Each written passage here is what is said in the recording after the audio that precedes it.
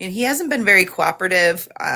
He sent a text message that we went over about 15 minutes, 20 minutes ago to Michelle, the mother of Kyle, basically stating that he's sorry, that he wishes he's done everything that he could basically to help, but there's not going to be a happy ending to this story, which to me is suggesting, some guilt there, um, or something that he knows what really happened.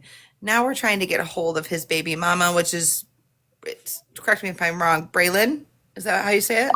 Braylon, yeah. So now she was in jail because Fish just posted, if you want to save the picture and put it up, she was in jail because she graduated in 2024 and she's in like a jail jumpsuit.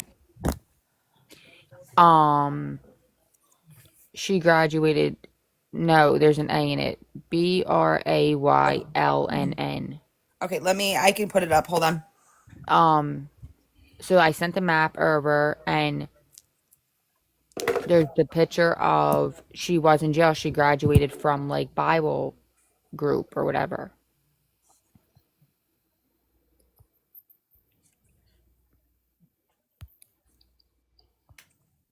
All right, I've got to take this background off. Give me 1 second.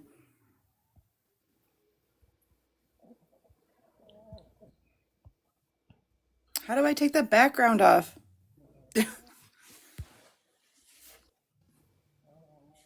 All right, so I'm hitting nothing.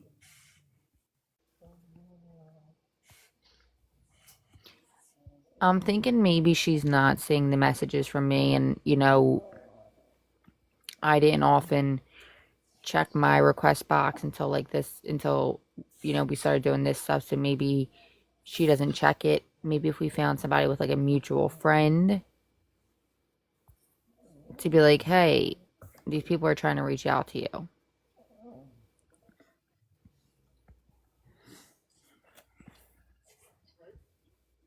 So she would be the bottom one. This one right here. Yeah.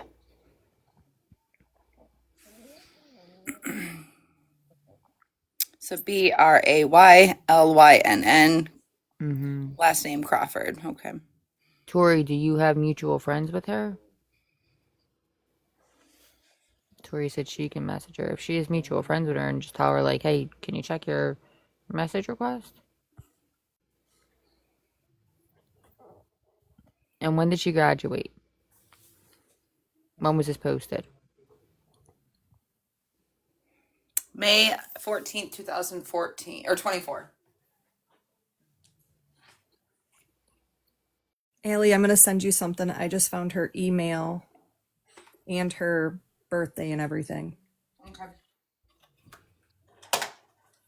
Is she a lot younger than Brian? She's 27. That's what okay, because I found a post from her mom saying 6 years ago, I can't believe my baby's moving out. Well, and I mean Tori that's a lot has, younger. That's a lot. Like it's a lot younger because Brian is older than Kyle and older than yeah, me. he's in his 40s, yeah. Tori says she has 16 mutual friends with Braylon on Facebook. Okay, can you message her and be like, hey, can you please check your message request? There's people trying to reach out to you. So I don't know why we're not able to pull it up, but she clearly went to jail. Yes.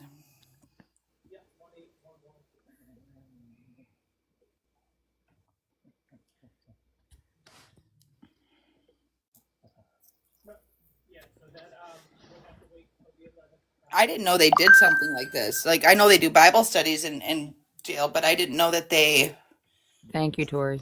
covered it. Yeah, they do that, and and it also goes towards like good credit.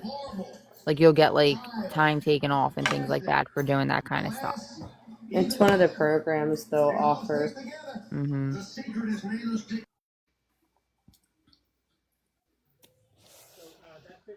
Okay, so Tori's messaging her now, and she's gonna send me the screenshot. So we might be able to get her to answer because that'll go through because it's 16 mutual friends. And if you want to put the map up, I didn't review the map. I was just sent it. and it has the dog leash and everything, what do you say? I would just say, hey, there's people trying to get in touch with you. Can you please check your message request? Oh, it's let me. I gotta save it and then turn it. Hold on. Honestly, I kind of like this map a little bit because it shows us where the dog leash was found from where the truck was. I found a phone number for her. I don't know if it would still work, but I found a phone number for her. I'll put it in the group chat. All right. All right, thank you.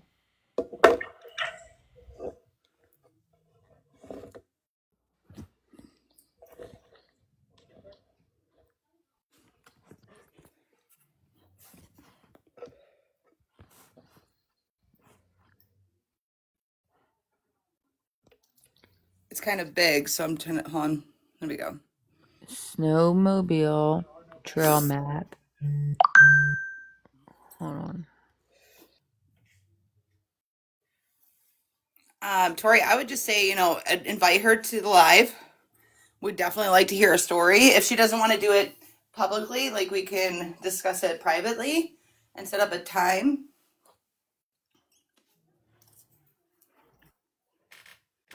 Well, Tori's doing that, but there's a number. Do you want to try the number? Yeah, I could definitely. If you want to send it over to Yeah, me. I'll send it to you. In the group chat, Somebody just sent in the group chat. There's 2 numbers, I believe, for her. Yeah, I just text the one. and it's different. So now we have 3 numbers, possible numbers for her. Yeah, they're in the group chat, Allie. Okay. Well, I'm gonna have to take this phone off. Actually, I was gonna go take my mom's phone, but I'm not gonna do that. Not gonna do that. All right. Here's my fear is that we're gonna have this, and everyone knows that we want to talk to Braylon. Hold on. Everyone knows that we're gonna want to talk to Braylon. What happens if he hears about it? Well, I mean, she can always put a PPO on him, which she should already. I mean, she should have already done. I would hope. Not She that could do it's that. And I mean, if she talks to Allie or she talks to me, I mean, we can advise her, like, call the cops. She was with him very long, so she very much knows what he's capable of. And yeah, I mean, we would do our best to keep her safe, but we don't even know. I mean, for all we know, they might still be together. We're just trying to get answers. correct. Give me 1 second, guys. I gotta write these numbers down. All right. Now, like, say she were to answer one of these things and was like, hey, I'm absolutely terrified for my life. At that point, we were like, okay, let's We're take gonna this end the off call. live. Right. I am a mandated reporter. Yeah, we would never put anybody in danger. Like, yeah, we're trying to call people. I mean, I found her mom's Facebook. We're trying to call people, but if they expressed, like the people that talked to me that said, hey, I want to remain anonymous, because they express fear, she absolutely will have that right too.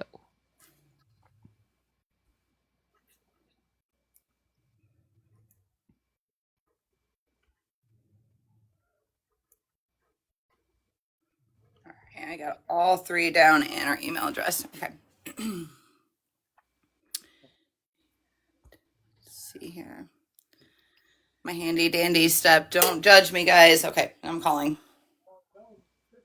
Let me mute.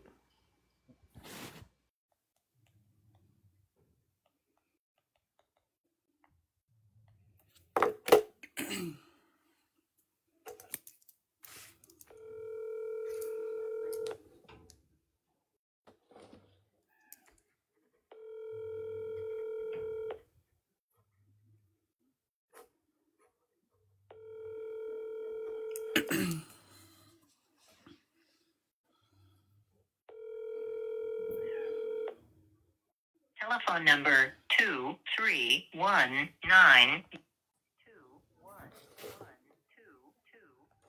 Your call now. At the tone, please record your message. When you've finished recording, simply hang up or press pound for further options. Hi, this message is for Braylon. This is Allie calling from Wexford County. I'm just calling to speak with you in regards to Kyle Mosher's missing case from July of 2013. If you could please give me a call back, that'd be greatly appreciated.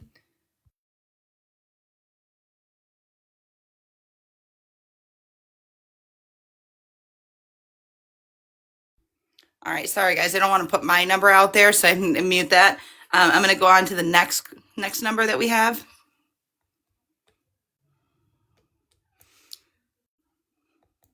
While we're waiting for that to start ringing, everyone that is coming into the group chats, there are kids. His kids are on this page, so just show them love and be respectful, please.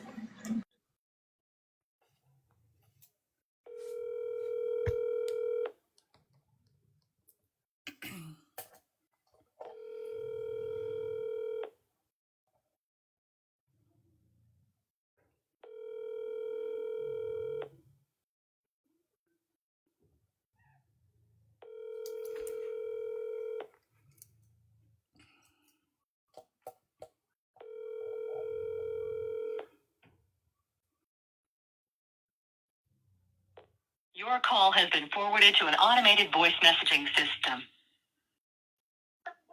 Joe Johnson. Joe Is not Johnson. available. Well, I guess we can You take that finished number out. recording.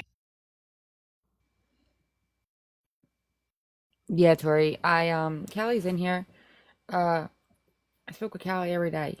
She's lovely. Michelle is amazing. I love them all.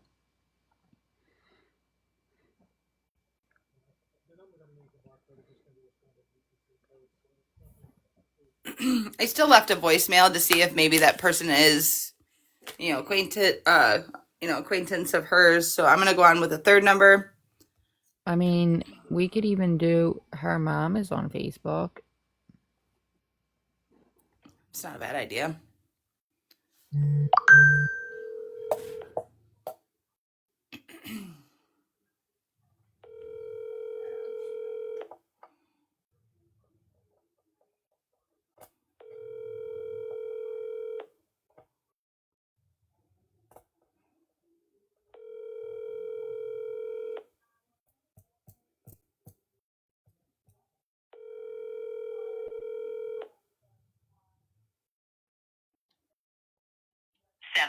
Seven.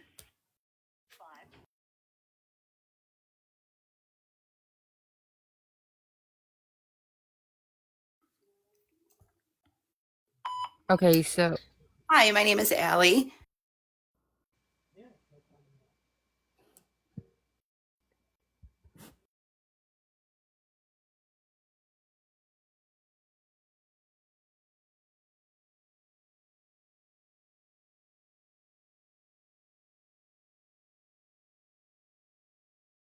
All right, so I've left a message on all three.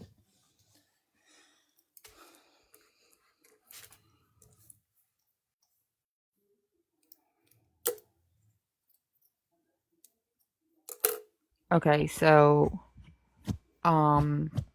there's the mom, and yes, she was arrested, and there was an arrest recently because she just finished out probation.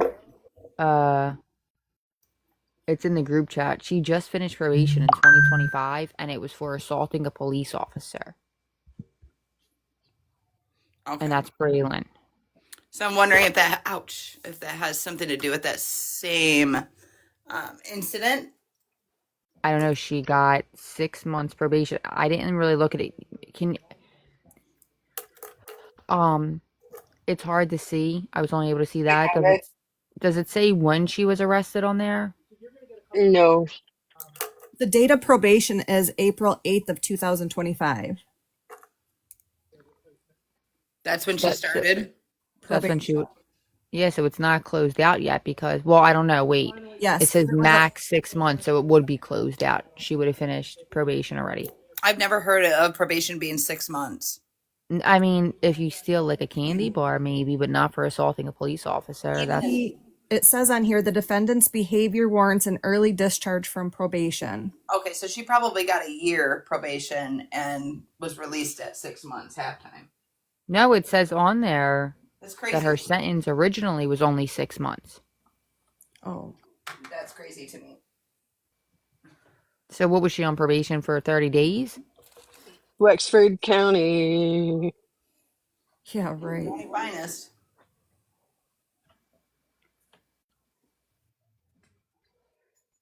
Who knows? She might have just hugged one of the officers and they took it as a threat. I highly doubt that. Brian That or they Job. went to arrest her and she kind of like shrugged their arm off. She sneezed. But That's I why he do know, came out like, of the woods.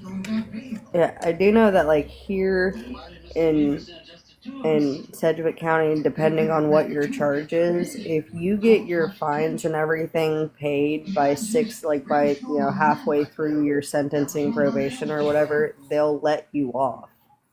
Right. The same. That's the same here. If you've been a good example, a good role model, you've done everything you're supposed to do, and that's not. It's not up to the probation department.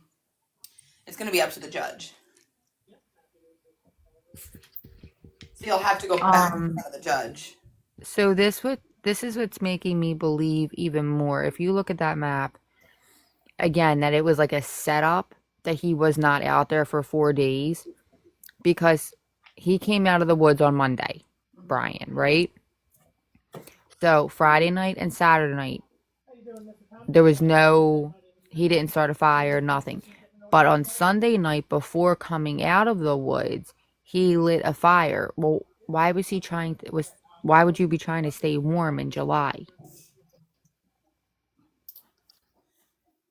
Yeah, that doesn't make any sense because And it's. if you zoom into the wording on the side, Oops, sorry. Hold on. so he had a campfire on Sunday night in the woods. And then look how the leash. The leash. Yeah. And where's the leash at? It's like if you go over a little bit towards the middle, now zoom in, like as if you're going to look. Do you see it right there by staging area to the left a little bit where it says staging area? Oh, okay. So it's going to be down a little bit. Is that the triangle right there? No, so the leash is the square. Like if you look where the map says staging area, it's written under the Oh, noon okay. I see it. pickup Yep. there. Okay, yeah, the X is like a little bit to the left of that, Okay. It So was it's so it's Brian actually that got below the triangle. right there. questions. Allie, I have a Yep. number that might actually be hers Okay. You want because to? it's registered where she lives now. Okay. I'm going to make you a big box if you can. No, I don't. It was sent. Oh my God! Now I'm not going to be able to get silent. Can you just message me, hey, so I can? How am I going to be able to send that to you? Can you text it to the group chat? Yeah, he's gonna have to. Okay, he messaged. Hold on. For those in the comments that are just joining, yes, this is a case regarding missing persons Kyle Mosher that we've been working on and working with the family and going to put all efforts in to shed more light on this case.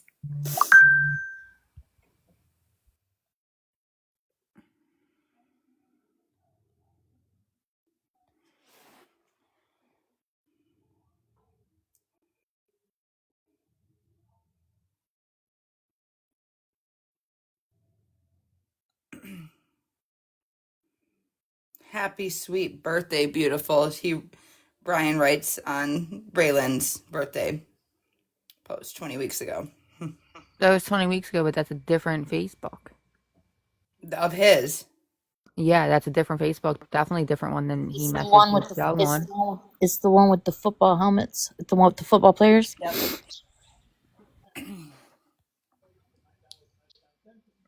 I'm waiting. I asked the person to write the number out so I could just hit copy and send it. So 20 weeks ago, I mean, that was. Well, Months ago. even if we call and we get a hold of her and she's still with him, It was July 21st. So even if we get a hold of him or a hold of her and she's still with him, then I mean that may be good too, because then he'll really know that we're on here doing this. I'll be right back, guys. I have to take this phone call. Okay.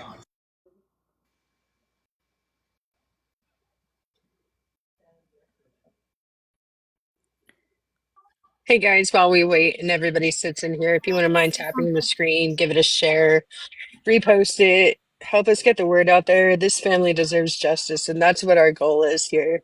I just found something really fishy. So on that Facebook with the football players, he doesn't have he don't have any pictures of himself, just random pictures, right? But there was a picture of a GMC truck, right? And on her Facebook on June 12th, she posts a picture of that same truck for sale for $2,000. Well, maybe she's selling his truck. Good for her. We can only hope. Yeah. Maybe it's actually her truck and he's just trying to take credit for it. Is But it the still thing is, listed for sale? it's on her page. No, it's just a picture of the truck on his backed in. A random picture of a truck just backed in. On hers, it's actually for sale. Right. Is that for sale posting still like active? Like maybe we can reach out Let's see. interested in the truck to get her to talk. It's just posted. It's not like on Marketplace or nothing. It's just on her page. Okay.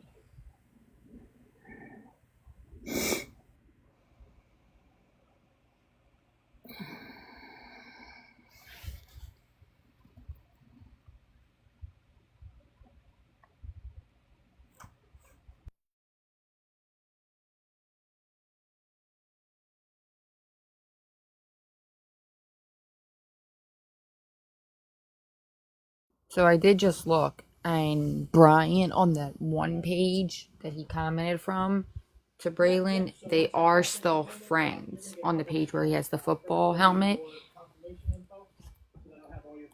And at this point, I don't care if Brian Do you see answers. the picture of the truck I'm talking about? Yeah, Okay, now look. I'm gonna turn my camera on just so you can see. guys, you're gonna hear shaking. I gotta get Tums.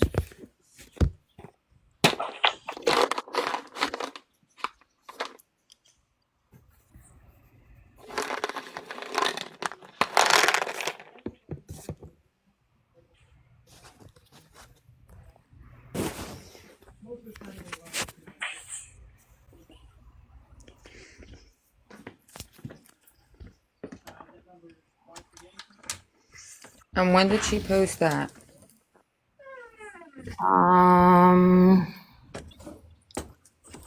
June 12th.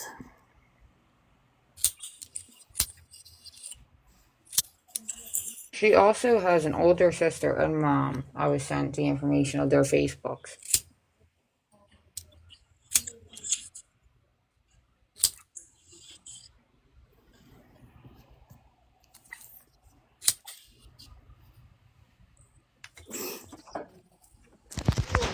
I'm really hoping the number I just received. Thank you. I'm hoping the number I just received is active because it's registered in wherever I said she was living. Alexis, you just got a corn. Oh my god, thank you. Okay, Guys, so you don't have to give me hold on. I just wanted to say that second number I called that had the voicemail gentleman just called back and has confirmed with me that he has no affiliation with this individual.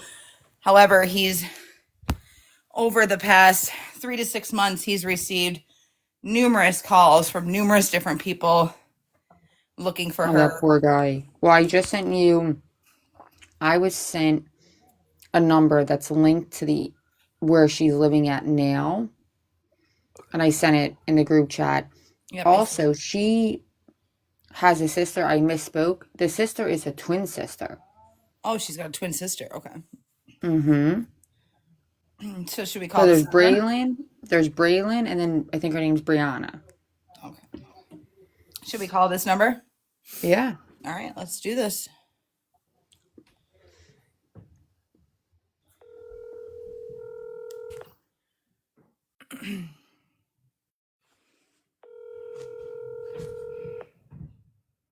Hello? Hi, is this Braylon? It is not. Oh, okay. Do you know a Braylon by a chance? I do not. Okay, I'm so sorry to bug you. Have a great evening. That's okay. Thank you. Bye-bye. Bye. Okay, so I'm not sure if that voice sounds I familiar. feel like that was Braylon. Why was she so hostile? When I get people the wrong number, I'm very nice. Yeah, I don't know if she was definitely hostile. Um, she seemed kind of upbeat, but I mean, at least we know a voice. Um, does anybody that know her personally that's on here, does that voice sound familiar? Oh, It damn. sounded, when she answered the phone, it sounded like she's also gotten this call before. Yes, it does. That's what I was thinking. Yeah, she didn't seem mad to me. I mean, but I mean, you guys are listening to it, through a record, through the tablet as well. So, I shared it. Maybe there's a chance we would have to clip it.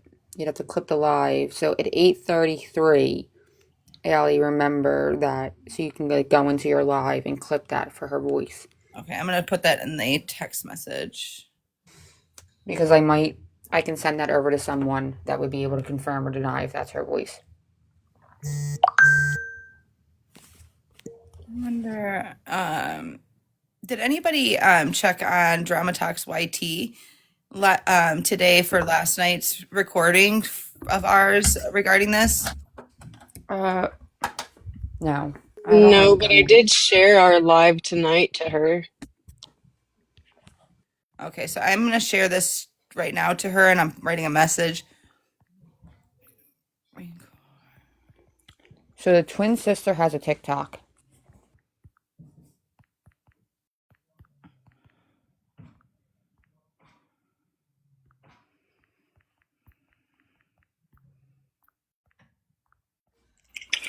It looks Allie. like yesterday's is on there. Allie. It is. Yeah, what's the date of today? Oh, well, maybe not. Today's the 8th, so it'll have been the 7th. Oh, today's, he has one on there for 12/8, so I have to today. Oh, that would have been today. Yep. So her twin sister, has a TikTok. Oh, I wonder. You have to follow it to be able to share it. Yeah, but you don't have to follow it to message it. Let's do that. You want to do it? You want me to do it? What do I you can do? do it. Can you text me her? It's under. Hold on, I'm pulling it up on TikTok while we're talking. I'm gonna put the name in the chat. Hold on. Yes, please do.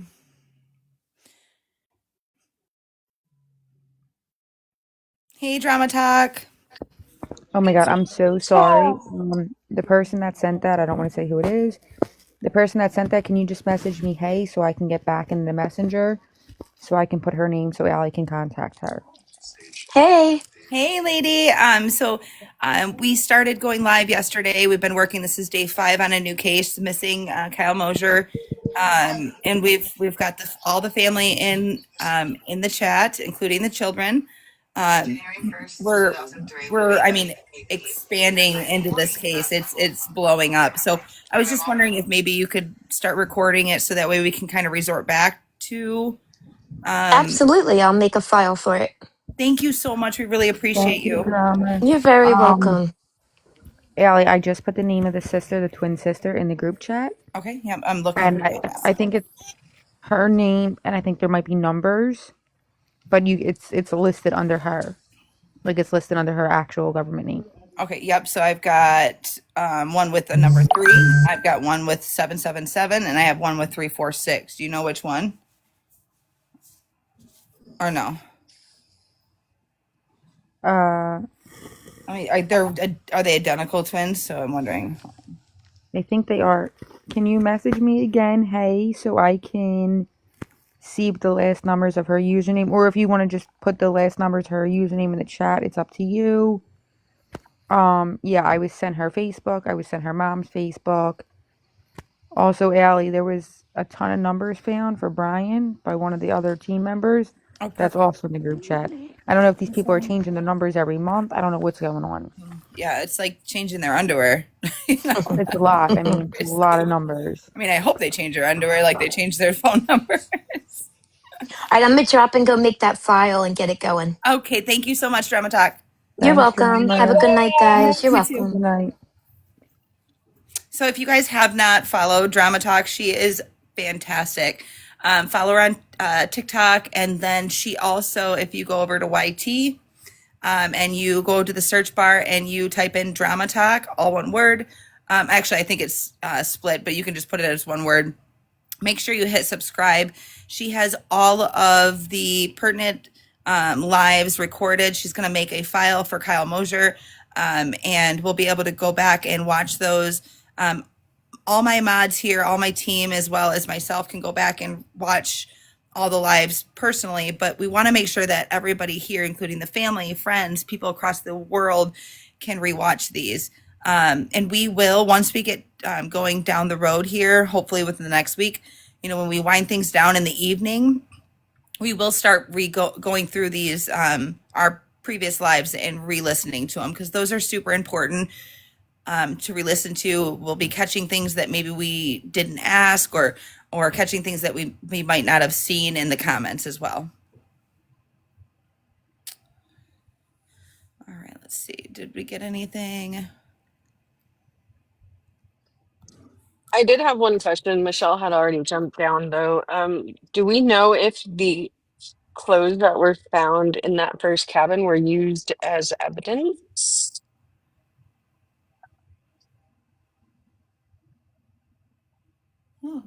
Good question.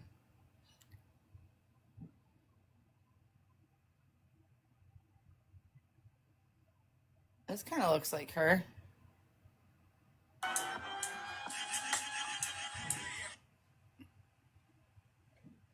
Is this ever?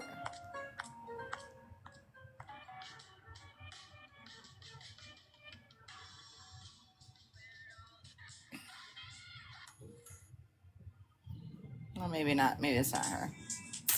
Darn it. Holy boobies. Sorry, guys.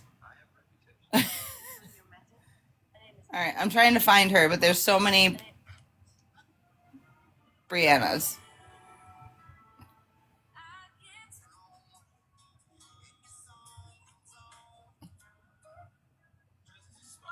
Miss Rachel has Okay, you sing the ABCs. I've been talking for 5 minutes again and was on mute. Okay, so I adore you. Michelle is in here. Also, Allie, the numbers. I don't even know if you heard me that like we're also gathering information and trying to, as we get it, put it out. So we have to re-listen to, you know, as we're getting it, we're putting it out. What are the numbers on the TikTok accounts, Allie? Hold on, I gotta go back. Let's see here. One is her name that ends with a 3, and the other one is like Yes. 63, or like it's 3 numbers. Accounts. Oh my gosh, I gotta go back. Sorry. There we go. Okay, so users. Okay, so the one ends with a 3. The other one ends with a 47. Then there's 346, which Why is there so many TikToks? Jesus, what is wrong with these people? I mean, and then there's simply Bree Craw, simply period Bree period Craw. And this one kind of looks like her. Then there's one that's 213, 71, 8. Do you want to put it on the screen? Yes, I can do that. And I can tell you. It's the one with the 3. They are on the face also. Okay. All right. Let's see. I think it's like the same pictures on her book of faces. Jesus, all these people need to remember their passwords and stop making 100 Facebooks, 100 TikToks. Like, you're making it harder for us, people. I just love my handy dandy wooden step. Like, I don't know what I would do without it. Still my favorite piece of wood you got right there, Al. I know. All right, so go up. I can't see. Go to the top. All right, we are at the top. The one that's the 3 is her. Okay. Now, wait, is it? This is Oh, I I that. don't don't know. think that's her. That doesn't look like her. That Yeah. doesn't look like her.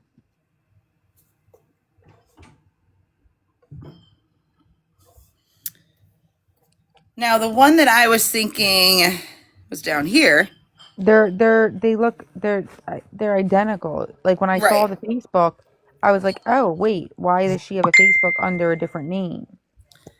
This one kind of looks like her.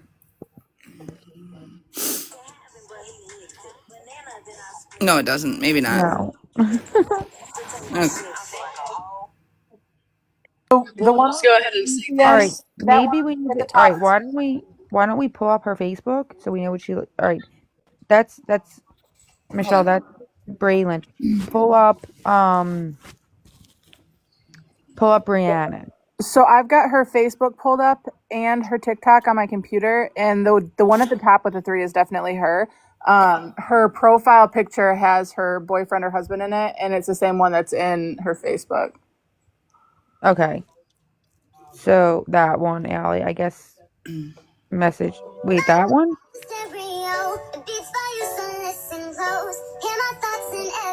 Is this the right one? Michelle.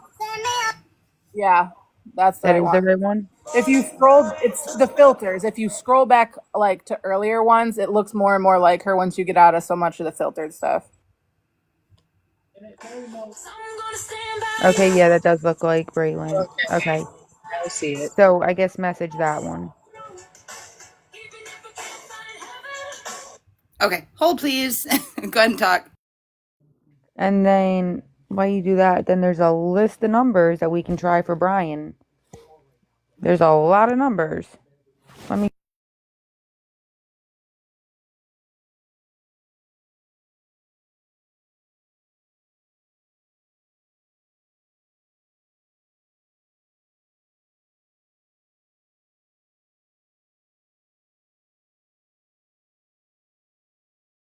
Everybody muted.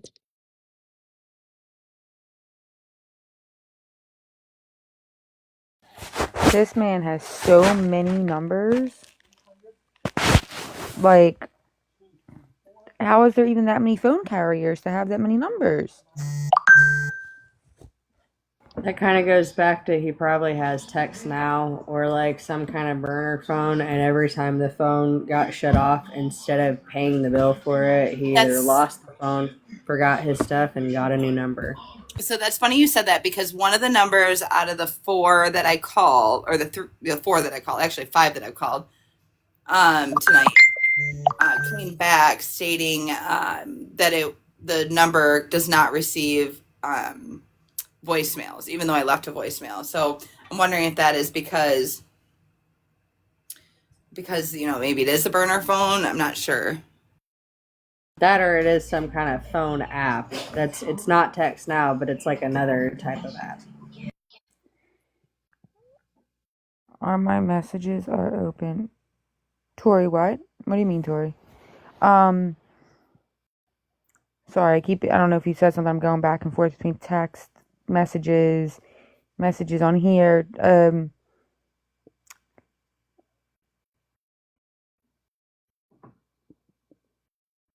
I really, really, really, really want Brian to join the live. Well, I mean, did you see the list of numbers? But there is one number that says primary 2025. So that might be it.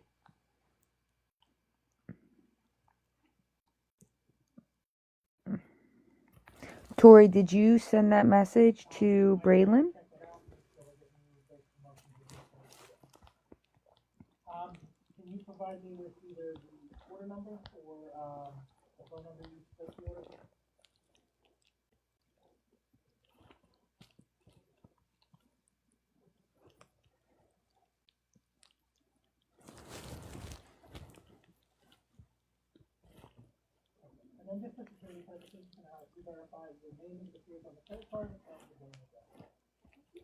Okay, thank you. I just wanted to make sure.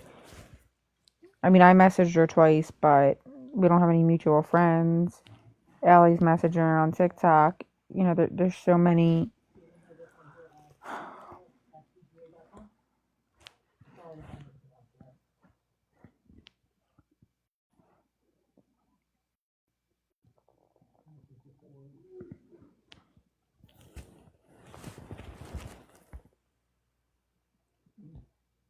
Uh, Callie. Is Callie in here? Hold on. If you guys are coming in here, go ahead and tap the screen, show a little bit of love. We're covering the Kyle Mosher case. Sorry, I was in the middle of a stretch while doing all of that. Go ahead and tap the screen, show some love. The family is in here, and obviously, we just want to show them our love. So, yep. Okay, so I just got this one. This is the one I was originally thinking. Is that her? I think it is. I just sent, if you look in the group chat, a side by side comparison to one of her pictures to the one in jail, and they look, yes, I feel like that's her. Okay, because this is the one that I don't know if you heard me earlier. I'm like, holy boobies, you know, which is awesome. Kudos, but Yeah, that's what I think, that there's a couple of the pictures in there without like filters and they look just alike. okay. So I'm gonna Wait, copy someone this. said she's in here. Wait, everybody stop. Raylan's in here, Tori? Guys, if Is she? that's what Tori just said. I'm looking. If that is true, I do know one of the children's names. If that's true, if she's gonna take a box, I would probably, I would, tell Callie to possibly, let the kids log off because I don't, you know what I mean, and I could always call her and let her know I don't want the kids to hear something. So I'm just trying to figure out, Tori, what is her username?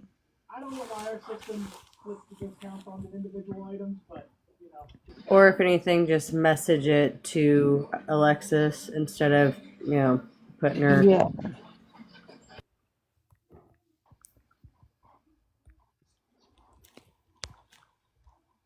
As we're doing this live, we're like finding stuff and we're trying to get in touch with people, which is normally what we do offline.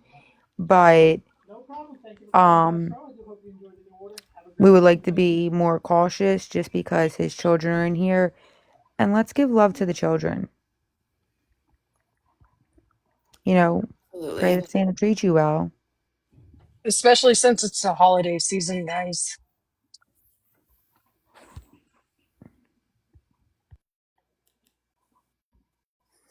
We want you guys to know that we are going to do everything possible. We are driven to shed as much light on this case and do as much as possible to help you guys get the answers that you need.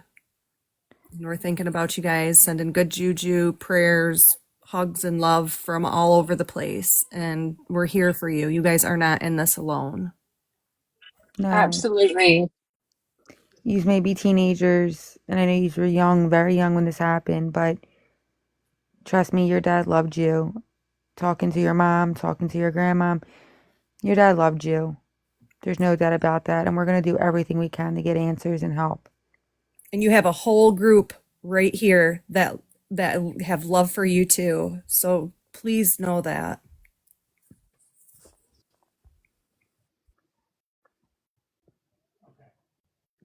Okay, Nancy, stay warm. Bye, Nancy. I always feel so bad, guys. You guys say stay warm, and I'm over here like still in a tank Girl, top. it was Go okay. stub It was your in the big toe. it was negative. It was in the negatives this morning. We woke up, so my mom turned the car on. It was negative. I mean, the windshield made it negative 14 this morning. I can tell Okay, you well, that at I that would point, not Where get out where of did bed. where did Tori go? Hold on. I was to say, at that point in time, for you up in Michigan and those of you, I can stub my big toe for you because I feel like we would much rather have the 30-degree weather than the negative 4-degree weather. But Felicia, stub your big toe and step on a Lego. Yeah, our dogs, we let them out this morning and they literally walked out of the garage and walked right back in. They're like, nope, we'd rather pee in the house. Thank you very much. All right, My big dog will hold it for 16 hours. people are asking for an update. There is some people in here on Ghost, and there's people in here with like 000 accounts. So, they could be watching. They could be. And I sure hope they are because this That's is the just the goal. We're beginning. trying to reach you. We're not going to stop. You know, if we're standing outside your house protesting, I mean, that's on you. Come forward. Speak to us. Don't make us go that route. Exactly. We're giving you the platform. We're giving you, I mean, if you don't want to say your side of the story on the platform, that's okay. We'll respect that. Please, message myself or anybody on this panel on the side here. And we can do it privately as well. But we definitely need your side of the story for sure. People are asking the recap if you want to go over it. I got more numbers for Braylon, so I'm sending them in the chat. I seen that. Thank you. So we're going over the missing Kyle Mosher case. He went missing July of 2013. We're unsure if it was the wee hours of the morning of the 19th or wee hours of the morning of the 20th. So there's still some fogginess on that. However, he was with an acquaintance, Brian Jock, from Houghton Lake, Roscommon area. Kyle also had his dog that he just picked up that day that he sold to somebody previously that wasn't getting along with their other dog. So he had just picked up that dog. So Kyle, Brian, and the dog went out on a 2-track and supposedly hit a tree trunk. So they were stuck. Kyle never came out of the woods. Supposedly 4 days later, Brian Jack came out of the woods. He was completely clean. We're talking about the middle of July. This is swampland. He was completely clean when he knocked on not just some random person's door, but he knocked on a door that he knew of. It was somebody that he worked with, either a boss or a coworker. And he was completely clean. When he was taken to the police station for a interview to be interrogated on what was going on, he lawyered up. So, there's a lot of questions here. The dog was later found 28 days later. He was trapped by animal control. He was hurt, but did end up with Kyle Mosher's father and has just recently passed away, unfortunately. We do have a map. Give me 1 second. I'll bring that up.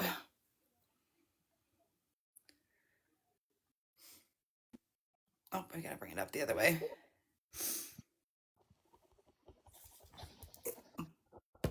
Michigan.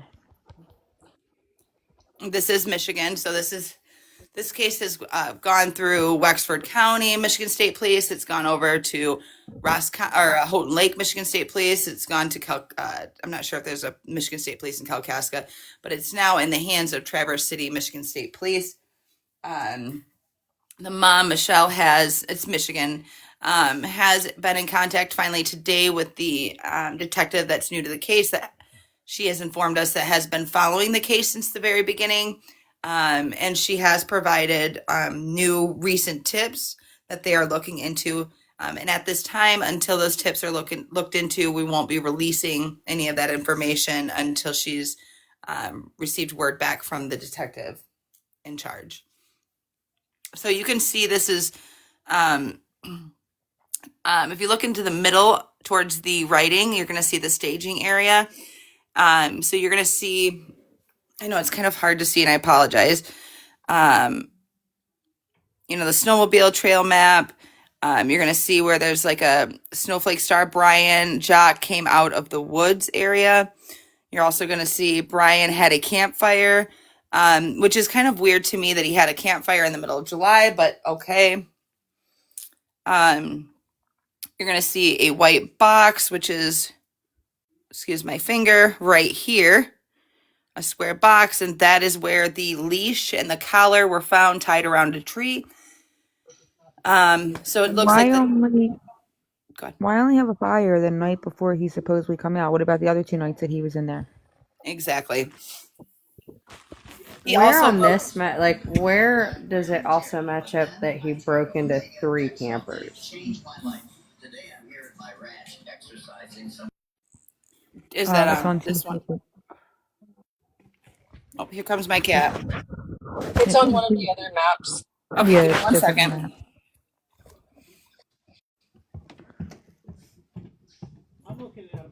I think we need to get like an updated map that has everything on this one on it, and then also like the Guys, camp And that I'm sites just is too. gonna put this here. This is Brian Jack. This is his post. He's got numerous Facebook pages, but this is from December 20th, 2014. This is to my friends of my Facebook friends who continue to make false accusations about me. If you'd like to call me out on these accusations, even though you don't know shit about me, about what happened, then message me on Facebook. Otherwise, my name ain't Dick, so keep it out of your mouth. This man is very intimidating. He's very violent. We've received tons of testimonies and statements from people that know him that are, either know of him or are very close to him, that he is very violent and is willing to, if he feels intimidated, or if he feels like you're going to be a snitch, that he has actively said, and this is allegedly, that he will kill anybody. Allie, in the comments, Michelle is in there just on a different account. Okay. This was on the night of the 19th that Brian broke into 3 of the cabins. Okay. So the night of the 19th. Okay. I'm trying to look for that picture here. Where is that picture? Did I not save it?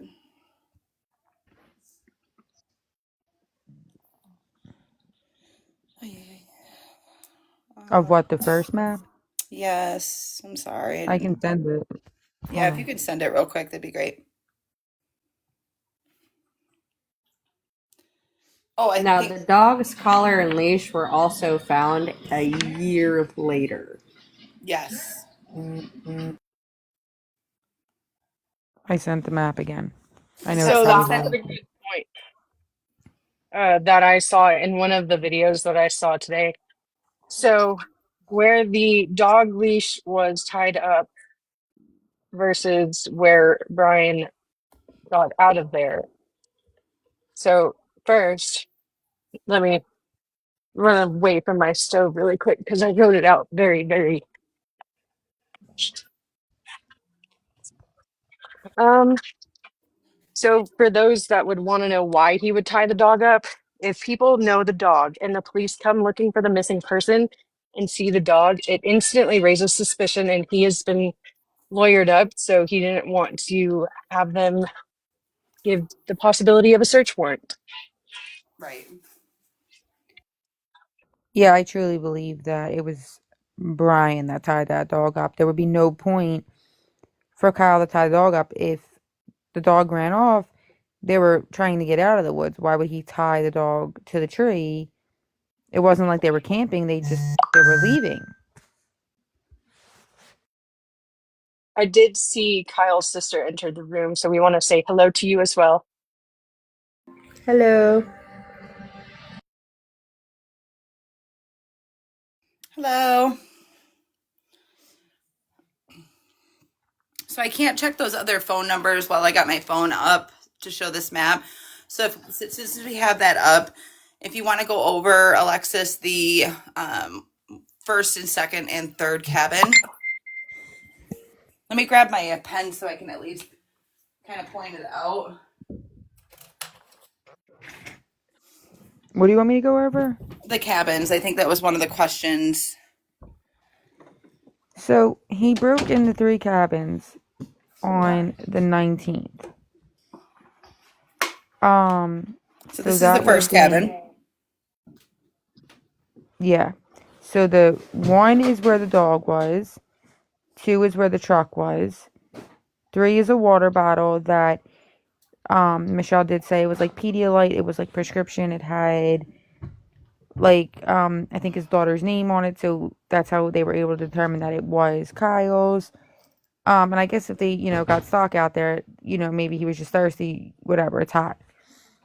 Um, and then there's cabins where he broke into. And the reason This is why, first one, yeah. second one, and then I'm looking for the third one here. I'm assuming So the that would be, first one's a dot, the second one is an X, and the third one is a star. trying to find the star here.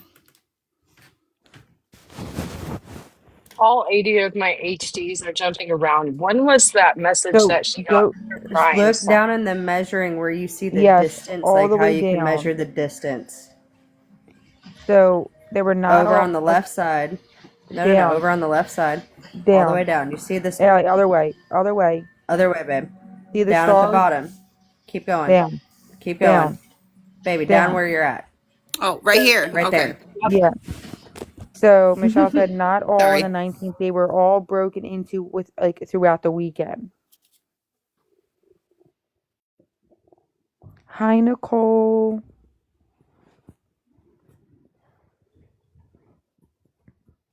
Oh, girl, you don't have to apologize. You do what you have to. We want to get the word out there.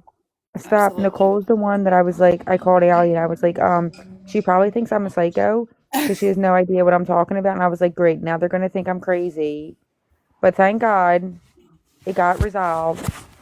I was so scared because I was like, oh no. Before like we were trying to get permission. It was just and I was like, Nicole thinks I'm crazy. That's wonderful. Wonderful. So yeah, the star is pretty far off. So like why was he just like traveling all through the woods? Can we just loop back around to the you're crazy? We did witness you get very upset about pizza, my dear. I mean, I didn't say I that I mean, she's wasn't got a crazy, point. but I'm not crazy like when I'm working. I'll rephrase it. I kind of wish that we had this map and the other map on one map. You know what I mean? Like, so that way we could actually That see. I feel like that's a job for Tessa. Tessa, is there any way you can put both of them like side by side? So that you can see it on that screen? No, like yeah, so like can you like make a thing where we can see both pictures of both maps so we don't have to keep switching back and forth? I can, but if I put them both side by side so that they're on the same image and the same screen, they're going to be really little. Couldn't you overlap them? Well, like as I'm saying is like I kind of wish we could see the points on both maps in one spot Wait, instead we of. might be able to. Hold on. You, Allie, you put me understand in what the I'm saying? Right here. yes, Sorry. Allie, put me in the box next to you. Okay. Wait, you have that map up, so I'll put this one up. We're gonna be a little bit smaller, but it might work. If you guys needed proof that we're just regular people, here it is. Hold on. We don't know how any of this stuff works. Yeah, we're still learning this. It would take me a Well, minute, we're but I making can. tacos. It would take me a minute, but I can overlay the two maps on top of one another and make one more transparent, and then make all of the markers more visible. Okay. That But that Yeah. takes So me is a what minute. I'm talking about. I feel That. like we do so much better work.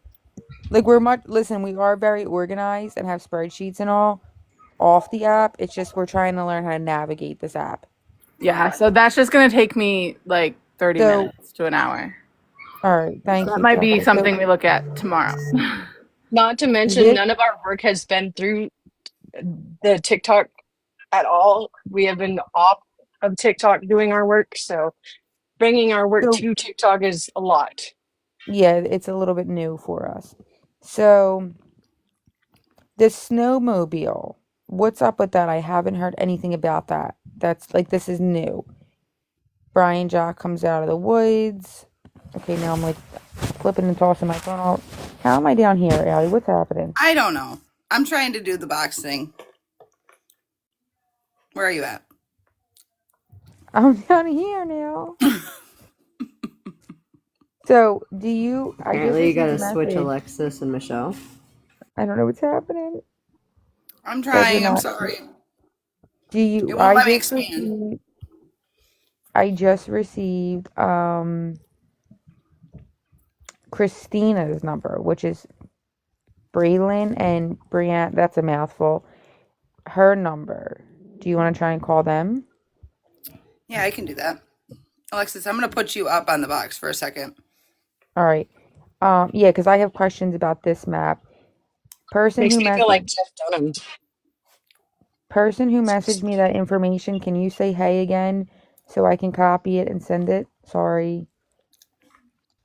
Everyone helping us behind the scenes, thank you so much. Like, you guys don't have to, and you're doing it. Like, it's absolutely amazing to see people coming together. Also, in the comments, can you tell me if you're a girl? Not in the comments, in the message. If you're a girl or a boy, because I keep... You're muting yourself. I was copying the thing. Oh, okay. The person that's messaging me information, can you just say if you're a boy or a girl? Because I don't want to keep, like, misgendering you. I feel bad. Oh, that's my blanket.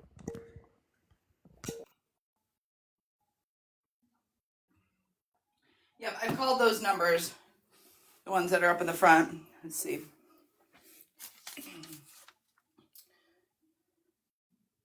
So the first two numbers that were just sent earlier, I called. And I have not called this number. Okay, and I just sent over the mom's number for them. Okay, so Michelle's in here. Sorry, it's like seeing my blanket through it. Also, oh my god, stop it. Okay, I got your message. Okay, that's funny. Campfire. So I didn't hear about the snowmobile. What is the story on the snowmobile? 12 noon pickup bear hunter. Campfire. Unless it's just saying it's a snowmobile trail map, like these. If you want to take your snowmobile down trails, this is the route you take. Okay, maybe. Okay. I think that's what it was. Okay. Brian at a campfire. Mm. So, and the leash. I mean, okay. So the campfire.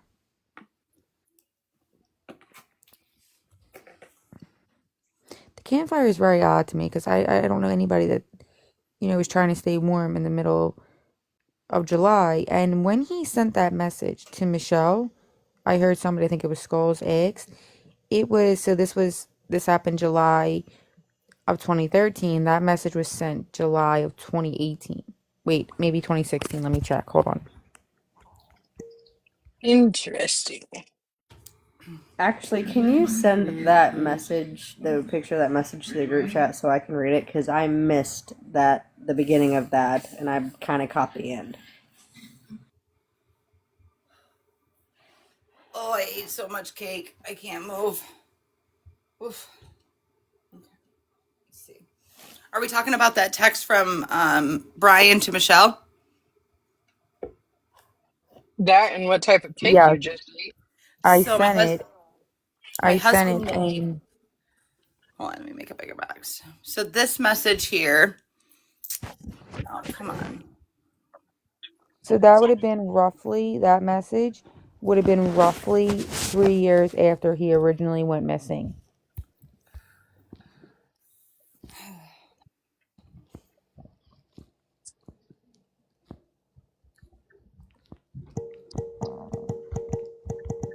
So it says from Brian, Michelle, I'm probably not the person you want to speak to, so I'm not expecting you to speak to me one bit. I am going to apologize for the pain that you're going through. And then if I could change things, I would. I really do not know nothing about what happened that night other than what I've said. I've been nothing but helpful to the police. And I would like nothing more than to have a happy ending. There's not going to be a happy ending, but at least some type of closure. I'm sorry, Michelle, if you ever need to talk to me. And I think the rest of it we confirmed with Michelle that on this message was go ahead and reach out. Yeah. So that would have been literally almost 3 years to the day, just like a few days, give or take. It was before, so like a few days. It would have a few days before they were coming up on the 3-year anniversary.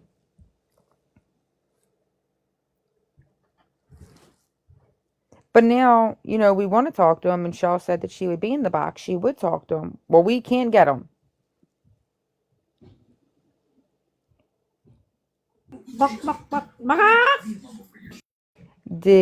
So we have, I mean, if you want to try Christina, that's the mother of Braylon and Brianna. I mean, I can't see the mother being happy that her daughter is with somebody like this.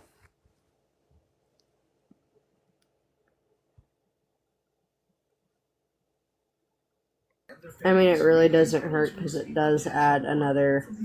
I just pulled an Alexis. Sorry, I was muted the whole time. That's like my go-to thing. I know. So, how do we feel about me calling privately real quick on mute? Or do we want to? I just would hate for her to answer and be emotional or. No, I think call on mute and Okay. feel it out, and then if she's like willing to talk, then come on here. I mean, if you want to tell her, hey, I am on live stream, but I mean, I maybe call her and feel her out because again, we cannot say the parents or any fault or anything. We're just trying to contact anybody to Right. get answers. Okay. All right. Really, just to get Brian. Like, even if she's just willing to give us a number that works for Brian. Right. Let me put you guys on mute. I'm going to turn this down so that way it doesn't sound Okay. intimidating to her if she does answer, and then I'll be right back. Okay. Yeah. Now, is there any way that while she can somebody else take over the box, or does Allie have to change us around for the box? No, I can do it. Okay. What do you So want do me we to? want to Okay, put so that was super fast. two? The call cannot be completed. So the phone number is turned off. Oh my God! Why is this whole Two. entire family switching numbers every day? This is insane.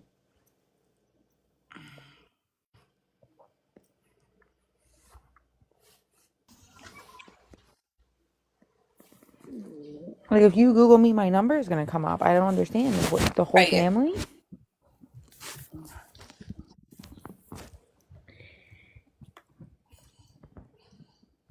I'll be right back, guys. All right. But Alexis, do you want to put the map up of? Oh, we did the Which one? campfire and the dog leash. So should we do the one with the flip flops? That way we can kind of continue on, going over the last time that Kyle was heard from.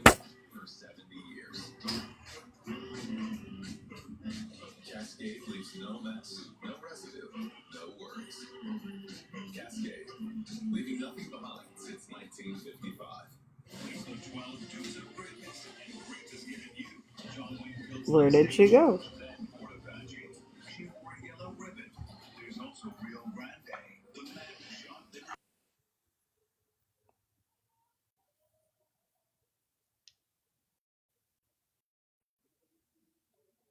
Tessa, are you able to put up the missing persons flyer while we wait? Yeah.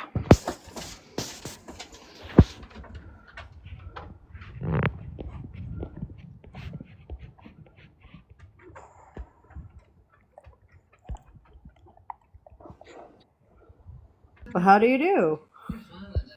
Sorry, my phone just wants to not work, especially when I'm working. I'm literally gonna be at this place tomorrow to get to see if they can fix my phone at 10 o'clock in the morning, as soon as they open, because the place today was like, yeah, that we can't do anything. It's funny how people out of the group, their phones, me and Allie, both are having trouble. Actually, my phone's been glitching today. I don't remember if I sent it in the group chat, but for some reason, I can't back out of our group message whenever I try and go to a different message to text somebody else. It's okay. I changed the name in our group about 7 times, so just making sure everybody's on their toes. Okay, so I got another number for Christina. Oh my goodness. Yeah, send it over in the text chat. I've got Did to you run get? upstairs and use the restroom, but as soon as I get back Okay, downstairs, I'll be able to call. And did you see the other two numbers that I sent for Braylon? Yes, and I called them. Nothing. Well, those two numbers are the same numbers I called originally. Okay. All right, let me send this other one for Christina. Okay.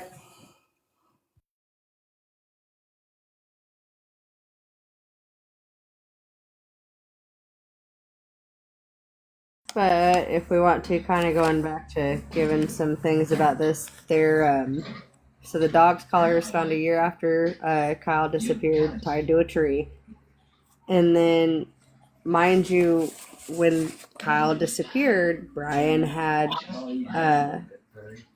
warrants out, Bailey, and I just gotta say this. Not there being three more numbers for Christina. I gotta send. Like, this is insane. oh no, Apparently, there's but 12 numbers all together, so it's gonna be a process of elimination. oh goodness.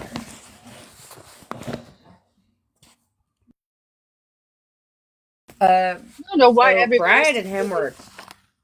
Go hold ahead. on, Linda. Listen, I'm just kidding. Um, I don't know why everybody's freaking out about a long list of numbers as if we didn't look through a phone book to, prank call businesses when we were younger. Was Brian and his friends, what do No, you so mean? they were acquaintances. They weren't friends. Like Brian knew his older or younger sibling. He knew his younger. Brian is older than Kyle, and Kyle was just being nice, Someone needed a ride, and he gave him a ride. You know, his family, his fiance and his children. It was just supposed to be a simple ride. He was out that day. They were Going to the lake. they were going to the lake. He was having a great time with his fiance and his children. It wasn't. I mean, my friends call me all the time when I'm doing stuff and being like, "Hey, like most of it is, oh, my car broke down. Can you come and jump it? Because that's a huge thing from the weather changes. The battery dies." And I go out and not think anything of it. And that's what I think Kyle did, and somehow it turned very ugly. So, according to the family, is Kyle and Kyle and his fiance at the time lived in Cadillac with their 4 kids. They went to Holton Oh, Lake to go visit and go to the lake for the day, and his mother was going to keep one of the kids because she had some type of ear infection, and you can't tell a baby or a toddler that they're not swimming. So she was going to watch the baby for the day, and they had stopped at his friend Jerry's house. And when did Kyle leave from there and like go drop the baby off, or did he drop the baby off and then go to Jerry's? He I think, left Jerry's house, brought the little one that just had tubes in her ears to his mother's house, and then he went to John's to pick up Brian. yeah, and Yep, he went by John. Go I ahead. want to keep the kids' names safe. His oldest is of age, but I'm still not going to say the name on a live stream, and his younger kids are minors. Right.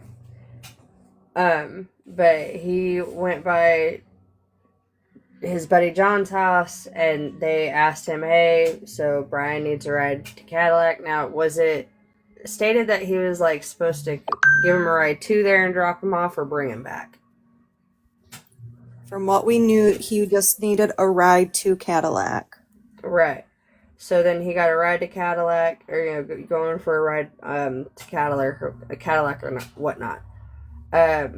Now Brian's story of when they were on their way to Cadillac is they went down a 2-track. They got stuck on some type of a log or pile of logs, and then just used their flashlights to start walking because it's dark at this time.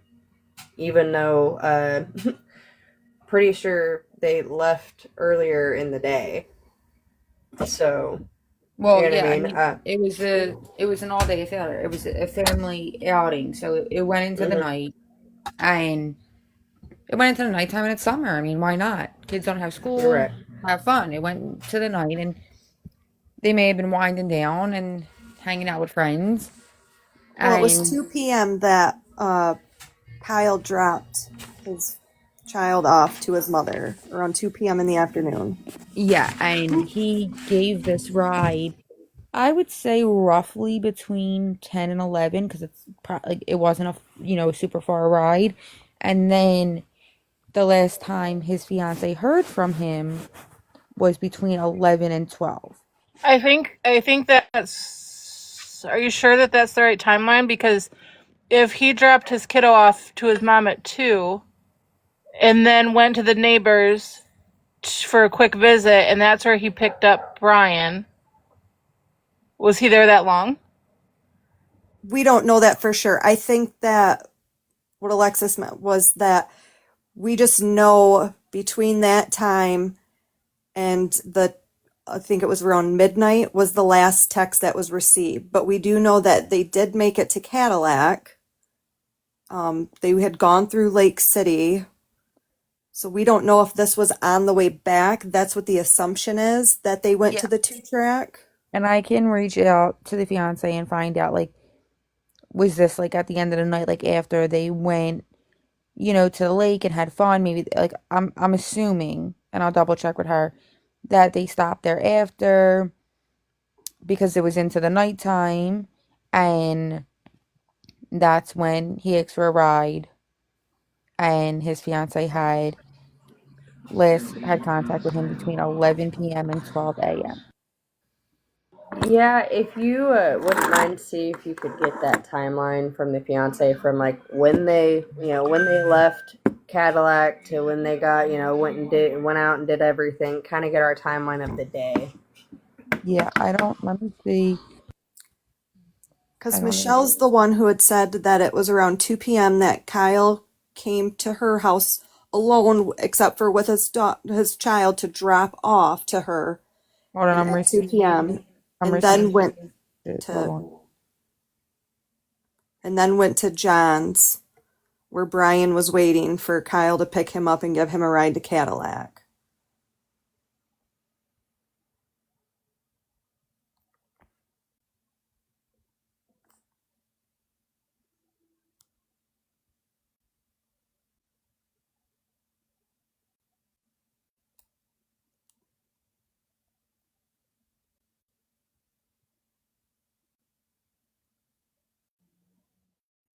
Alexis, are you muted?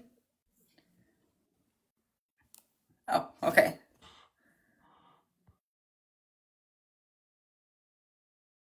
God, I'm muted and I'm talking. I just got text messages. I'm waiting for confirmation if I can show it or not, or if they want it to be anonymous. And hold on, I just got another text. So, guys, just be patient with me because there's things that, necessarily the family doesn't maybe want said on live and just for us to work behind the scenes. So I'm just trying to figure everything out at one time.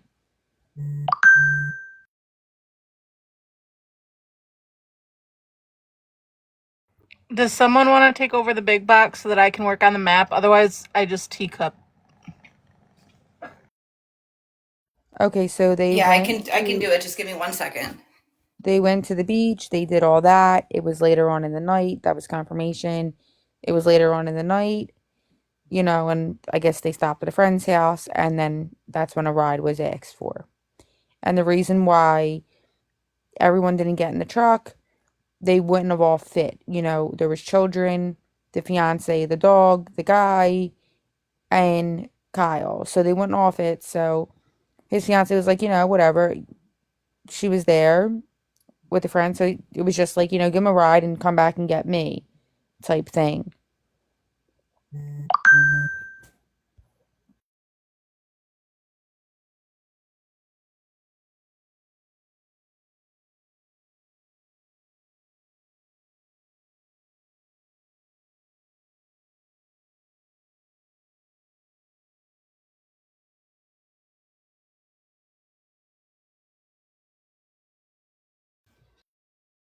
So we can't green screen the one thing, Allie, um, because it has the children's name in it. So I can send it to you, and if you take it off camera, maybe you can read it and just not say the children's name. It's like a timeline. Yes, I can do that. All right, hold on.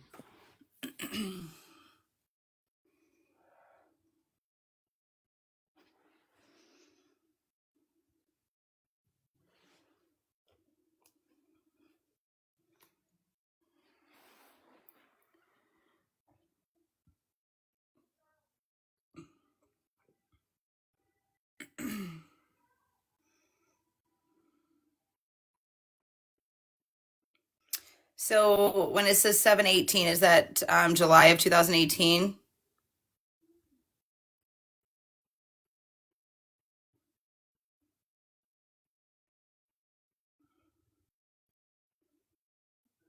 I'm assuming This yes. is Okay. the this is directly. I'm sorry, I was answering. I sent you This is two the of day them. before he went missing. Yes, so I sent you two of them. That is directly from. I'm pretty sure you know. Yes, yes. Okay. Um, that wrote out a timeline. So Thursday, July 18th, 2013, I Also, received a Allie, I'm call. sorry.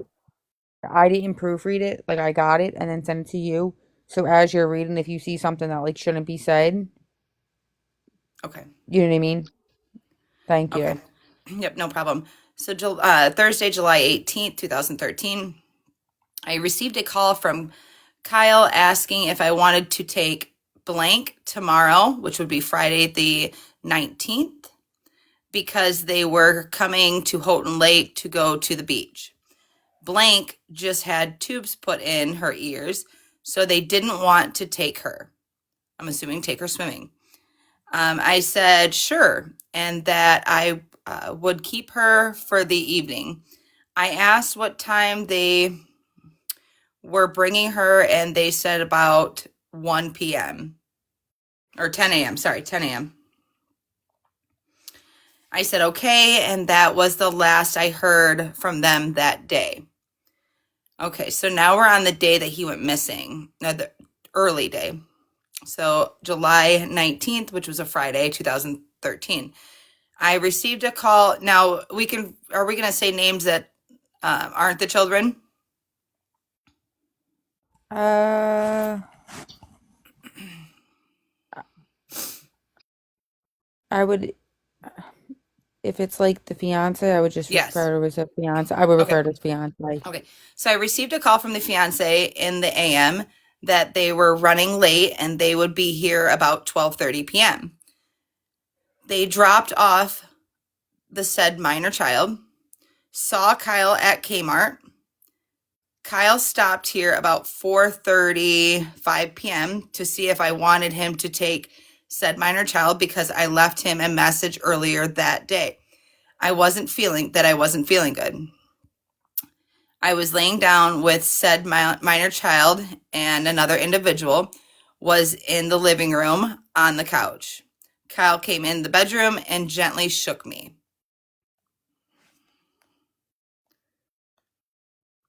Okay, there's another page. Sorry, guys. So gently shook me and asked me if I wanted him to take said minor child. I told him no, I would be okay. And he said, okay, I love you and I will talk to you later. That was the last time I saw or heard from Kyle, which is her son. That night, I received a call from the fiance asking if I had heard or seen Kyle. You can use Callie's name. She Okay, just texted perfect. me. Okay, perfect. I just want to make sure. I don't want to, Yeah, overstep here. that's why she texted me. Yeah. I told Callie no, that I had not seen or heard from him. Callie told me they went swimming and then to some gentleman's house. I'm not going to say his name. Um, Kyle left Callie and the kids there and told this gentleman and Callie that he'd be back in a few hours. That was the last time Callie and said individual, the gentleman that Callie and the kids were left with at his house, seen him. That's what I was told by them. Now we're on July 20th, which would be a Saturday. Received a call from Callie in the morning. Still no word from Kyle. I told her I was taking said minor child to Gaylord with me to visit my friend and go to the Alpina Fest, and I would call him on my way. So that's all I have. Those are the 2 pages. And there is more. I just haven't received them yet. Like, this is stuff that she's going through, and my heart breaks that she has to go through all this stuff, and I really hope it leads to answers. But she will send it over as soon as she finds it. Okay, perfect. And I just want to remind everybody that the family and Kyle's children are in this in the chat. They are watching. They are helping us behind the scenes. Some of them will be stepping up into the boxes. Some won't. So just please be cautious. Use your be discreet about what you're saying. Be respectful to the family. And if you have any information, please, please, please message anybody in our panel. We are asking that you do not contact the family directly.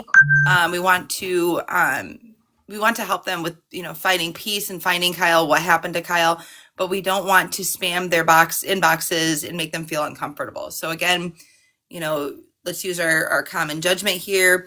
Any leads that you have, please message us, and we will make sure that they get over to the family and the detective right away. Yeah. Now, if there's anything we wanted to talk about that we were being a little cautious because the minors were in here, Callie just texted me that the girls are not watching any longer. So if we wanted to... So yeah, I want to go over the affidavit that was released today. Okay. I know it's kind of hard to read. It's definitely on white court paper. It's small. It is small. So I'm not sure if somebody wants to read it. I can put it up on the screen and somebody can read it because it's just, maybe I can do it. Are you kidding me? You expect us to be able to read that? I know, right? Or I could just read it out loud. Because I'm only on page 6 and I am just, my mouth was just dropped. Okay, well, you're not at anything really bad yet, to tell you the God's honest truth. I do want to say this. So if we are gonna wrap on Kyle's case, I know that the family's in here. I don't want to hold them up if they want to, go to sleep or whatever. I know it's very hard for them, and I'll be in touch with you guys, continuously. This was a case that we were working right before Kyle's that is very gruesome. So if anybody wants to leave or whatever for your mental health, it's just a trigger warning. It's very gruesome and graphic if you want to stay and listen. Even Kyle's family, because this also did happen in Cadillac, Michigan. This is what we're up against with these people. So it's up to you guys. I just wanted to put that trigger warning out there and to thank the family, even the minor children. We love you. And we're here for you, and we're not going to stop. We'll be back tomorrow. We're hoping we can, again, we're going to keep messaging people. That's not going to stop. Someone will answer us eventually. Exactly. This will get out there. This will find Brian. Either we'll find them or they'll find us on live and see about the posting and all. But we are going to message the TikTok accounts, the Facebook accounts, all of that, to try and get at least, if they don't want to talk, okay, well, at least give us a number for Brian. Yep. That's really all And we're if you're asking. coming in here to start drama, go ahead and step on out of here. Yes, yeah, and Caleb, this was already played on every live earlier today, and provided on every Facebook page. Where do you think we got this information? So we are going to read it. It is public knowledge. And we are invested in this, and we want the world to know the truth. So you're more than welcome to stay. we picked up a new case and we're very dedicated to it, but we are, still always going to follow on to Rebecca. So I do know that we're like doing like a two-part live tonight. Um, and that's kind of because we didn't realize the affidavit came out today. Yep. And Michelle, do you have the screen for the Becca screen that you could put up if I put you in the big screen while I'm reading this? Whimsical did just The give like the some good affidavit? tip. You mean There are trigger warnings. the affidavit? There's, You mean? yes, there's shoe Yes, triggers. or I mean, if you don't, even No, a I picture have of it. Rebecca. I have the affidavit pulled up. Yeah. Good Okay, night, and then I Lynn can Nicole. go along. Guys, please just prepare yourself, and whatever you hear, if it's too much, please leave. It's very, very horrible. And none of this had to happen. It really just shows, and it shows that Cadillac said that they did extensive searches on the house. And you'll understand what I'm saying when I say this.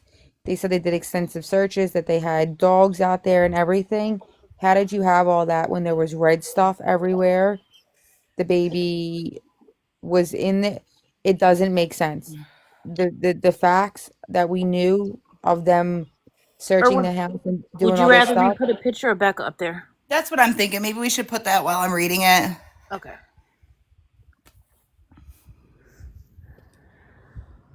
Yes, Justice, it doesn't make sense.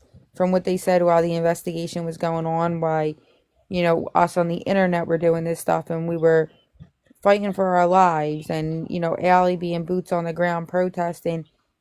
How did they do these so-called searches but found nothing?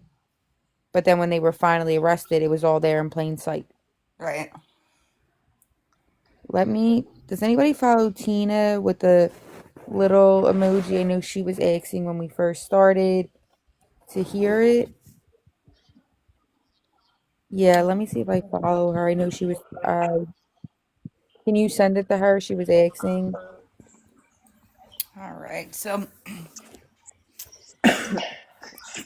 are we ready? Yeah. So this is the affidavit of probable cause. A duly sworn police officer with the Wexford County Sheriff's Office attests to the following facts based on personal investigation, or is swearing to the facts as presented by the fellow sworn deputy sheriff to establish probable cause that the crime of homicide, first degree premeditated felony murder, torture, conspiracy to commit torture, assault of a pregnant individual causing miscarriage or stillbirth, conspiracy to commit assault of a pregnant individual causing miscarriage or stillbirth, unlawful imprisonment, removing a dead body without the consent of a medical examiner, was committed by the defendant and is it affiant? Is respectfully seeking a warrant for the defendant's arrest. On November 4th, 2015, or 2025, sorry, at 12:44, Wexford County Central Dispatch received a call from Kimberly Sue Park reporting that her sister Rebecca K. Park had not been seen since November 3rd, 2025 at approximately, we're talking military time, 23:30 at 30 South 21 and a half Road in Boone Township of Wexford County. Deputy Reed began Wexford County Sheriff's Office incident report. I'm going to leave that number out as a missing person investigation. At the time of the report, Rebecca Park was 38 weeks pregnant and living with her boyfriend, Richard Failer, in Cedar Creek Township. Deputy Reed spoke with Courtney Bartholomew, who is Rebecca Park's biological mother, who lives on South 21 and a half Road in Boone. Courtney reported that she was with Rebecca Park the prior night until approximately 8:30 p.m. when an unidentified friend picked Rebecca up from Courtney's residence. Courtney had picked up Rebecca from 41 and a half Road to spend some time together and get ice cream from Culver's. On the way to Culver's, Rebecca told Courtney she needed Tide Pods, so Courtney returned to her address on South 21 and a half Road to get some Tide Pods for her. Courtney went into the residence, grabbed the Tide Pods, and came outside. When she came outside, Rebecca told her she was going to wait at the residence for a friend to pick her up.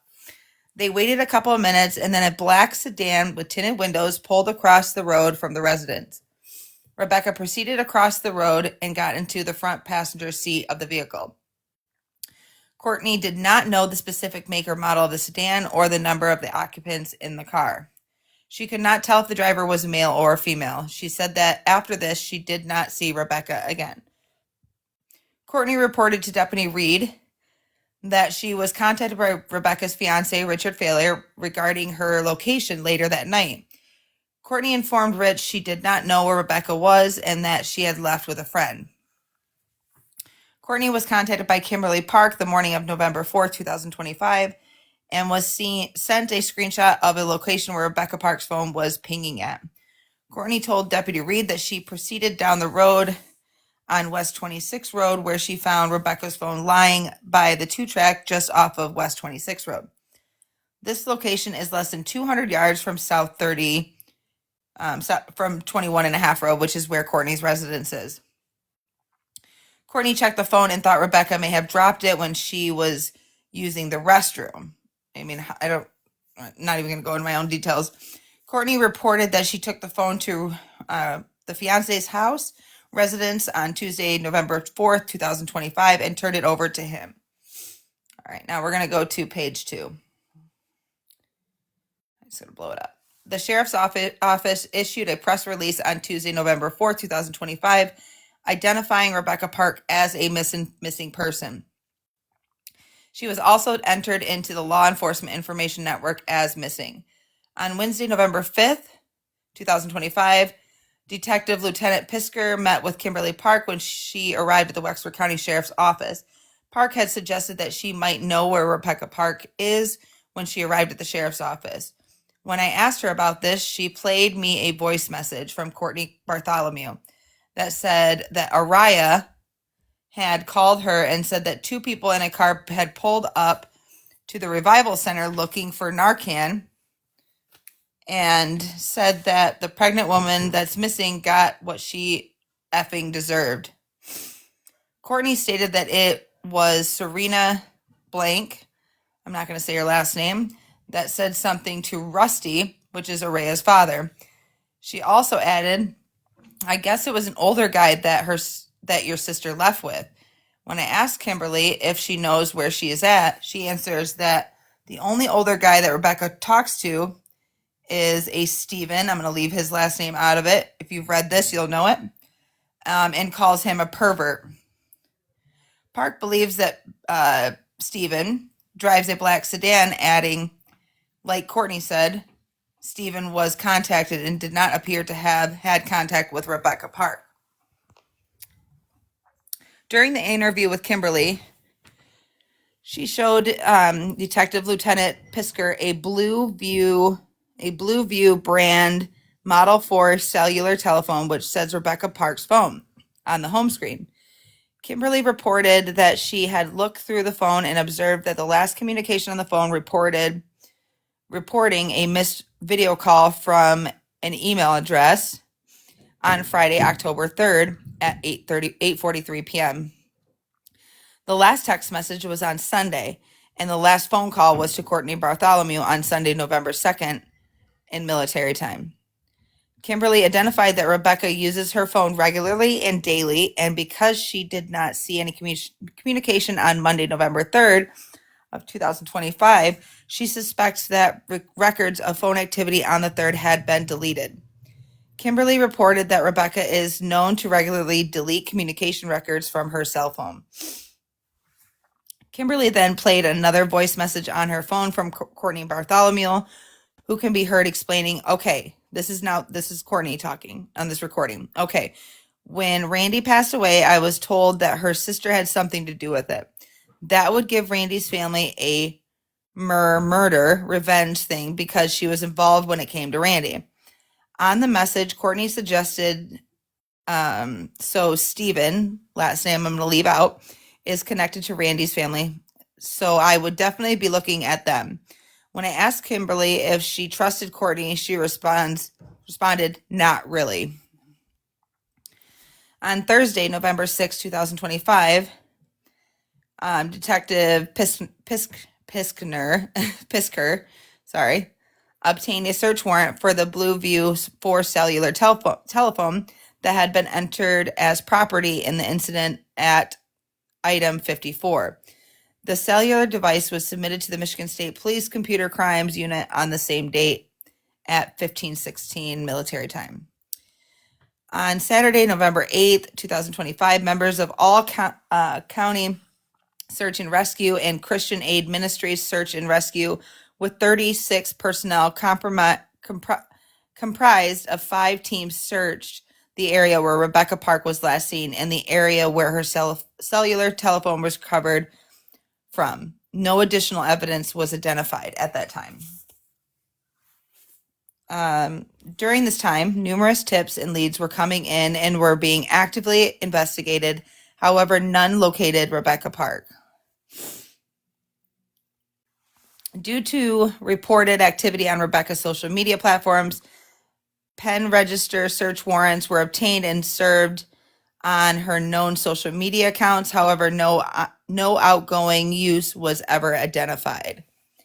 On 11/15/2025, Candace Freeman reported to Deputy Jacob Kopanen that her sister Courtney Bartholomew had texted her on October 28th that she had given birth to a son and she was asking Candace for items for a baby. Through a series of text messages,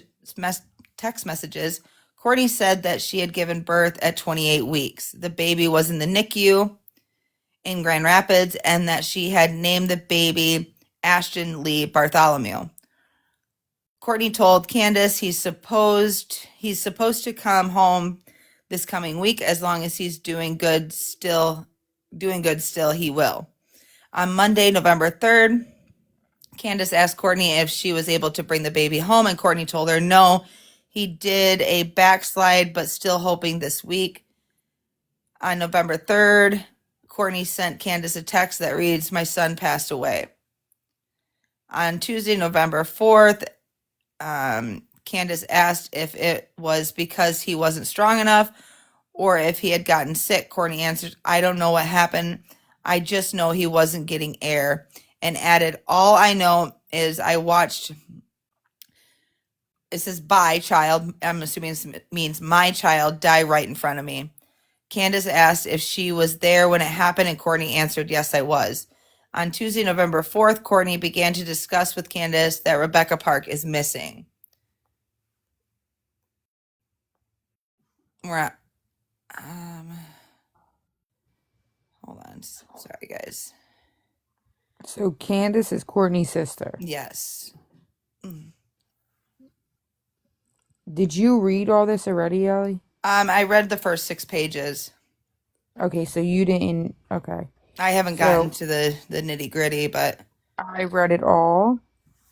And I just want to say, like, absolutely, please. Remember when we heard the charges and we were like, oh my God, they're so much worse than we thought? yes. Them charges seem like misdemeanors to what you're about to read.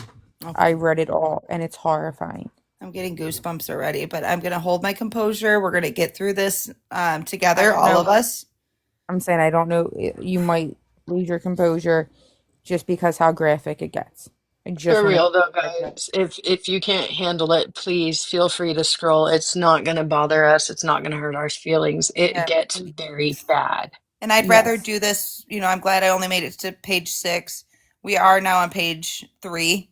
And I'd rather do this with my group here because I think, the support after following this case for so long, and being boots on the ground, people coming from all over Michigan to help, people that just like Alexis and Tessa and Mama Kish and Skulls and Michelle. I can't thank you guys enough for all of your help and support. Even when you weren't able to be here, you guys were our voice. You were Rebecca's voice. So I would rather do this with you guys than anybody else. Absolutely. And, this is why we ride for you 100%. Like, you did this. I just hope that and I know that you don't ask for a pat on the back or whatever, but I'm going to say this, and I think I say this for the whole group. You gave Courtney grace. You spoke to her as a human. You protested outside her house, and that protest led to her slipping up and that search being done. And if it wasn't for you doing that live that she was on and that protest, I don't think we would be reading this affidavit now and maybe not ever. Right. So remember, you did this. Yes, other people were boots on the ground, and I give them tons of credit. Everybody gets credit. But Allie, I mean, you really, really, I feel like cracked this.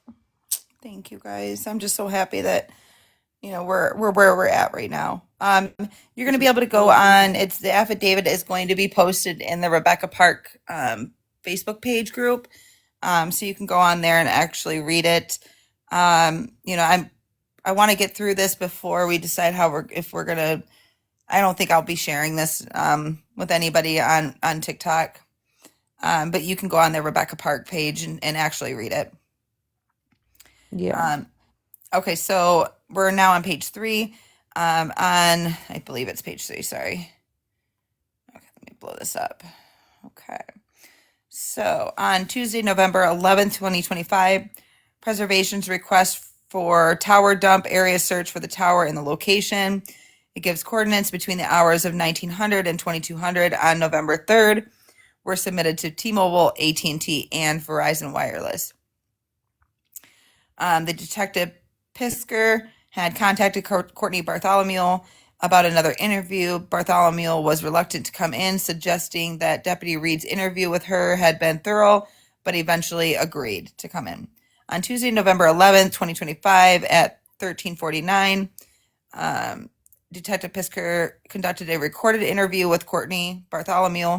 Initially, some background on Courtney and her biological children raised by the Park family is established. Courtney then reports how Rebecca and Richard Fahler were initially dating and they broke up.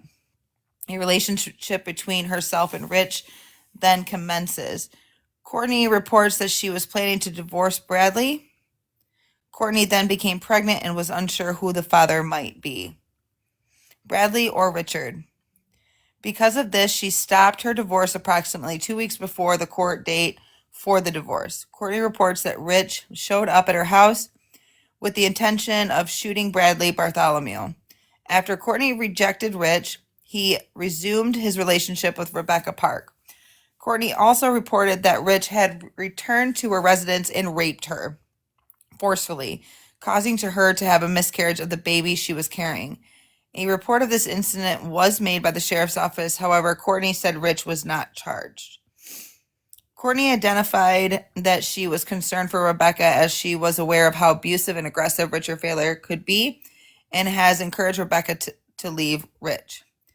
When the detective Pisker asked about things leading up to the weekend, Courtney reported on Kimberly and Rebecca coming over on Saturday, November 1st, 2025, to her residence on South 21 and a half Road. Courtney told Detective Pisker about giving envelopes to Kimberly and Rebecca. These envelopes were later reported by both Kimberly and Rebecca to have been empty. Courtney said that she was going to give Rebecca cash and didn't want Kimberly to feel left out. So she wanted Kimberly to set up an account so she could put money in an account for her as well. Courtney then reports having forgotten to give Rebecca some items for her baby while at the house. She contacted Rebecca and then brought the items to her at Richard Fahler's house Saturday evening. Courtney then told Detective Pisker that on Sunday, November 2nd, 2025, she was supposed to pick Rebecca up to have milkshakes at Dairy Queen and get Rebecca laundry soap.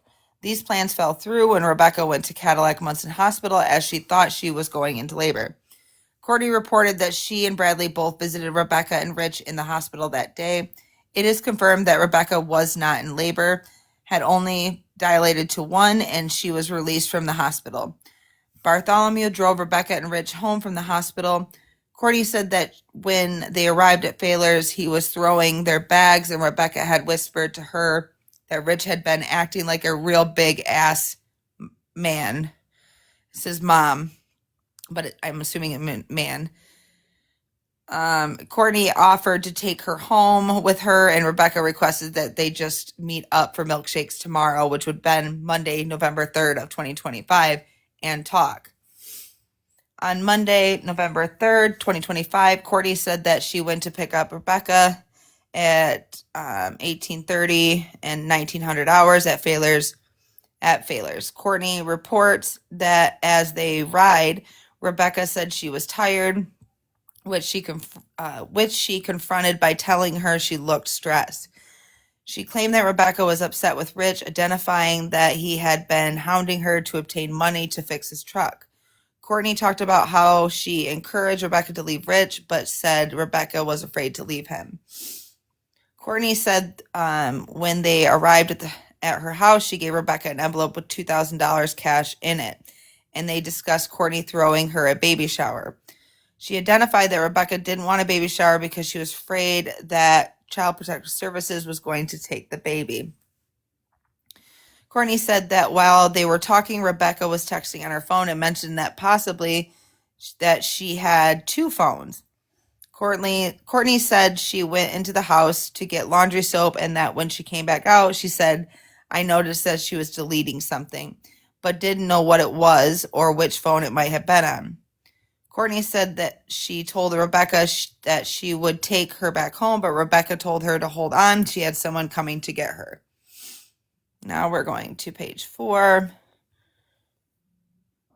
So it's going to get a little bit confusing, and we're going to have to clarify it as we go through.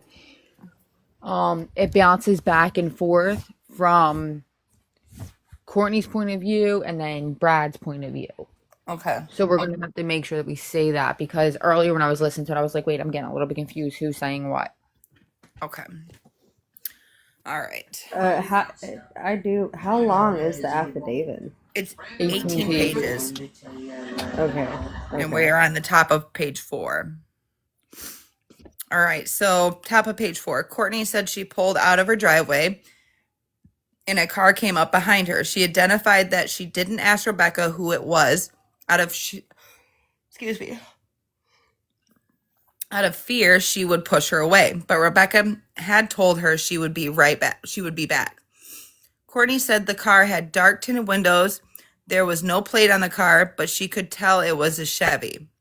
When questioned, that social media was reporting the car had the taillights of an Impala, Courtney confirmed she was the source of that information.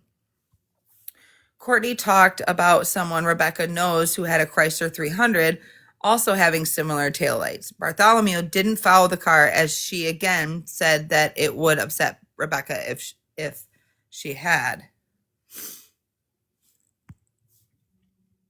All right. Courtney said that at about 2300 hours, she reached out to Kimberly to get Rich's number. At 2330 hours, she said she tried calling Rich. So she sent him a text that Rebecca had left with someone. Courtney confirmed that Rebecca was texting while they were together. Her next contact with Rich was Tuesday morning, and she reported telling him that she had given Rebecca $2,000. Courtney then said that Kimberly sent her the GPS location of Rebecca's phone, which she said she put into her phone, and it took her right to Rebecca's cell phone. When I asked who went and got the phone, Courtney then identified who was identified as Bradley and Courtney. It is reported that Bradley found the phone and he had then handed it off to Courtney. Detective Pisker confronted Courtney of an image she had sent to Rebecca of a check that was made out in her name for $18,000. She claimed that when her mother died, she was left money to do with what she pleased. Courtney confirmed that she sent an image of the check to Rebecca, but that she had not given the check to her. Courtney denied that there was a similar check made out to Kimberly. A statement that Courtney had tried to have this meeting prior had fallen through because she didn't have things in place that she needed to. Courtney said it was simply getting kids together at one time was what wasn't falling into place. When Detective Pisker confronts Courtney that the phone records for the phone that was found on the 2-track was not used to summon someone to pick her up, Courtney then identifies that there are possibly 2 other phones she uses.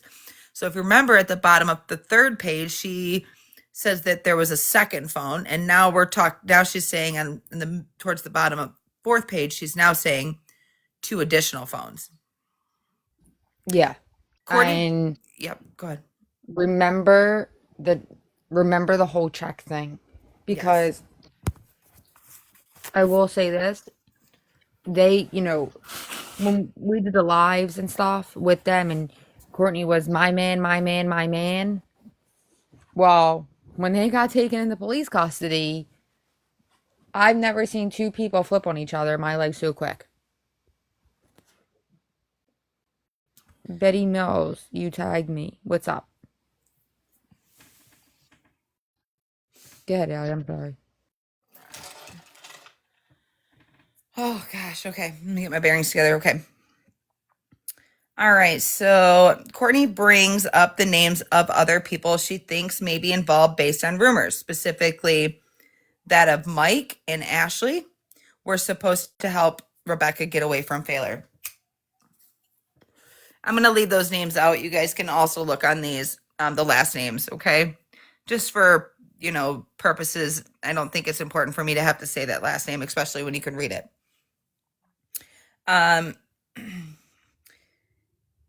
As Detective Pisker discussed phone location records with Courtney, she confirms that she picked Rebecca up between 1830 and 1900 hours and came south on South 41 and a half Road to Mackinac Trail and turned west onto East 30 and 3/4 Road to continue out to her residence on South 21 and a half Road. Location data from Rebecca's phone supported this route in travel. When Detective Pisker confronted Courtney with the accusations that she killed Rebecca Park, she asked, "Why the fuck would I do that?" saying that she would never hurt her daughter. During the interview, Courtney Bartholomew said she did not know where Rebecca Park was.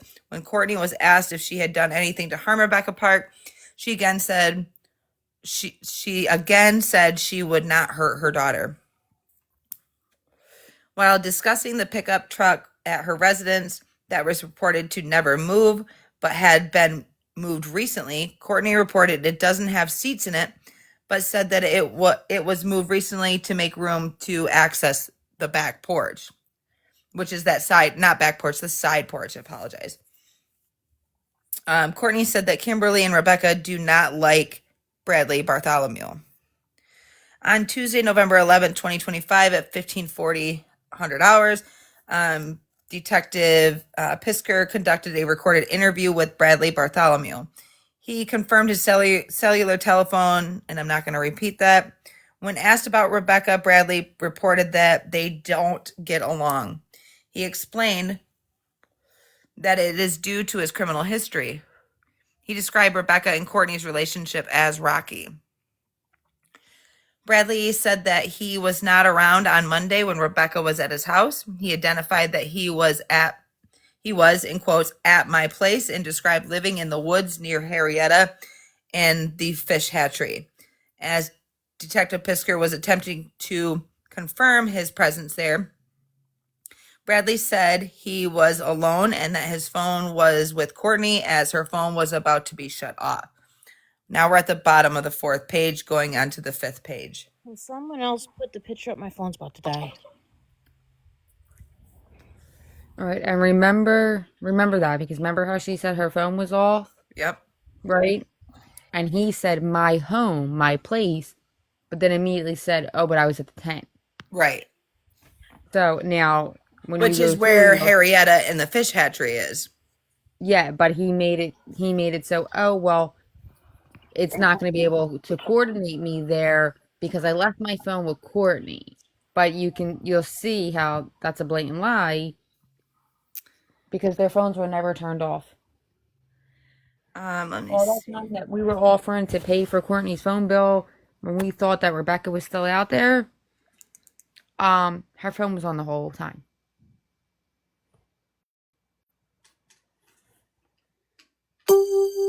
Jessica, we're reading the affidavit. I'm going to try to green screen some of her art. Oh, that would be cool. So give me 1 second here. Hopefully you guys don't see my forehead, but if you do, you know. It's karma because you keep showing mine. My damn forehead right there on constantly. Okay, so what am I doing here? Oh, Okay. So, I mean, I just think this is fitting because she was very artistic. it is good. Yeah, and I just think it's really important to, not remember her by the horrific things that happened to her and her baby, but to remember her for all the good things that she did. I mean, these are things that are super important to her family, to her children. I mean, these are things that her children are gonna be able um, to be able to see as they grow up. Let's see if I can. I'm I trying to tell see. you what. I tell you what. I have a friend that does tattoos, and he says the hardest thing, and he hates drawing, is hands. And Yes, the hands she draws is real good. very good. All right, so I'll leave that one there. Okay. So we are at the top of the 5th page, and I'm going to keep going. The truck at the house was discussed and identified as not having moved in years. Bradley said that he had been driving the truck up until October 21st, 2025, when the license plate expired. When asked if the seats were out of the truck, Bradley confirmed that they had been. He explained a similar explanation that they were cleaning the truck up for Courtney's son, and I'm going to leave his name out, to drive when he turned 16. When Bradley was asked when he found out that Rebecca Park was missing, he identified it was Monday night or Tuesday morning. He again denied being at the residence. So at the bottom of the 4th page, he confirmed being there, and at the top of the 5th page, he's denying being at the residence. Okay. All right. So Bradley told Detective Pisker that on Tuesday, November 4th, 2025, Courtney Bartholomew was in town, and he was at the house with said minor child of Courtney. When Courtney texted him the location of where Rebecca's phone was, Bradley said he refused to go out there alone because I'm not being accused of anything. Bradley said that when Courtney got home, they went out to look for the phone based on a ping that Kimberly Park had sent to Courtney. Bradley confirmed that he was the person who found Rebecca Park's cellular device on the 2-track near 30 South 21 and a half Road. And he picked it up and handed it to Courtney. Bradley said he didn't know how Rebecca's phone ended up on the trail, but suggests she had walked that trail in the past. On Monday, November 24th, 2025, Courtney Bartholomew came to the sheriff's office and Detective Pisker began a recorded interview with her. There is a discussion about the TikTok live conversations. We're talking about my live right here. Again, can we just give a shout out to Allie? Like, it's literally in the affidavit. Come on. Yes. So it says here, I asked Courtney about a cellular device that a bounty hunter dropped off at the Clare City Police Department. She identified this phone was provided by Kimberly. During this meeting, I asked Courtney about Kimberly's personal property in her vehicle. She confirmed that she was in possession of items that belonged to Kimberly. However, she didn't want to leave the items with me to return to Kimberly. On Monday, November 24th, 2025, Bradley Bartholomew was interviewed by Detective Tim Helen at the Michigan State Police Crime Laboratory in Grayling. Now, let's remember when we go back to my live on the 24th, and they told us that Courtney said that she went to Grayling, and Bradley went to Mount Pleasant. You remember that? Yeah, and then that's when the cops came, and she was like, Yeah. "Well, I don't know where I went." And she turned around and tried to ask the cop, and they were like, "We don't know where you went." Hey guys, I'm gonna have to put you on mute. My husband's calling me. Hold on 1 second. All right. Okay, while she's on mute, just a heads up, the map that took a minute, but I'm about to send that over right now. You Thank, are fantastic, my dear. thank you, our tech genius. Hey, and I'm thinking that if, since the affidavit is also, like, it is on the Rebecca Parks Facebook page thing, right? I mean, Somebody was asking in the comments. it's everywhere now, but I do suggest if you're gonna read it with someone else. Don't do this alone. It's very horrible. That's why we're doing it together. Because by the end of it, I don't think any of us, I mean, I was hysterical crying earlier. I don't think any of us will, it's very hard. Yes. All right, I'm back. Okay, so Bradley Bartholomew was interviewed by Michigan State Crime Laboratory in Grayling. During his interview, Bradley reported that he is trying to protect Kimberly Park. He said that Kimberly took Rebecca down a 2-track behind the house, and he stated, "I believe she's dead." Bradley Bartholomew said to this detective from the MSP Crime Laboratory in Grayling that he was present during a dinner with Courtney Bartholomew and Rebecca Park in Kimberly Park on Saturday, November 1st, 2025, at Kimberly or Courtney Park's residence. During this time, Bradley said that Kimberly had a private conversation with him asking about the 2-tracks behind the house, and then Kimberly stated she needed to get Rebecca out of the picture. On Tuesday, November 25th, 2025 at 1600 hours, Wexford County Central Dispatch received a 911 call from Courtney. I'm not going to say her last name and the telephone number. I'm not going to say that. Stating that she had found a body covered with leaves that looks gutted. The location of the body was approximately 2.5 miles in a straight line west of 30 South 21 and a half Road in Antwich Township of Wexford County on Forest Service Road 9784. That's that same marker, remember from earlier in the conversations, if I remember correctly. Wexford County Deputy Jacob Kopinen responded to the area, observed the remains, and reported the deceased female has a tattoo above the left eye. Kopinen reported that the the stomach area of the body appears to have been cut open. The tattoo located above the left eye is consistent with the Michigan driver's license images of Rebecca K. Park. Michigan State Police Trooper Cody Campbell was inside the residence of Courtney's on Tuesday, November 25th, 2025, securing the residence until Michigan State Police Crime Laboratory personnel could search the home based on a search warrant that had been authorized on that date, which is the same search warrant that was provided to me by Courtney Bartholomew that I posted. That some people said that was a fake. It was not a fake. It was matched up to the judge, Corey Wiggins' signature that I had previously from something else.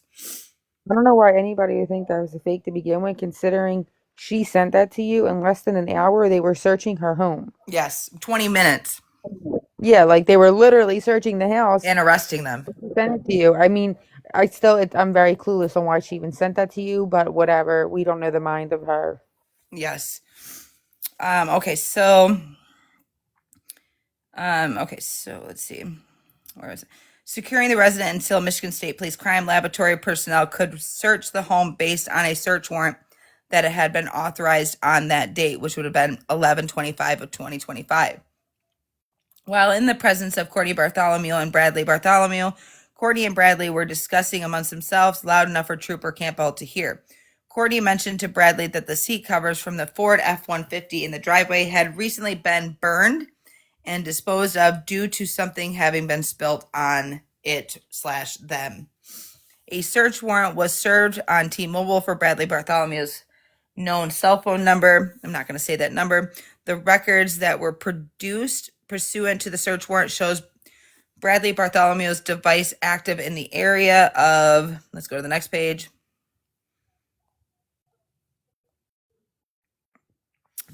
South 31 and a half Road on November 3rd, 2025. Further, these records show device movement and lingering in the area consistent with where Bradley and Courtney reported recovering Rebecca's Park cellular device and where her body was discovered on November 25th, 2025. So that means, that's telling me that a crime was committed on federal land. On several occasions on Monday, November 3rd, 2025, in the evening hours, these records take place after the records obtained from Rebecca Park's phone and network demonstrate her arriving in the area of South 30 South 21 and a half Road, November 3rd, 2025, shortly after 1900 hours. Cellbrite extraction location at the residence, which is Courtney's house, at 1600 hours. Additionally, records from Rebecca K. Park's phone extraction show locations consistent where the reported location of recovery of the device. A search warrant was served on Verizon for Courtney Bartholomew's known telephone number. The records that were produced pursuant to a search warrant show Courtney Bartholomew in the area of 30 South 21 and a half Road, and both Bradley and Courtney's records show them in a communication with one another shortly after her arrival with Rebecca Park at Courtney's residence. Additionally, Courtney Bartholomew's phone records have actively consistent with her interview statements that she traveled to pick up Rebecca Park up at Richard Fairley's residence, then transported to her house on South 21 and a half Road. Hold on, guys. I just have to adjust here. My leg's falling asleep. Okay. Bradley Bartholomew's call detail records show the following calls of investigative interest. At 1812, a 2-minute and 2-second outgoing call from Bradley to Courtney. This is military time, at 1929 hundred hours, a second call from Bradley to Courtney. Military time, 1933 100 hours, a 54-second call from Bradley to Courtney.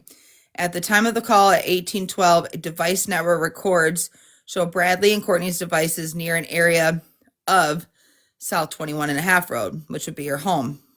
And this precedes the activity of Rebecca Park's device coming into the area of her home.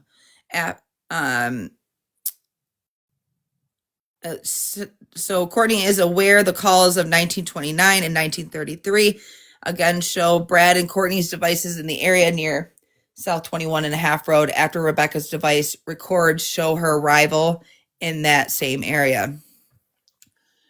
Okay, all right. An autopsy was conducted at Western Michigan University by a Dr. Christine James and was attended by Deputy Alexis Howard. There were 6 sharp force wounds. If you need me to take over, I will. Okay. There were 6 sharp force wounds Park's back.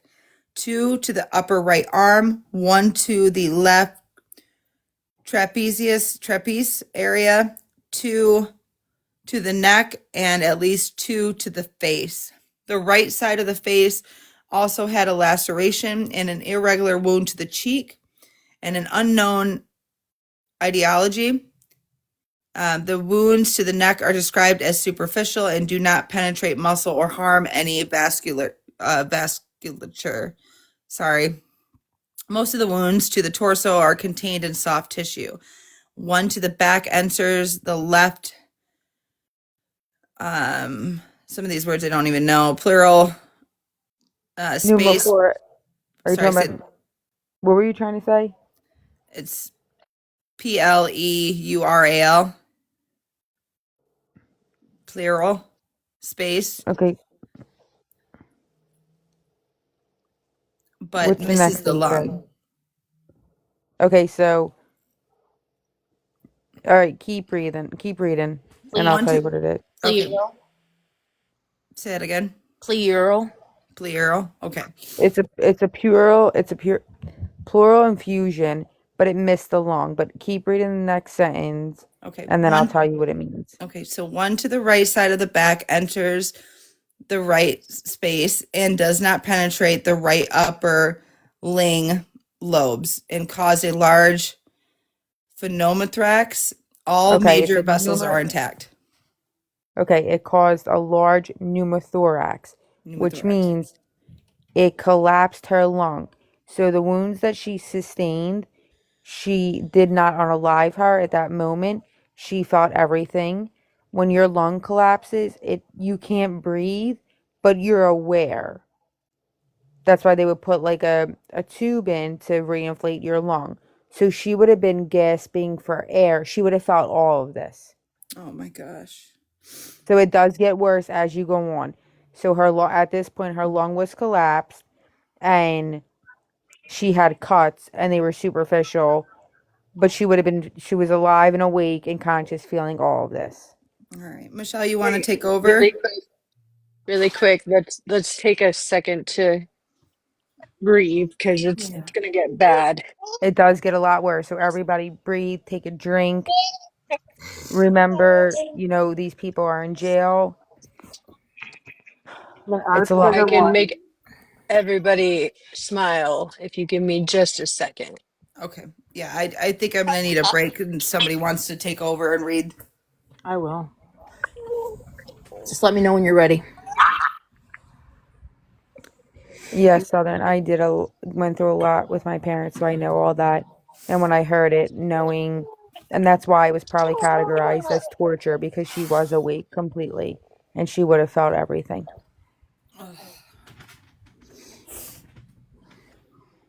All right. So I don't know if you guys could hear it, but I was trying to get the baby to giggle for you guys. aw.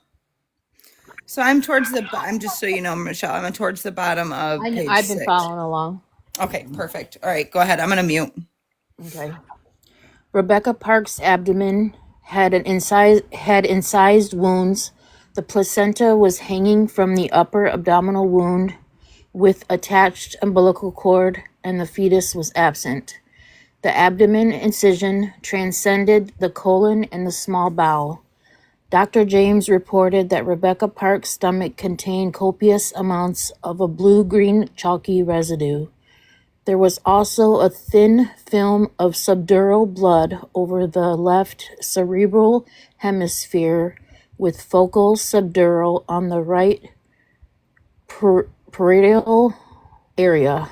However, there was no subscapular or subgeal hemorrhage, nor skull fracture is noted. The OA joint had marked laxity, but a posterior neck dissection showed no soft tissue hemorrhage. Do On you guys do you guys want to know what that means? That would be pretty. I would appreciate that. Okay, so she didn't how do I say this? So she didn't have anything done to her head.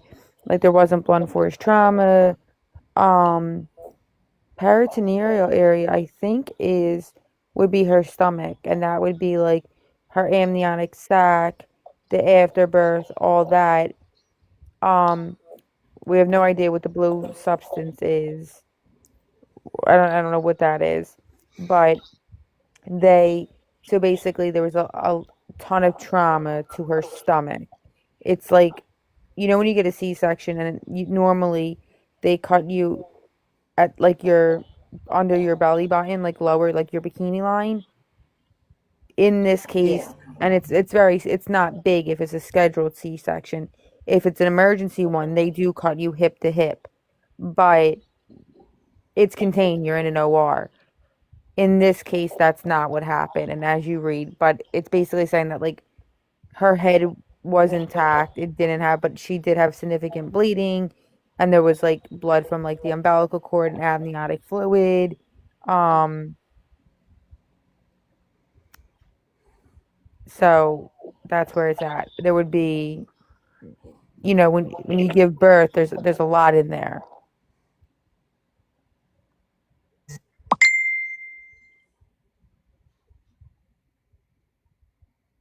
ready?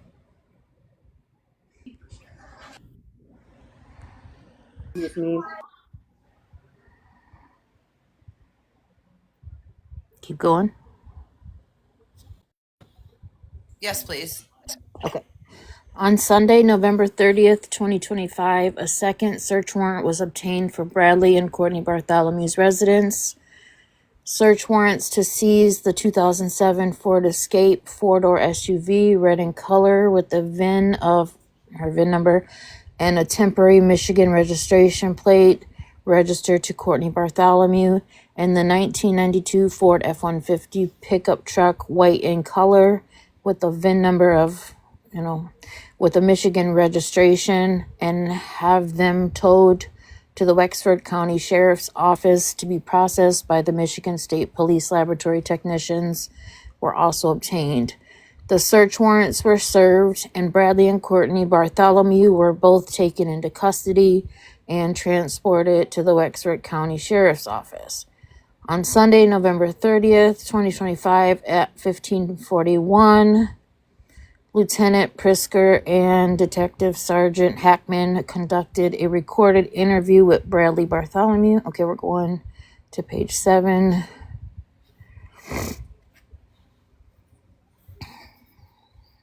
Hold on, I gotta scroll up. So Bradley. people are asking. Sorry. I'm sorry, Michelle. People are It's asking. okay. So they're saying about the liver. No, her liver wasn't punctured. Her bile duct wasn't all.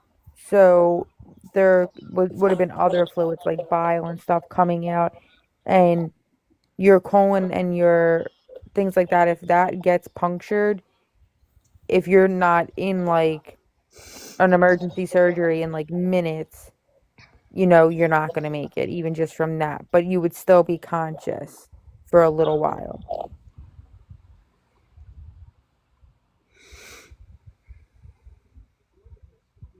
Yeah, Michelle. Okay.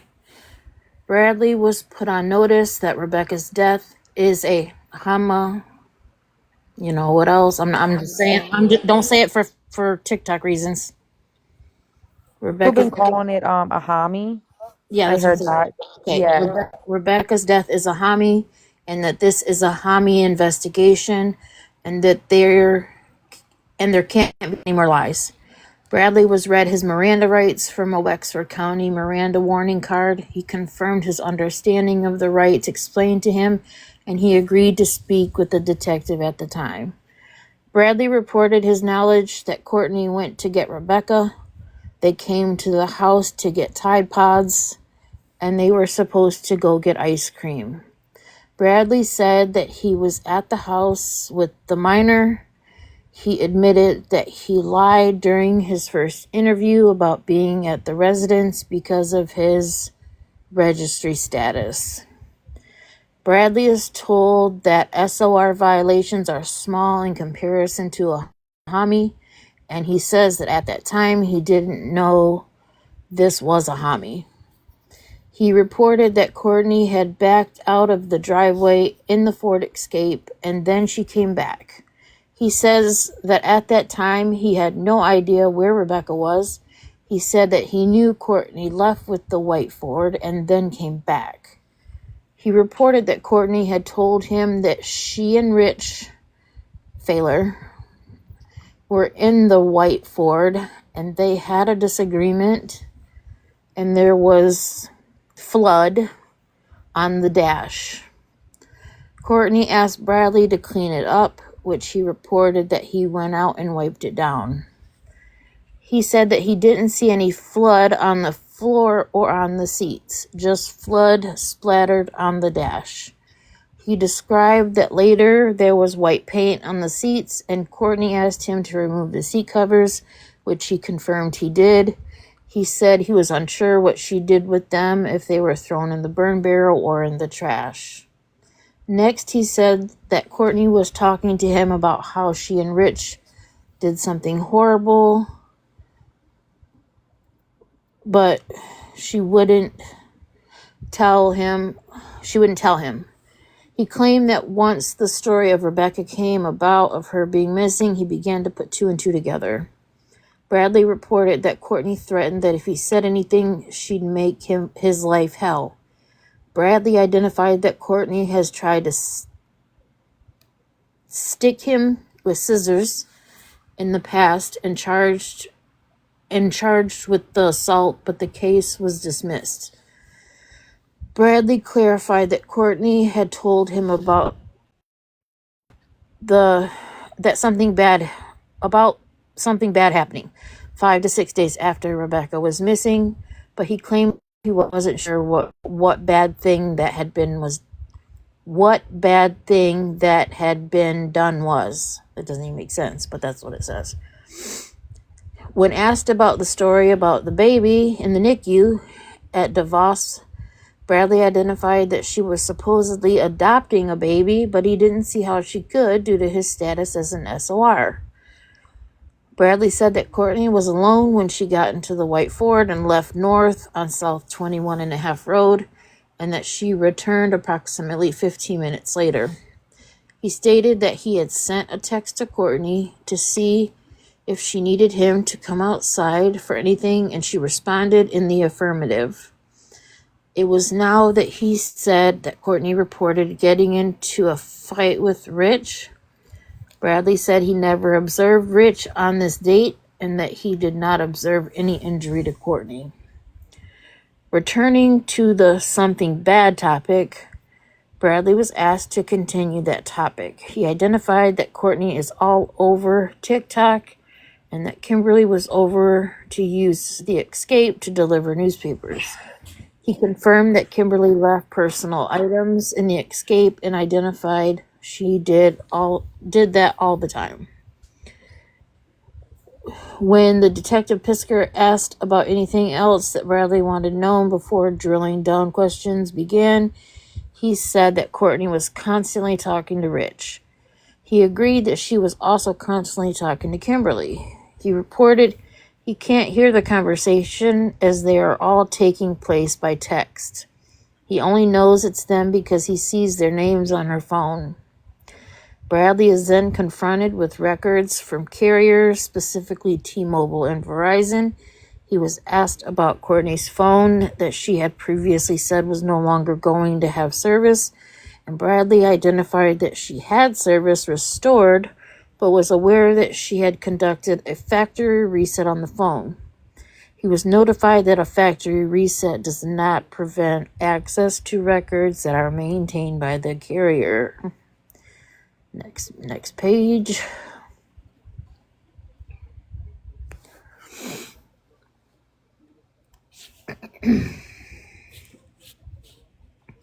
Bradley said that he had Courtney's phone on Monday, November 3rd, 2025.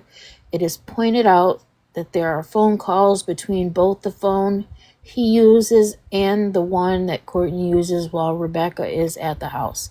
He passes these as simple calls checking on her comings and goings. He reports that he hasn't driven the truck since he parked it and that it only had enough gas to get to the gas station.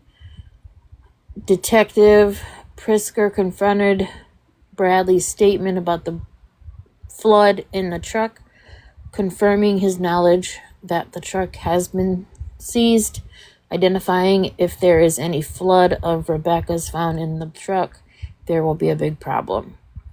Bradley is confronted if he thought Courtney had been lying to him about what went on, and he says he does. He suggests he can't see Courtney and Rich being together like that, and as they haven't talked in over 2 years. Bradley confirmed that there are no $18,000 checks. He did not know why Courtney sent images of the checks. He did say that he spoke with Kimberly on Saturday, November 1st, 2025, after their dinner that night had ended. He said she was asking about the 2 checks behind the house. He denied that Kimberly told him that she needed to get Rebecca out of the picture. He identified that Kimberly had said this to Rich Fisher, who is identified as Courtney's cousin. Sergeant Hackman confronted that this is not what Rich Fisher told him when he interviewed him personally. Bradley reported that Kimberly is jealous of Rebecca and that he is aware that Kimberly has had a relationship with Rich in the past. Bradley reported being upset when Kimberly was on the internet saying that he and Courtney were responsible, making a statement he does not that he doesn't understand how anyone could do that to a pregnant woman. He answered that he believes that Courtney and Rich would be capable of doing something such as this. When asked for what purpose, he gave different possibilities. Bradley agreed that he believes that Courtney is capable of, how can I say this, splicing open her own flesh and blood and taking a baby, and agreed that Courtney is obsessed with wanting another baby in her care and custody. He also agreed that if it was a good possibility, she could attack Rebecca and but add a baby out of her. Detective Pisker asked if he remembered the Sunday that Rebecca was in the hospital. Courtney saying or texting, "Don't you dare have this baby in the hospital." And Bradley remembers somebody saying it, but not who was saying it. Bradley confirmed going into Fowler's house on Saturday to take the gifts in to Rebecca that Courtney forgot to give her at the house earlier that day. While discussing being upset that Kimberly had accused him of being involved, Detective Pisker asked why he hadn't called him, and Bradley said that Courtney had threatened him and that she didn't want him involved. His explanation was that she doesn't want to get incriminated or himself incriminated. Bradley began to say that he thinks that Courtney has more to do with it than what she wants to claim.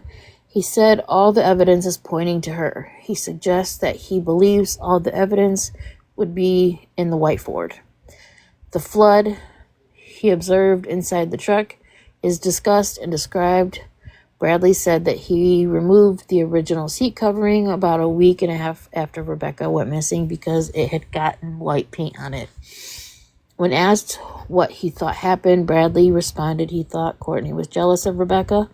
He agrees that Courtney would like to have another child, and he also thinks that Rich wants to get back into a relationship with Courtney. Bradley agrees that he thinks that Courtney could point the finger at him as being responsible when we interview him. When Bradley is confronted with Courtney being in possession of the cellular device with the 231 when she went to pick up Rebecca, he claims he can't say she possessed it, but it was there at the house, and he had it to call her. He then confirms that Courtney did not have that phone when she went to Fowler's house to pick up Rebecca. He reported she got that phone when she came back from getting the white Ford. Okay, on to page 9.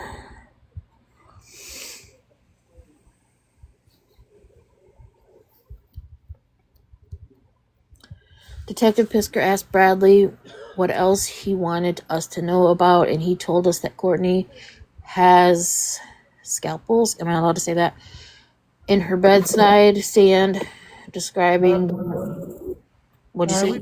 I would say, Stickers? no, people don't even. I would say utensils they use in an OR because I don't know how else to say that, but I don't think that works. Can I say pokers? I mean, pokers that they use in an OR because then when you read more into this, there's other pokers. Okay, so let's just say OR. When I Yeah. say OR, you'll know what I'm talking about. All right. Yeah. OR pokers. Okay. Detective Pisker asked Bradley what else he wanted us to know about, and he told us that Courtney has OR pokers in her bedside stand, describing them as disposable OR pokers for lancing cellulitis. Bradley doesn't remember going anywhere on the morning of Tuesday, November 4th, other than to Fowler's to give him Rebecca's phone. Bradley confirmed that he had come to the hospital on Sunday, November 2nd, 2025, to bring Courtney her wheelchair, and that he was driving the white Ford pickup truck while Courtney was there with the Ford Escape. He did not ride back to Manton with Courtney when she drove Rebecca and Richard home. Bradley begins to show some emotion about the possible outcome of this investigation. Bradley is given a break at this point in the interview. On Sunday, November 30th, 2025, at 17:14, Detective Pisker and Detective Voss conducted a recorded interview with Courtney. Courtney was read her Miranda rights from Wexford County Miranda warning card. She confirmed her understanding of the rights explained to her, and she agreed to speak with the detective at the time. Courtney identified that at the dinner at her house on Saturday, November 1st, it was herself, Rebecca, Kimberly, the minor, and that Brad was hiding in the truck. Detective Pisker notified Courtney that this is a homie investigation and that the lies must stop, and if she lies, more charges can be brought on. Courtney reported that Bradley is hiding in the truck because the girls won't come in if he is around because they don't like him. She reported that the dinner ended around 1900 to 1930. The next thing that happened was she called Rebecca about the items she forgot to get her, and that she and Bradley went to Fowler's to drop the items off. At the time, they were in the Ford Escape. On Sunday, November 2nd, 2025, she was supposed to pick Rebecca up and waited around until about 1830, and Rebecca called to say she was on her way to the hospital. She described the events at the hospital as she had previously. Bradley brought Courtney her wheelchair to the hospital. Bradley was driving the white Ford F-150, and she explained how he stopped at the Meyer gas station to get gas for the truck while she drove Rebecca and Richard home. Courtney wanted to know if Bradley could hear her, and she was told he could not. She reported talking to Rebecca Sunday night about getting shakes on Monday. She said that Rebecca asked her about the $2,000, and she said that Rich was upset about something. Courtney confirmed the trip to Fowler's house on Saturday after the dinner to drop the items off to Rebecca. When Detective Pisker asked Courtney why she wanted to know if Bradley could hear her, she suggested the need to back up, saying she thinks she needs immunity. Detective Pisker notified Courtney that the prosecutor is the person who can give immunity. Courtney suggests we get the prosecutor here, and Detective Pisker says she will want to know what she has. Courtney said she will give us where the poker is and where the baby is, that she will give it all to us. When Detective Pisker confronts Courtney that she has guilty knowledge, she responded that she has been threatened, her child has been threatened, her home has been threatened, and she is done. Courtney renews her request for immunity, then asks for witness protection. Detective Voss explains we cannot offer her immunity. Okay, page 10.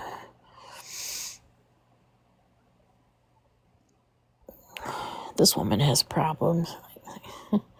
I mean, to ask for immunity in Mm-hmm. exchange. So when you finish reading it, there's some. I want to say something, but Go ahead. go ahead. I'm on to the No, next page, so go ahead. she's offering immunity for where the baby's at. Um, that makes no sense. Also, then you know where the baby's at, and yes, she does tell them, but I just feel like she and you'll read this because they verbally said, okay, yes, the baby's no longer with us. I still feel like there should be a search conducted due to the fact that these people are just crazy liars. Exactly. Because eventually it comes out in this statement. But who's to say they're not lying? Exactly. I mean, I don't know. We're all going to be on Netflix soon. I know, right? Well, at least Allie. Yeah. We'll all be sitting here like, we know her. That's our girl. Yeah. All right, so here we go. Guys are cracking me up over here. I still have to finish the Detroit Free Press interview. I'm hoping to get done tomorrow. So it's just been really hard. I've kind of put it on pause. We started it, put it on pause because it's just so emotional. Yeah, that's going to be hard, yeah. Especially after reading this. All right, so When Detective Pisker asks Courtney if the baby is alive, she shakes her head in the negative. Detective Voss asks Courtney about her prior statement that Bradley hides in the truck. He asked her where he hides, and she identified in the cab. She describes it as a single cab truck, and he lays on the seat. Courtney reported that Bradley had put $15 worth of gas in the truck when he was at Meyer on Sunday night. Courtney asked if Bradley confessed, and Detective Voss reported he told us a lot of stuff. Courtney confirmed that Bradley is using the phone with the number 550 and her phone is the 429 number. She confirms that she had the 429 phone on Saturday, Sunday, and the Monday that Rebecca disappeared. She said her phone was taken on Monday night and she was told to go back in the house. Courtney said her phone was taken at about 20:30. She renewed her request to contact the prosecutor. Detective Voss again told her, "We need to know what she knows to take it to the prosecutor." When he suggests an example that she will even tell us where the baby is, she interrupts and says, "In the garbage in a blue cooler." When asked where, she reported in the GFL. He said he put him in a black bag. The cooler's gone. The cooler is Brad's work cooler, adding, he put him inside the cooler and drove him up and down the road looking for a GFL. That wasn't mine. When Detective Voss asked why, Courtney reported that it was related to Bradley going to jail last year when Fowler turned him in. She explained that it is all retaliation. She identified the night when they went home after their last interview. She confronted him about his examination and his failure. Detective Voss asked Courtney which vehicle he used to get rid of the body, and she identified her white truck. Michelle, Sorry. I'm so sorry. I forgot. I didn't even, like earlier when I was listening to it, the first time you hear it, it's so hard. But Allie, that would have been your live because you were the only one that had her live that night after the protest saying, oh, well, and then remember because we had a call for the welfare check. Correct. I called and did a welfare check on them because of how Bradley was being towards her and threatening her. Didn't the news contact you? Yes, they did. I think that you should really give a statement. I mean, you were such a big part in this. They used your lives. Why not have your name in it? And if there's a TV, there's going to be a show. So at least why not? I mean, that's huge, especially for what we're doing now moving forward. Yeah, I plan on completing the interview tomorrow with the Detroit Free Press. I did turn down the interview with 9 and 10 News. I won't have anything to do with them. Just because of how they did Rebecca, how they did us at the protest. They said that they were coming and didn't show up. It was horrible. And I'm not saying this for people watching. I'm not saying it for Allie to get any monetary gain, but we're trying to start a movement and do other cases. So it would be great if Allie was on the news or on a, you know what I mean? So we can post that so people can see that we are the real deal. We are willing to put in the work. Absolutely. I'm sorry, Michelle. Go ahead. No, it's okay. She is then asked how he got her in a position to. Oh, what word rhymes was this? She is then asked how he got her in a position to unalive her. She explained how she pulled into her driveway. She had notified him she was on their road. She explained that she got to the house and talked to Rebecca for a few minutes, and Bradley walked up and pulled her out and said, "I want to talk to you." Courtney described that the white truck was sitting out by the road and explained she didn't want anything of it. Brad was supposed to be her stepdad.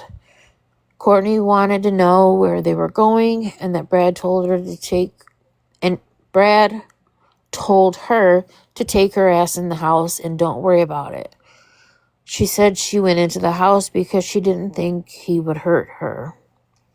Bradley is reported to have returned to the house at 22:30 and told her that he had taken Rebecca home.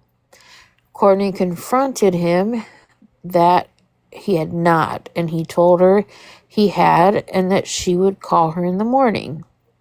Courtney asked him for her phone, which she reported he told her was out in the shed, and he went out to get it. When he came back in the house, he said, yeah, she didn't go home, instead telling Courtney that he took her to a, number 10 is blocking that word, took her to a something, but when she asked him to take her there, he just told her that Rebecca said to him that she didn't want anything to do with her, Courtney. Courtney reported calling Rich to tell him to call her back ASAP, and that while Brad was watching her, she told Rich that, dude, your old lady left with some guy, or Bradley would backhand her. Courtney confirmed that Detective Pisker confirmed for Detective Pisker that the story about the black car was made up and never happened. Asking her to continue, she reported Kimberly sending her coordinates to Rebecca's phone and asking Bradley why her daughter's phone would be across the road, and his response was, I don't fucking know. She asked Bradley to take her to the phone and said he took her right to it. She said that the phone was exactly where the coordinates were. She said it was out in the open, and it appeared that someone had just set it down. They took the phone directly to Rich's, but before their arrival, she said that Bradley told her, I'm telling you right fucking now, do not say a fucking word. Kimberly got the phone from Rich, and Courtney reported that Kimberly had called her and said she was taking the phone to the cops. She and Kimberly called her at 2100 on Tuesday night to tell her this. When asked to continue, Courtney identified that in her second to last drawer in her bedstand, she has a thing that you shave your legs with, poker, that she uses to nick open her cellulite so that they will drain. She reported that one was gone, which she said she knew because she, next page,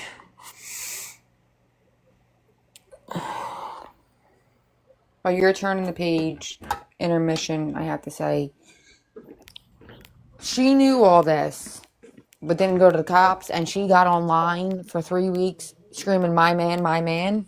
Like, can we be fucking for real? Come on. Like, they're both, I won't even call them monsters. That's being nice. They're horrible, horrible. I don't know. It's literally the devil in life form.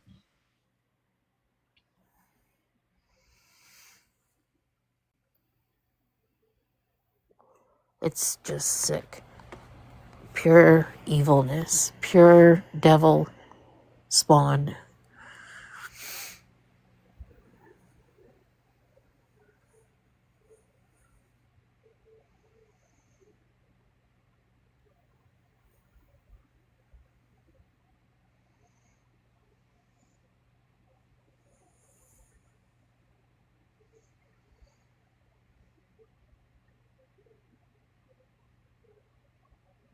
All right, here we go. All right. She counted them due to a teenage boy living in her house. Courtney agreed the pokers are like OR pokers. When she confronted Bradley about the missing poker, she answered he didn't say anything then. Detective Pisker confronted her that her use of the word them means he must have said something later, and she reported it was after her body was found. Courtney said she kept asking Bradley where her daughter was, saying he answered, you'll find out soon enough. She goes on the report that after returning from his last interview, he told her about Kimmy was asking about the woods behind the house to go trail riding. Courtney said that Kimberly will not talk to Bradley ever alone. She reported trying to get Rich Fisher to take Kimberly's bag to her. She said that Bradley said, "You can't have that. You're not taking her bag." He said, "Nobody's taking this bag." Courtney said she realized Kimberly's wallet was in the bag, questioning why he would want her wallet. Detective Pisker confronted Courtney that he asked her for Kimberly's property while she was at the sheriff's office on Tuesday and that she refused. She explained that she was told not to, suggesting she didn't want to get her ass beat. She reported that on Tuesday, November 25th in the morning, Bradley took the truck and went west on West 26th Road and was gone for about 20 minutes. She said when Bradley came back, she asked him if he had hurt her daughter, and he told her, "No, I didn't hurt her." Courtney said that was the same day Rebecca's body was found. Courtney said that on Wednesday, November 26th, in the morning, she confronted Bradley and asked him what he did. She reported he told her, "I'm going to tell you once and I'm going to tell you and you're going to fucking drop it and you're going to shut the fuck up." He's like, "I'm the reason your fucking daughter's not here, that your life is upside down right now." When she asked him why, she said, Bradley said, "Rich fucked with the wrong motherfucker."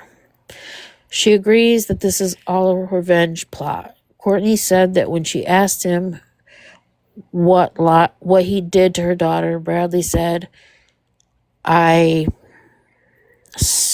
banana split her fucking throat. The bitch deserved it." She goes on to say that he said Rich deserved it too, and it just happened to be your daughter that's gonna pay for it. Courtney said when she asked about her grandson, she said Bradley said, "Oh, I stuck him in a cooler, stuck him in a trash bag, and threw him in the trash." Oops. Oh my gosh. Okay, let's take a break here for a second. I received this photo from a lady that said that, "I'm not sure if you believe in the higher power, but the night Brad came back to the house with the police after they were arrested, I noticed the outline of an angel carrying away a child in the lights of this tree. I hope this can bring you even the slightest bit of peace to your soul in such a dark moment." I just thought it was worth sharing. It's beautiful. Is everybody okay? I know this is just getting really tough here. Just know it does get a little bit more graphic, so it's up to the panel if they want to stop. I mean, it does get more graphic. I'm okay. I'm just being attacked right now. Michelle, are you okay? Allie, can you send Okay. that picture in the group chat so we can all have it? Yes, of course. Thank You you. okay, Michelle? Yep. Okay. All right. I've heard it, read it, and got my emotions out already. Okay. I mean, And it's still hard, but I mean, we're holding up. We've got all of you. We've got each other on this panel. And like I said earlier, right before we started reading this, if it wasn't for this group of girls that have been with me since the start, on top of all of you, I don't believe we would be here right now, and we would not be getting justice for Rebecca. So, and if you're just chiming in and seeing this picture, it was sent to me by a lady I don't know, wanting to send some peace for me and for our panel and for everyone here. The night that Bradley came back to walk, the detectives and the police, Michigan State Police, through the scene where Rebecca's unalive body was found. This is a picture that she said that she's seen a, baby being, lifted up into heaven. So I'm going to share that with the group chat as well. I do see it. It's, if you believe in the higher power, then this is something that does bring peace to my heart for sure. I believe in heaven and I see it. I mean, that's gorgeous. It Yes. really So is. I'm gonna go ahead and mute. I'll send this to the group chat, and then Michelle, whenever you're ready, hon. Okay, take your time. No, I can go ahead whenever you guys are ready. All right, so that was the hard part of the last part. So, okay. Detective Pisker asked Courtney if Bradley is paying Rich back. Why? I'm just gonna say get the baby out. And she said because if he would have left the baby in there and had somebody found her before, he would have survived. He would have thought. Courtney was asked why not just get the baby out and unalive it, why take it? And she said that he told her the baby was breathing when he pulled him out. Again, she was asked why he take it. Now she answers it was because he didn't want Rich to see them together. She admitted she didn't know what that meant. When asked about where the baby is now, Courtney said that he put him in a blue cooler in a trash bag and into a GFL container. She confirmed that she is talking about a residential GFL trash receptacle. Courtney said she was never at the location where the body was found because he wouldn't let her. She doesn't know how many times he went to the location. When asked if she was unalived at the location she was found at or at the end of her driveway, she answers that she doesn't know, but said it wasn't in her driveway because he pulled away quickly with her.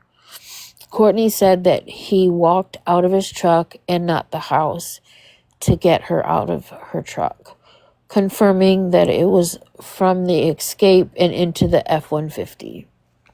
When Detective Pisker reminded Courtney that she knew where the poker was at, she said he threw it in a dumpster at Cadillac Shores. When asked when he had done that, she first announced it was her hunting poker. She said it was probably like a week after that the knife was put in the dumpster. She did not know what happened to the disposable OR poker, adding she had no clue and wished she knew. Detective Voss asked Courtney what she was looking for in an immunity agreement, what she was afraid of, and then confronted her that had provided a lot of misinformation to the police. She reassured us that she would cooperate the whole way. Detective Pisker pointed out her obstruction of the investigation, and she agreed. Okay, next page.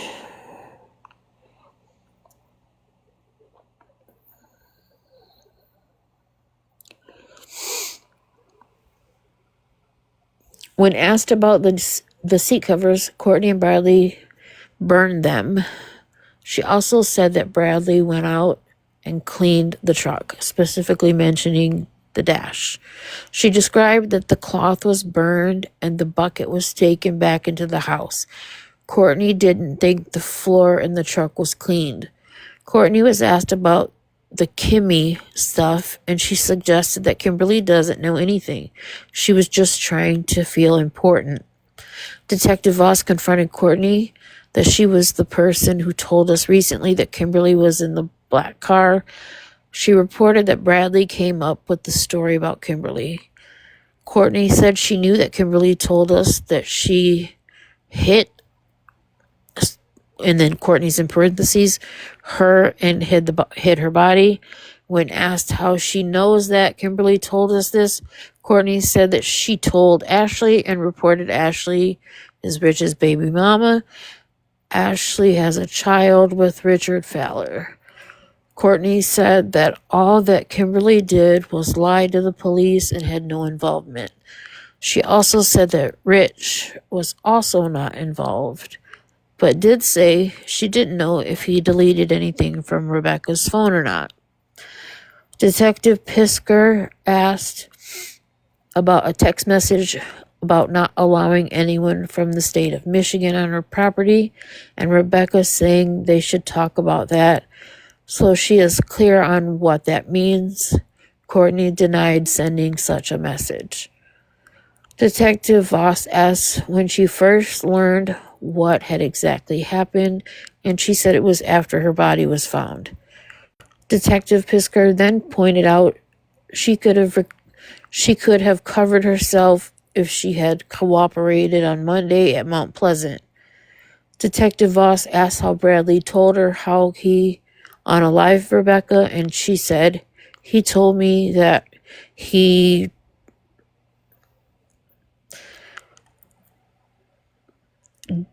deli sliced her fucking throat. When he asked how she told him that he deli sliced the baby out, she said he had one of my OR utensils. She denied that he said how he did that, then said he just said that I got him out. That was it. That was all he said. Detective Voss asks about the baby getting how he got out, being put in a garbage bag and put into a blue cooler, and what he said about that. She said that he just took him, put him in a garbage bag, stuffed him in a cooler, and threw him into a trash dumpster. She knows that it was that specific cooler because his work cooler is gone. She shows the size as a lunchbox size cooler and described it as a soft-sided cooler with hard plastic inside to keep the side supported, and it has a black strap. Courtney reported the garbage bag came from her house, and she knows this because she counts her garbage bags, and she noticed that 2 of her garbage bags are gone. The hunting poker is described by Courtney as being green, having serrated blade on one side and a flat blade on the other, and is a fixed blade, not a folding knife. Folding poker. She is sure that Bradley used that poker. The poker was purchased at Walmart within the last year, and she provided a description. When asked if she noticed that any items missing out of Kimberly's purse, she didn't report any. Courtney denied that the minor knows anything. We took a break and moved Courtney to another room. On Sunday, November 30th, 2025, at 1827, Detective Voss and I began a second recorded interview with Bradley. We reminded Bradley that the rights we discussed earlier still applied, and he agreed he was still good with it. Detective Pisker notified Bradley that Courtney was putting it all on him. He broke down details that Courtney had provided. Detective Pisker explains how the investigation has come down to involving himself and Courtney. Detective Voss explains how we believe it went down and how evidence will support the investigation. An appeal to Bradley was made that he needed to tell the truth. Bradley confronted with how much gas he put in the truck when he was at Meyer on Sunday after leaving the hospital, and he reported $5. Next page. While she's turning, sorry. It now, because they are turning on each other, it does start to get much more graphic. Yeah. This is not the worst yet. Me and Michelle already read it and heard it. So I just want to give everyone a heads up. There's 235 people in here.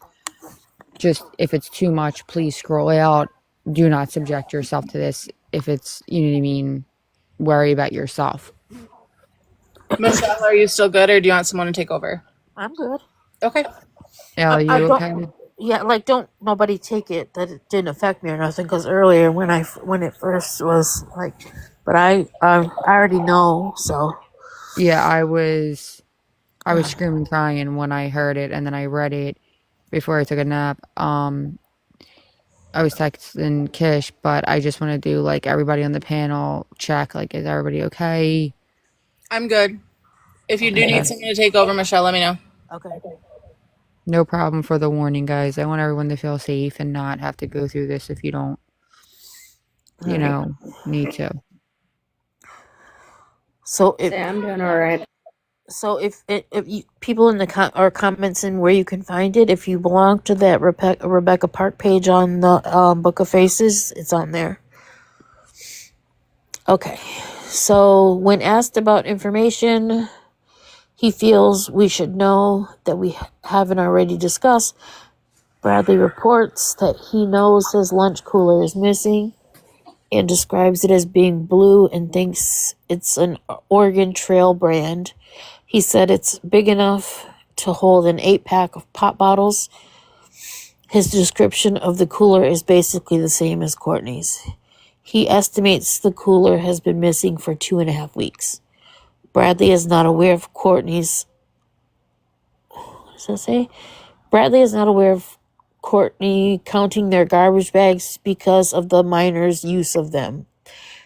We confront Bradley that she is blaming him for dumping Rebecca and putting the baby in his lunchbox. It is explained that she is attempting to place the blame on him. Bradley is confronted with the statement he made in his first interview that Rebecca was poked. Detective Voss asks him about that statement again and how he knows she was poked. Detective Pisker pointed out that both he and Courtney have reported on the OR poker and that you don't feel the need and that you don't need to make a poking motion with a OR poker to deli cut someone open. It is pointed out that Courtney said he is threatening her, including in the parking lot prior to them leaving for their interviews on Monday. It is also shared with him that she identified that it was a revenge for Failer turning him in last year on his SOR violation, to which he responded, "That's bullshit." It is explained that what Courtney had said about why the baby was deli sliced out of Rebecca during a revenge murder doesn't make sense. We remind him of the NICU story and her attempts to get custody of Kimberly and Rebecca's children. And Bradley begins to tell us, I'm sure Courtney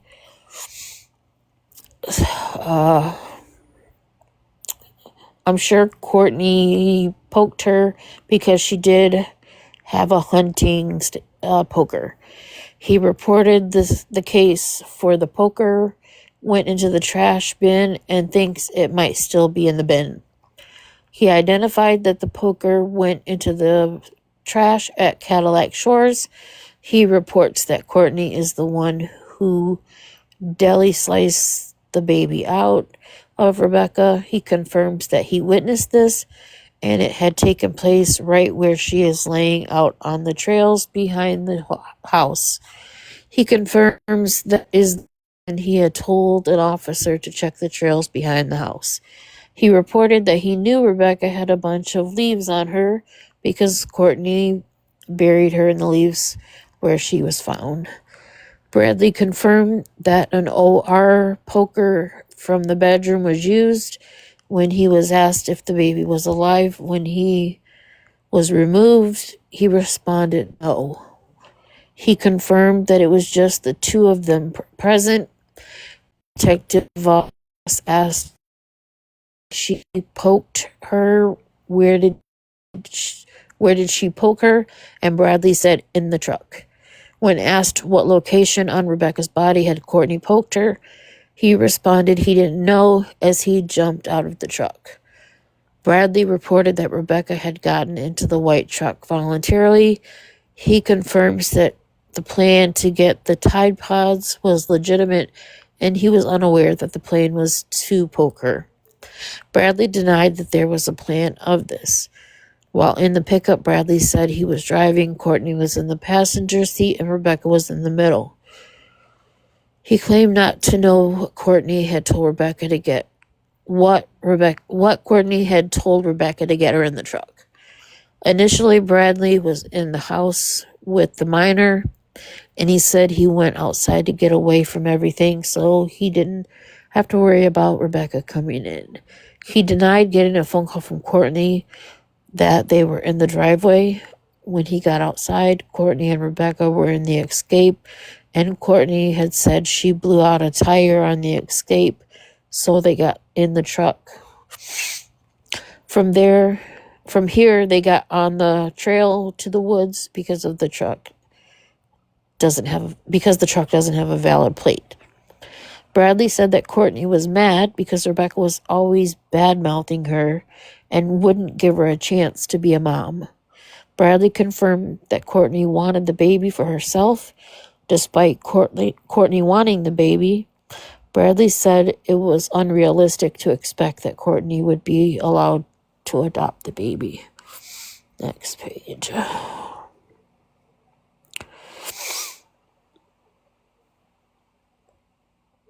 Hold on, guys. I'm just going to get a drink real quick.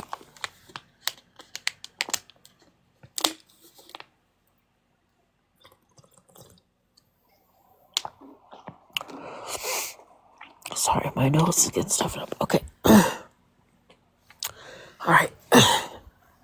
Bradley described that the actual poking began when Courtney just grabbed the poker and started poking at her. The poker had been down on Courtney's right. He said she poked her in the chest as far as he knew, but said he jumped out of the truck when Courtney started swinging, so he wasn't sure. Bradley knew they were on the trails and said he could take officers to the scene. Detective Voss asked at what point did they realize that Rebecca was unalived, and he identified that it was after Courtney got the baby out of her. And when I say got, you guys know what I mean. C-U-T. He said that Courtney tried CPR on the baby. Bradley said that Rebecca was not in the truck when Courtney got the baby out of her. He said that Courtney tricked her to get her out of the truck and made her start walking after she had already been poked. Rebecca walked behind the truck but is unable to run due to her pregnancy. When Detective Voss asked what Courtney did to unalive Rebecca, he explained that Courtney had Rebecca lay down as she was still alive, and she got the baby out of her. Bradley said he was beside the trail, telling Courtney that she doesn't need to do that, and that's not right. They do not have the bag or the cooler that the baby was eventually put in at this time. Now the baby is out. Bradley said that they just left Rebecca there. He identified that he couldn't tell if she was unalived or not. Courtney decided that they should head to the house, and Courtney is holding the baby on her lap as Bradley drives. Bradley said the baby never took a breath and he never heard the baby cry. It took about 5 minutes to get back to the house. Bradley stated that Courtney took the baby into the house and into her bedroom where she was trying to perform CPR on the baby, which is on a towel on the bed. He also said he tried to perform CPR on the baby by doing chest compressions and breathing into its mouth. He said this went on for about 15 minutes after they arrived at the house. Bradley reported that Courtney went to the kitchen, got a garbage bag, and placed the baby in a garbage bag. and went outside with the baby. He identified that the cooler was in the bed of the white truck, and he saw the baby go in to the cooler. He explained that the baby went into the cooler because the cooler can be zipped up, and it had the baby in it, and dispose of the cooler and not be seen.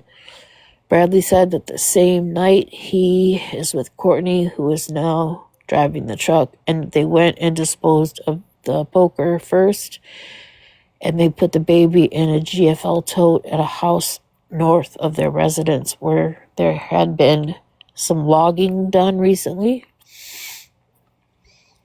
Bradley denied burning the seat covers from the truck and said Courtney burned them. He did say he cleaned inside of the truck using a gray bucket and some bleach and water. He denied cleaning the floor and believes there will be flood on the floor of the truck. Bradley denied placing the phone on the 2-track, but again said he found the phone on the 2-track. He did agree that he had the 550 phone on his person on Monday, November 3rd, 2025. Detective Voss confronts Bradley that if Courtney told him to do this, we want him to tell us now. He denies that he poked Rebecca. When Detective Pisker asked Bradley about the card found with Rebecca, he said that he didn't know anything about it and couldn't recall what it was, but he knew it was on social media. He did not see a card when he left the area. He also did not see another weapon or tools when he was at the scene or anything else. Bradley doesn't know if anyone has been to the scene where Rebecca's body was since... Bradley doesn't know if anyone has been on the scene where Rebecca's body was since she was unalived, and he denied that he has been back to the scene. When Bradley was asked about Rebecca not having shoes on, he appeared surprised by that. Bradley gives a description of where Rebecca's body was in relation to the trail and where things occurred, and he denied that Courtney had asked him to position the truck so the truck lights would assist. He said the lights shining around the side of the front of the truck was enough illumination for Courtney to get the baby out. When he left, the body was still on the same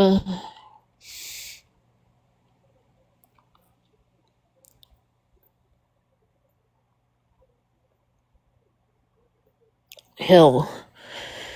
Courtney covered Rebecca with leaves, but denied branches were placed on her. At the time, the baby was on a towel next to Courtney. Questioning the presence of a towel, Bradley is asked if he thinks Courtney planned this, and he said, I have a feeling she did, but never told him of a plan. Bradley did not see Courtney place a towel or the hunting poker in the truck. Using a Wexford County map, Bradley showed the route of travel he took and approximately where they were. He agreed he could take officers out and show them where things had taken place on Monday, November 3rd, 2025. While discussing if there was flood on any of the clothing he or Courtney had been wearing that night, he identified that when they got home, Courtney changed into a nightgown. Previously, he had said they had gone out and disposed of the baby and the knife that night. Now, when asking about this, Bradley said that the baby stayed in the cooler that night on the back porch. He now reported it was Wednesday, November 5th, 2025, when the items were placed in dumpsters, specifically because Thursday is garbage day. He said that it was Courtney who placed the cooler with the baby in it in the garbage. They were in the escape when they discarded the poker and the baby.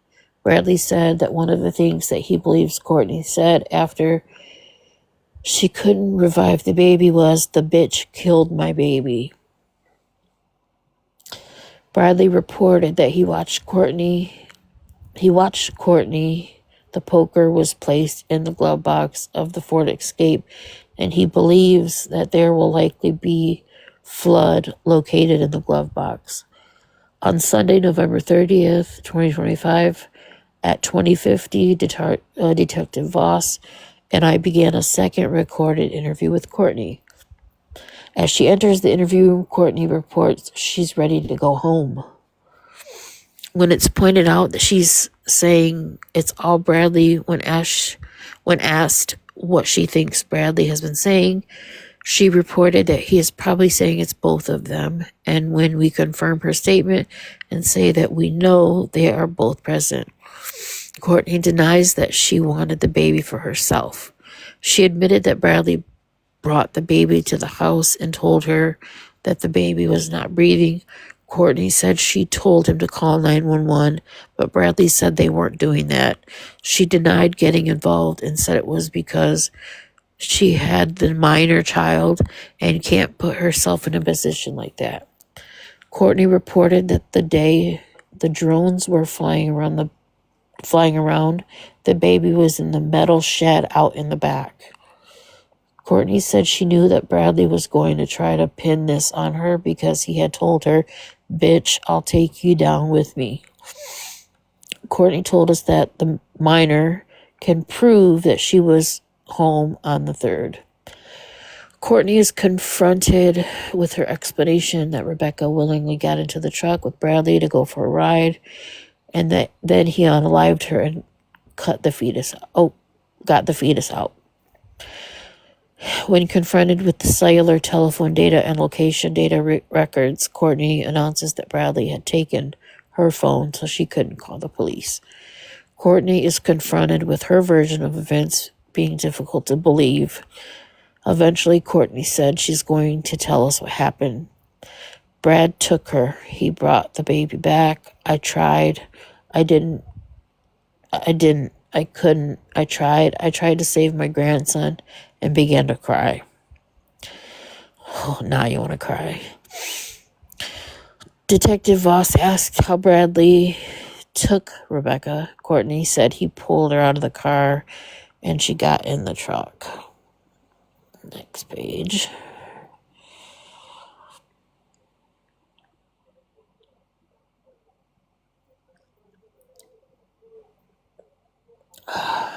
Courtney admits that she told Rebecca she was going to come with her.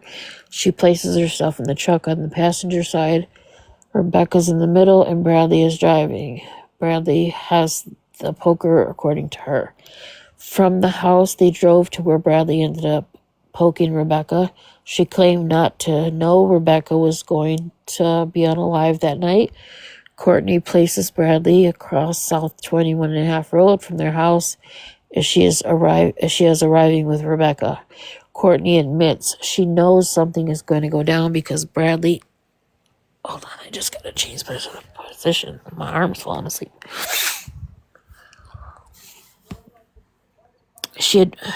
Courtney admits she knows something is going to go down because Bradley is on foot across the road waiting for them to arrive. She reported that Bradley approached the vehicle by just walking up on her side, grabbed Rebecca by the arm, and got her out of the Escape, and she willingly gets into the pickup to go for a ride after he told Rebecca, "Your mom's going with us." From the house, they drive to where Rebecca gets poked. Courtney said that Bradley told Rebecca to get out of the truck while Courtney stayed inside. Rebecca is taken to the rear of the truck where Bradley poked her. At first, she said she assumed that he poked Rebecca because he came back with the poker all bloody. When Detective Voss asked Courtney at what point did she get the baby out of Rebecca, she answered, "I didn't. He did. And he handed him to me." Courtney also said the baby wasn't breathing and she didn't hear him cry. Courtney claimed to have never gotten out of the truck because she didn't have her crutches or her wheelchair. She again claimed that this was a revenge plot because she had a... Michelle, Huh? can we just take a pause right here? So the people that are coming in, this picture was sent to me from a really nice lady to try to give some peace and light in this. So I'll just read off the message. Allie, I'm not sure if you believe in the higher power, but the night Brad came back to the house with the police officers after they being arrested, I noticed the outline of an angel carrying away a child in the lights of a tree. I hope this can bring you even the slightest bit of peace to your soul in such a dark moment. So that's what's circled in this. I'm not sure what everybody, believes in, but it definitely brought peace to me. I can definitely see it. It's just so traumatic, this whole thing. And I want to say this, we're getting into the nitty gritty here of the affidavit. There is 18 pages. If you want to read this, you can go on the Rebecca Park Book of Faces page and find that there. I will not be posting this on my TikTok account, just because I think it's something that we should use caution, especially with people that are under the age of 18, or even people that have lost a child of their own. So Allie, I think your dog might have missed you. the dog. Is your dog not next to you snoring? Oh yeah. My English bulldog is right next to me snoring. Yes, we missed him too. Oh yeah. Hi, Artie. All right, I'm gonna mute so that way you don't hear my dog snoring.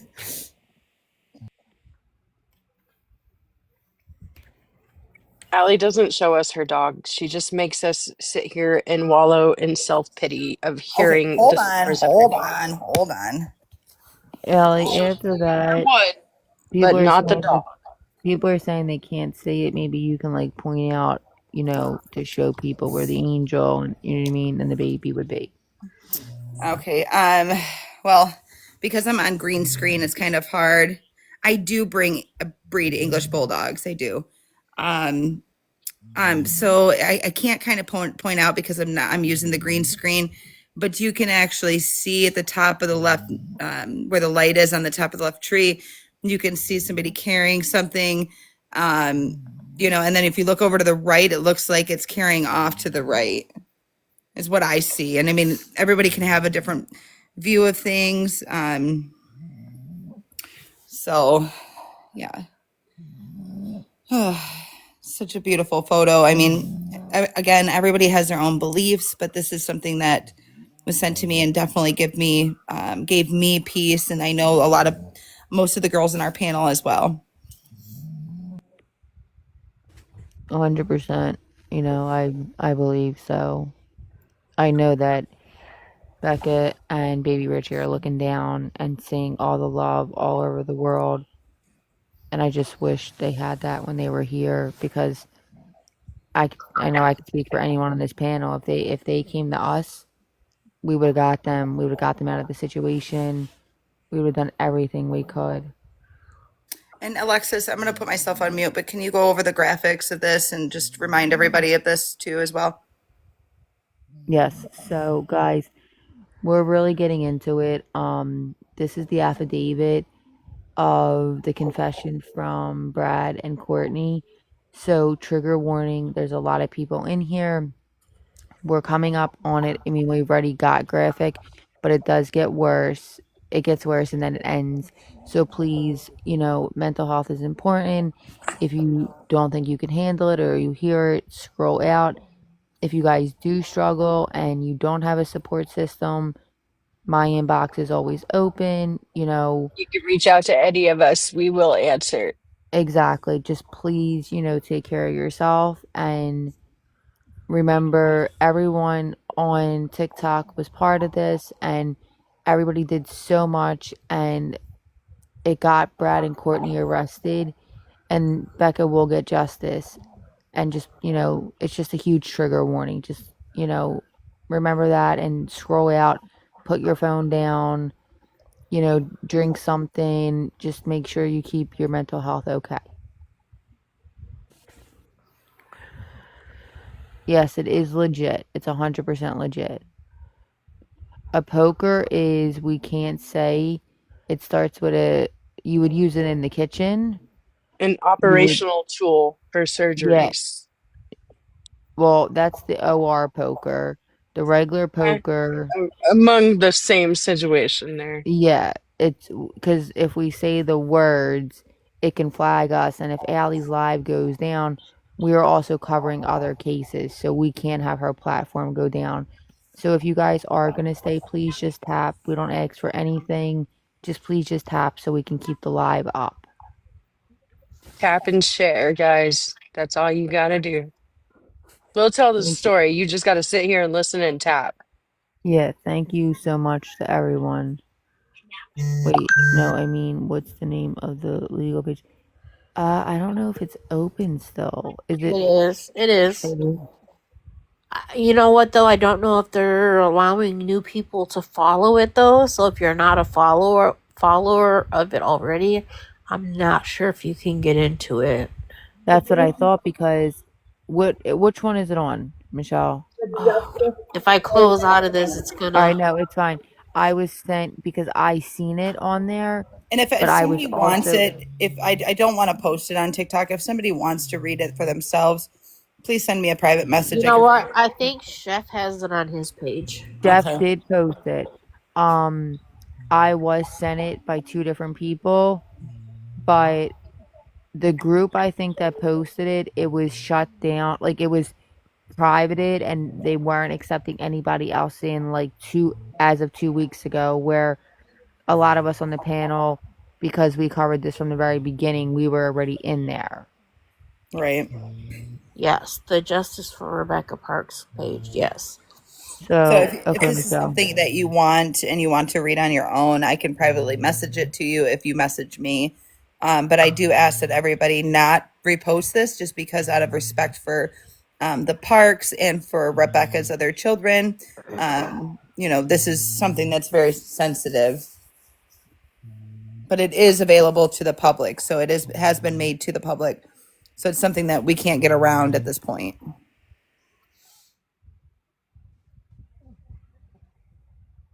Michelle, whenever you're ready, I'm going to mute. Okay. She again claimed that this was a revenge plot because she had a schmexual relationship with Rich, and because Rich got Bradley put in jail, she claimed that Bradley wanted to hurt Rich. When confronted with the report that she poked Rebecca while driving down the road, Courtney denied it. When asked how all the flood got in the truck, she answered that it was from the poker, then suggested that Rebecca got back in the truck. Eventually, Courtney admitted that she got the baby out of Rebecca in an attempt to save him so she could take him to Rich. When she got the baby out, Courtney said that Rebecca was still conscious and Bradley was holding the poker to her throat. She told Rebecca to lay back or your baby's gonna die. I'm sorry, your baby's gonna be unalived. Courtney denied that Rebecca had been poked while in the truck. Revisiting the driveway, Detective Voss asked if Bradley held the poker to her throat to get her into the truck, and Courtney nodded her head in the affirmative. While in the truck, Bradley put the poker down by his left side. During the ride, Detective Voss asked what was said to Rebecca, and Courtney said she told her everything is going to be okay. Courtney said she promised that Bradley wasn't going to hurt her. When they get to the area where this happens, Bradley pulled Rebecca out of the truck and he spun her around and poked her in her back 4 to 5 times. Bradley brings Rebecca to her side of the truck and is sitting next to the door, and Bradley ordered Rebecca to lay back. Courtney said she told Rebecca that if she doesn't lay back, her baby's going to be unalived. Courtney looked in the truck and saw the OR poker, so she hurried up and did it, but her grandson wasn't breathing. Courtney said she started her incision along the belly, and Bradley told her to cut downward, that it would be safer. Or, I'm sorry, it would be easier. Courtney reported that Rebecca was still talking at this time, telling her to hurry up and asking if he was out. She said she told Rebecca he was about out and that Rebecca told her to save him. When she got the baby out, Courtney said she had dental floss from the dash that she put in her pocket because she knew she would have to tie off the umbilical cord. She reported tying off the umbilical cord the best that she could. Once the baby was out, she said that Bradley got Rebecca's throat with the poker. Next, she said that Bradley used a cord from the snowplow on the truck to hook the body to the truck, and he pulled Rebecca down the bank, maybe 20 feet, pulling her back and off the road. She said he then covered her with leaves.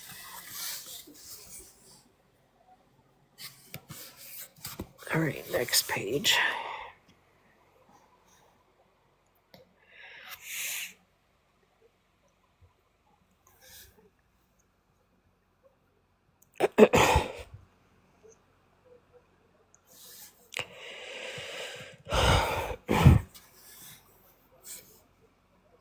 Courtney? I'm sorry, what?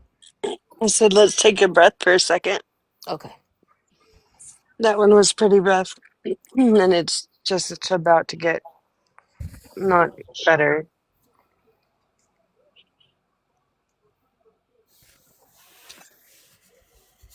I don't know anyone that has dental floss in Angela, their I pocket. understand. I completely understand. Please use your discretion. This is going to get extremely graphic. We have already got into, we're probably 75% into this.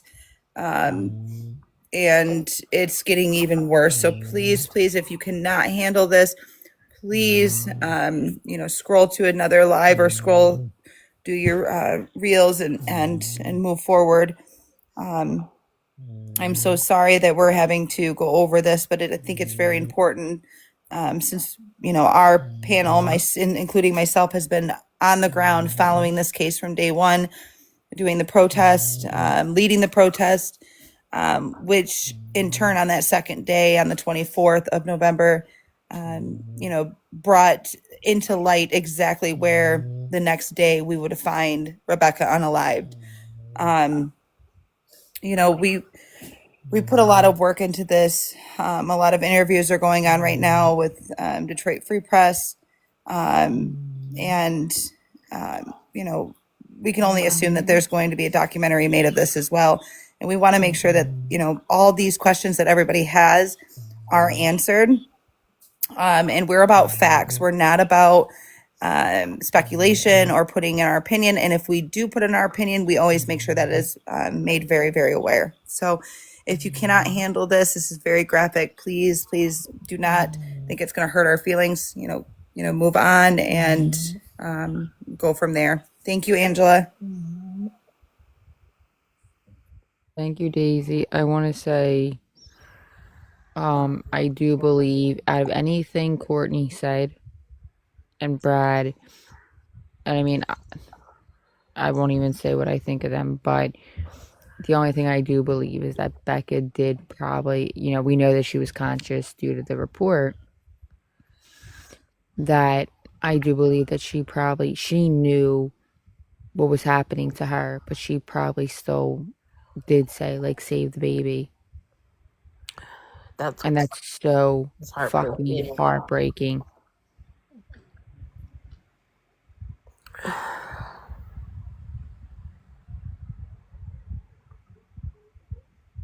Before we get back onto it, because of the graphics and in discussion on reading this affidavit, please, please, please to keep this page up and going so we can continue reading the last few pages that are left.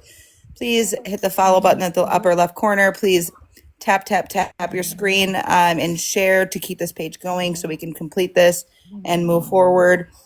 We are continuing other cases. Currently are working on the missing person case, Kyle Mosher, which we started off tonight as our second live, and then we kind of ended up, covering this affidavit. So we will be going live again tomorrow evening to go over the third day of our findings and more maps. So please follow so you can get, live coverage sent to you once we do go live. Because we want to help as many people as we can. Michelle, are you okay? Yeah. I'm just making sure. You guys ready? Everyone ready? My nose just gets plugged up at nighttime because my house is dry. But the baby part's what gets me so bad. And then, all right, here we go. Courtney said the towel was in the back. Courtney said the towel was in the truck already, but she didn't know how the OR poker got into the truck. Courtney talked about how she would have come to the sheriff's office if she had been able to give the baby to Rich to report what happened. Discussing this, she claims that since this happened, she hasn't been able to get away from Brad. When reminded that on Monday she was in Mount Pleasant and he was in Grayling, she could have said something then. Courtney confirmed that after she was poked, Rebecca never got back in the truck. She was asked how the flood got into the truck, and Courtney reported that it was from the umbilical cord making flood fly all over. Courtney said she never poked Rebecca. She was only responsible for trying to save her grandson. When asked if she thought she should have tried to save her daughter, Courtney said she couldn't. When asked how many times she talked to Bradley on the ride to her house from Rich's, she reported it was only once. She identified she had the 429 phone, and that the call they had lasted about 10 minutes. When Detective Pisker confronted Courtney with the two incisions she admitted to having made to remove the baby, he asked her if she thinks Rebecca would have survived those wounds. She said no, probably not. Courtney admitted that about 1 to 2 months prior to this having happened, Bradley researched the procedure for getting the baby out. Courtney said that Bradley put the items in the dumpster, but she was present in the Ford Escape for both. Courtney is asked whose idea it was to leave the items at the crime scene. Courtney is asked whose idea it was to leave items at the crime scene, and she said it was Brad's. She then identified that the items were Kimberly's debit card and a thing you shave your legs with, poker. Courtney reported these items were placed after Kimberly went on social media saying that Courtney and Bradley were responsible for the purpose of framing Kimberly. When pressed on the debit card, Courtney said it belonged to James. Can I say that name? Or just leave it as James? You can say the name. That it belonged to James Mercer, not Kimberly. And the card came from Kimberly's backpack. She said he used one of the plastic bags from her backpack to keep from getting his fingerprints on it. These items were suspected to have been placed by Bradley the day before Becca's body was recovered. She said he left it with the escape that day for about 20 minutes.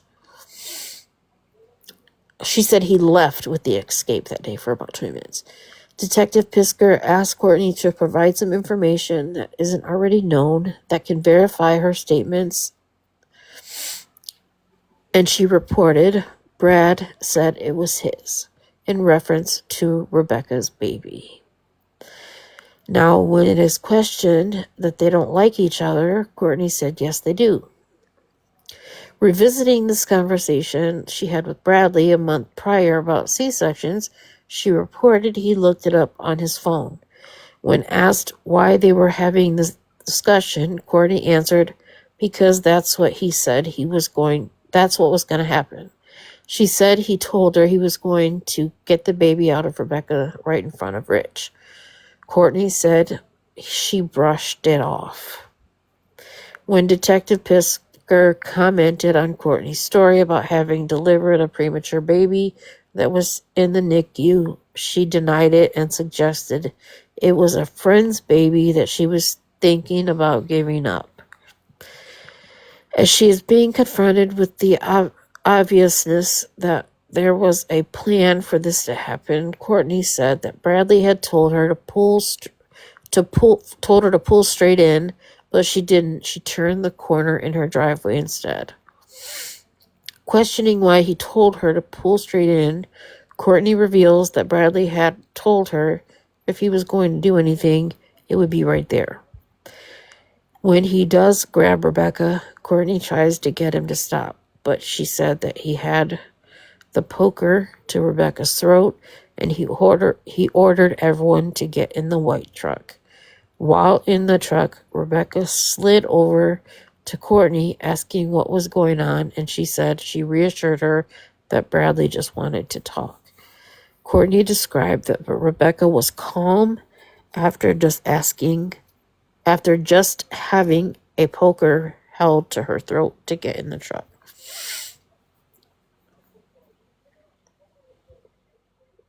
And that's it. That's the end of it. Yeah. Yeah, that's where it ends. I think there's going to be more for sure. I mean, so there's like a few things. So, one, she knew 2 months prior to any of this happening that he was searching this, which it was probably her searching this, it's just speculation allegedly. That's what I think. Why not call the cops then? Two, does this clear Kimmy and Rich? I mean, she clearly said in it that they had nothing to do with it.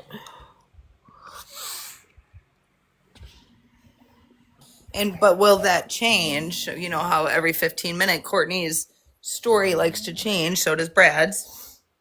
Yeah, I mean, I don't think Brad's story is going to change much, but I feel like now that depending on I didn't catch the when Courtney said Kimmy didn't know anything about it, the date on that, the timestamp of when that conversation happened. So I can't. I'm just speculating here, but obviously there's going to be more to this affidavit that's going to be coming out. I think this is all that they're going to release at this moment. I think the next court date is going to be on the 16th of this month for the preliminary exam, which is going to go over all of this and much, much more. I'm absolutely shocked that they even released this. Same. I don't know. I mean, Kimmy was still like, okay, Rich was arrested, but his charges had no affiliation with Becca. Unfortunately, do I think that Rich is going to serve time due to what his charges are and being a repeat offender? Yes. And that's sad because he did just lose his baby and his fiance, but at the same time, you can have you can feel bad a little bit for somebody, but at the same time, he's still an RSO. He still beat Becca. Everyone failed her. But I don't know because at the same time, exactly. Like I mean, he is an RSO. They all are. So it's not. He gave her rugs while pregnant. So there's really no. Like, how do you really feel bad? But Kimmy gave these false statements. So like, what would be the point knowing she can get in trouble? Like, so that's still very unclear because she still has these charges against her.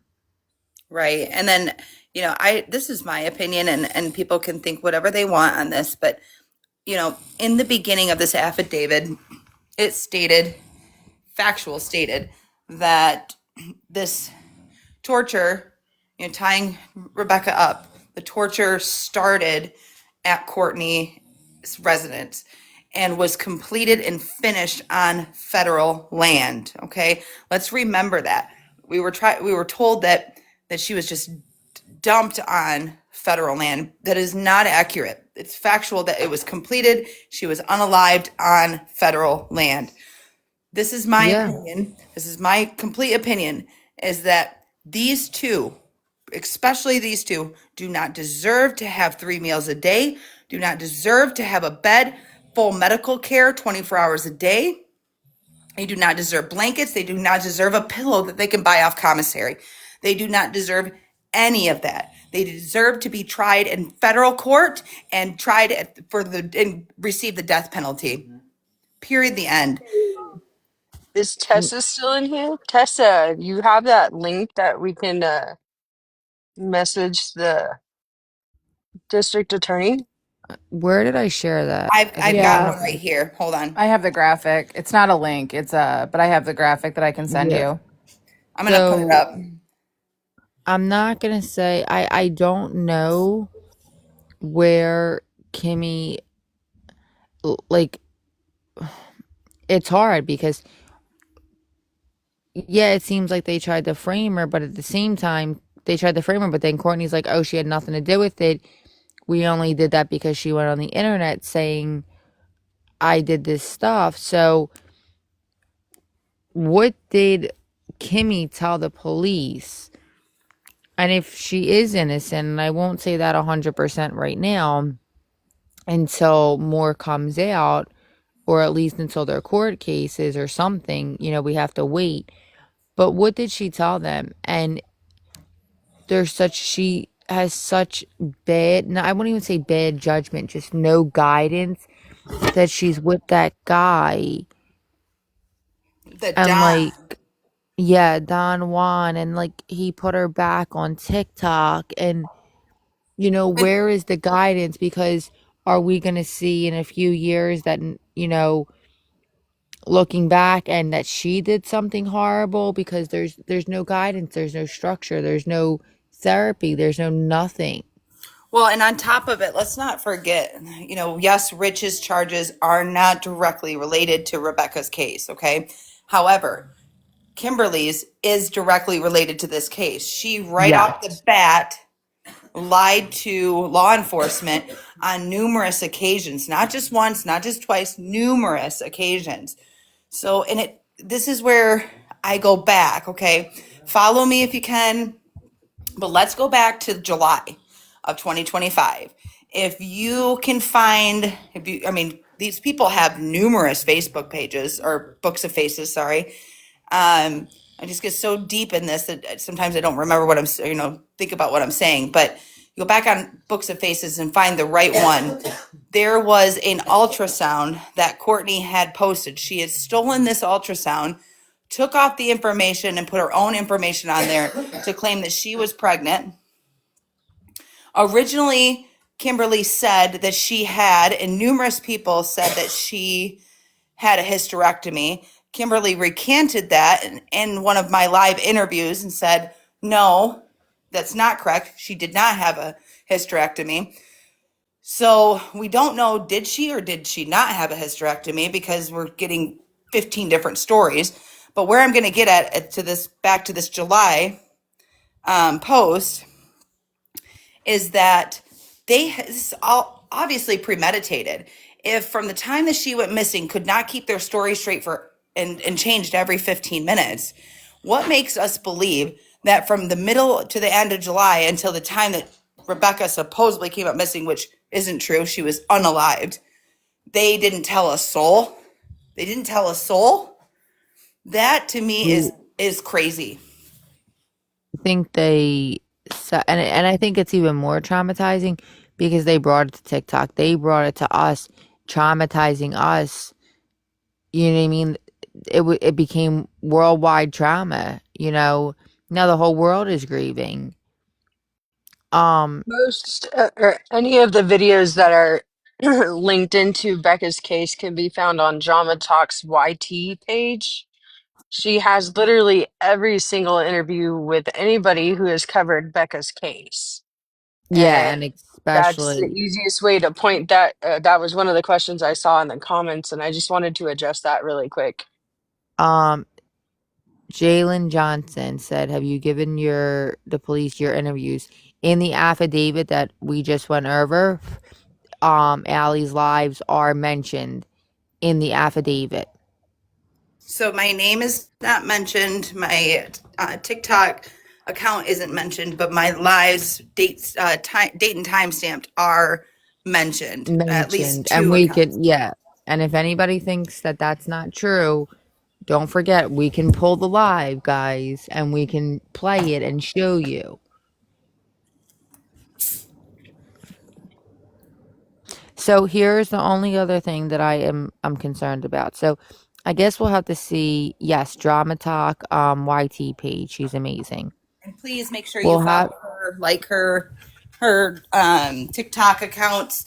Also, she was in our live earlier today because we are working on another case, a missing persons case from 2013, Kyle Mosher. So she's also going to be recording those for everybody to watch on YT. So get over to YT after this live. Make sure you subscribe, and you'll be able to see not only mine, but everybody else's. And I mean, and not just on this case, but multiple hundreds of different cases. She has been such a blessing through all of this. And we do go cover all of these lives and watch them towards the end of the night to wind down, just to make sure we didn't miss something. So my last thing is, why are the police just so there's no they didn't put in the affidavit that the autopsy was completed and it's not pending anymore. It was done, you know what I mean? But they didn't put in the autopsy, and you wouldn't be able to tell from delivering a baby. You would have to have the actual baby's remains to be able to tell if the baby took a breath or anything like that. Um, so why are they just taking, because Courtney and Brad lied 16 times in 16 interviews. They lied to the public for over 3 weeks. Why are they just taking their word that the baby is no longer with us and not either looking for the baby, the remains, or because there is still, I just feel like I've seen a lot of people saying this, there is still a chance that they could be lying about that and they could have still also sold the baby if Well, it did live. that's the thing, Alexis. Somebody just brought it up as well. I think it was at Jordan. In the beginning, I think it was like page 2 or 3. We're talking about, weeks before, or maybe a month before. I think it was in October. Courtney had reached out to her sister Candy and told her she was pregnant and the baby was in the NICU in Grand Rapids, and then went ahead and said that she watched the baby pass away. It took its last breaths. I mean, and this is all in the affidavit. This is all premeditated. Just like I thought Yeah. she made up a story. She couldn't keep her story straight. This is before Rebecca was even reported missing by Kimberly. And then the day that she went missing, or let's just call it like it is, unalived by these two monsters, she's messaging her sister Candy saying, hey, also, by the way, basically, Rebecca's missing. I mean, crazy. That's what I'm saying. Like, it's just lies on top of lies on top of lies. So I'm just like, maybe the baby should be looked for. Maybe they saw me. She was full term. So they cut the umbilical cord off if the baby was full term and they wrapped it in a tail. I mean, people give birth in the woods all the time. That's how, we didn't have hospitals back in the days and things like that. So I'm just like, there is a chance that the baby could have survived.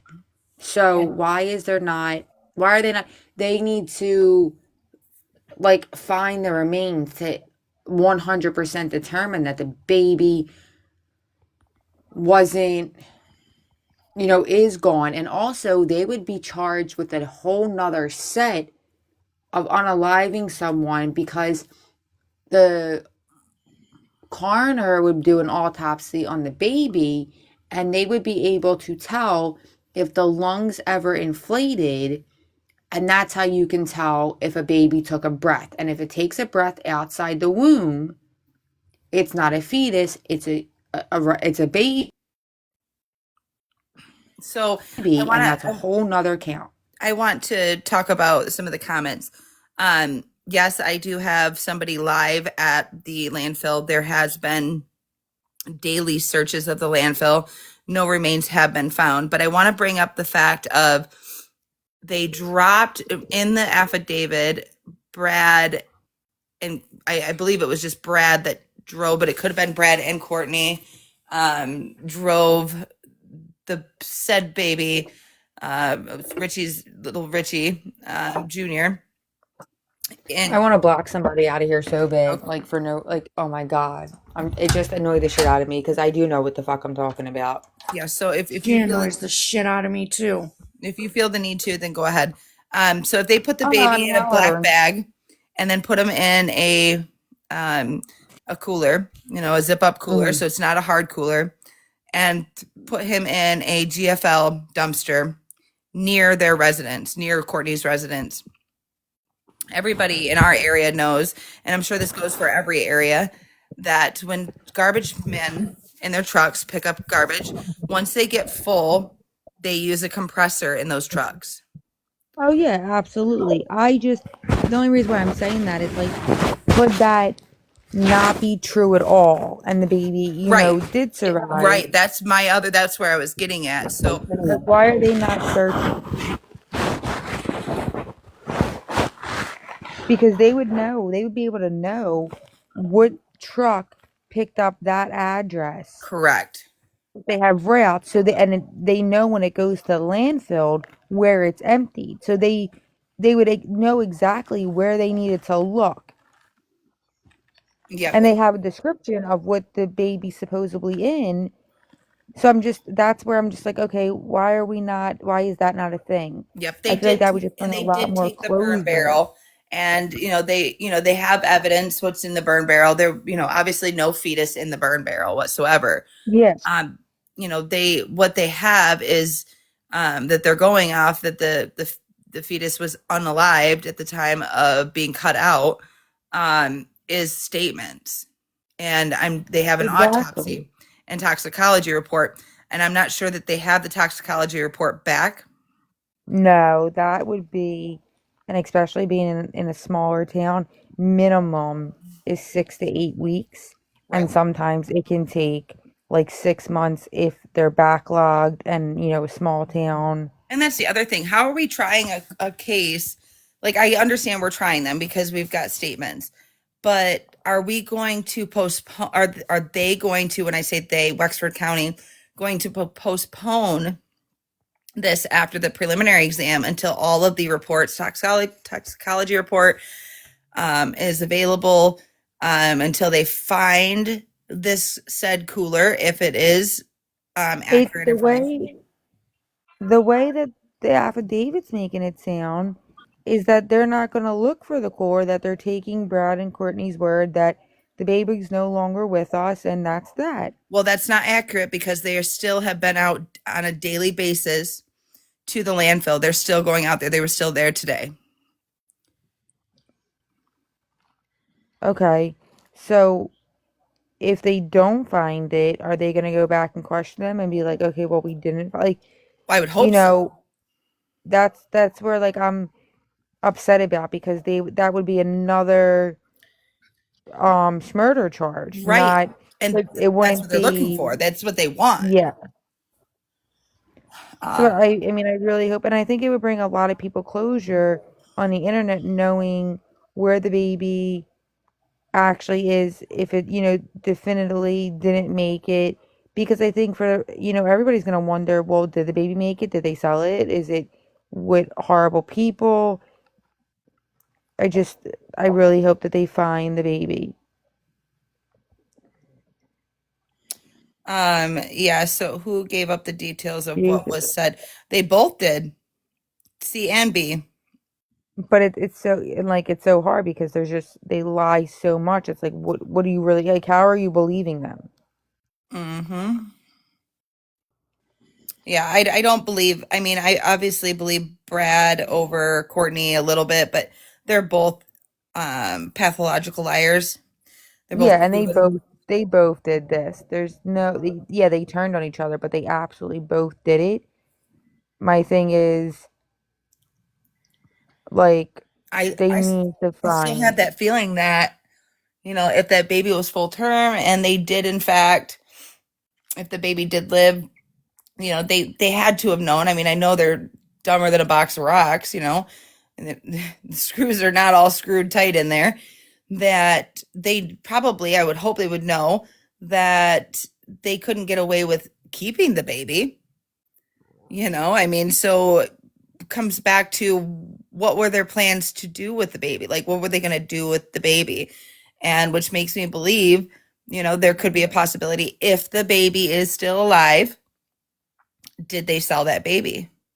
exactly because they had 3 weeks. Because you You know what I remember mean? And it was Kimberly kept three mentioning the black market, yes, yes. truth mouse, black market. We're talking, I mean, these were, And and then Courtney, the black market was said numerous times in these interviews. So I hate to say that because we're now getting into speculation here, but this in opinions, but these aren't opinions that we're creating on our own. These are things that were said by Kimberly, Truth Mouse. I think Paige mentioned it a Courtney, couple times. Courtney mentioned it numerous times. So these are serious leads that need to be followed up, and yeah, definitely. I Hey, agree Allie, 100% because we Yes. can't. They would have had has Ashley been questioned? It did state that they were mentioned in the affidavit. I'm not sure. I think they have. I heard Go ahead. I heard in another live earlier that no one else was questioned. It was just Rich, Kimmy, Courtney, and Brad. Which No one is else. ridiculous. No, I because think they all Ashley shouldn't be had something to questioned. do with it. Well, so Like, I received word from somebody very, very close to Ashley, and this first day of our protest, which would have been November 23rd, Hmm.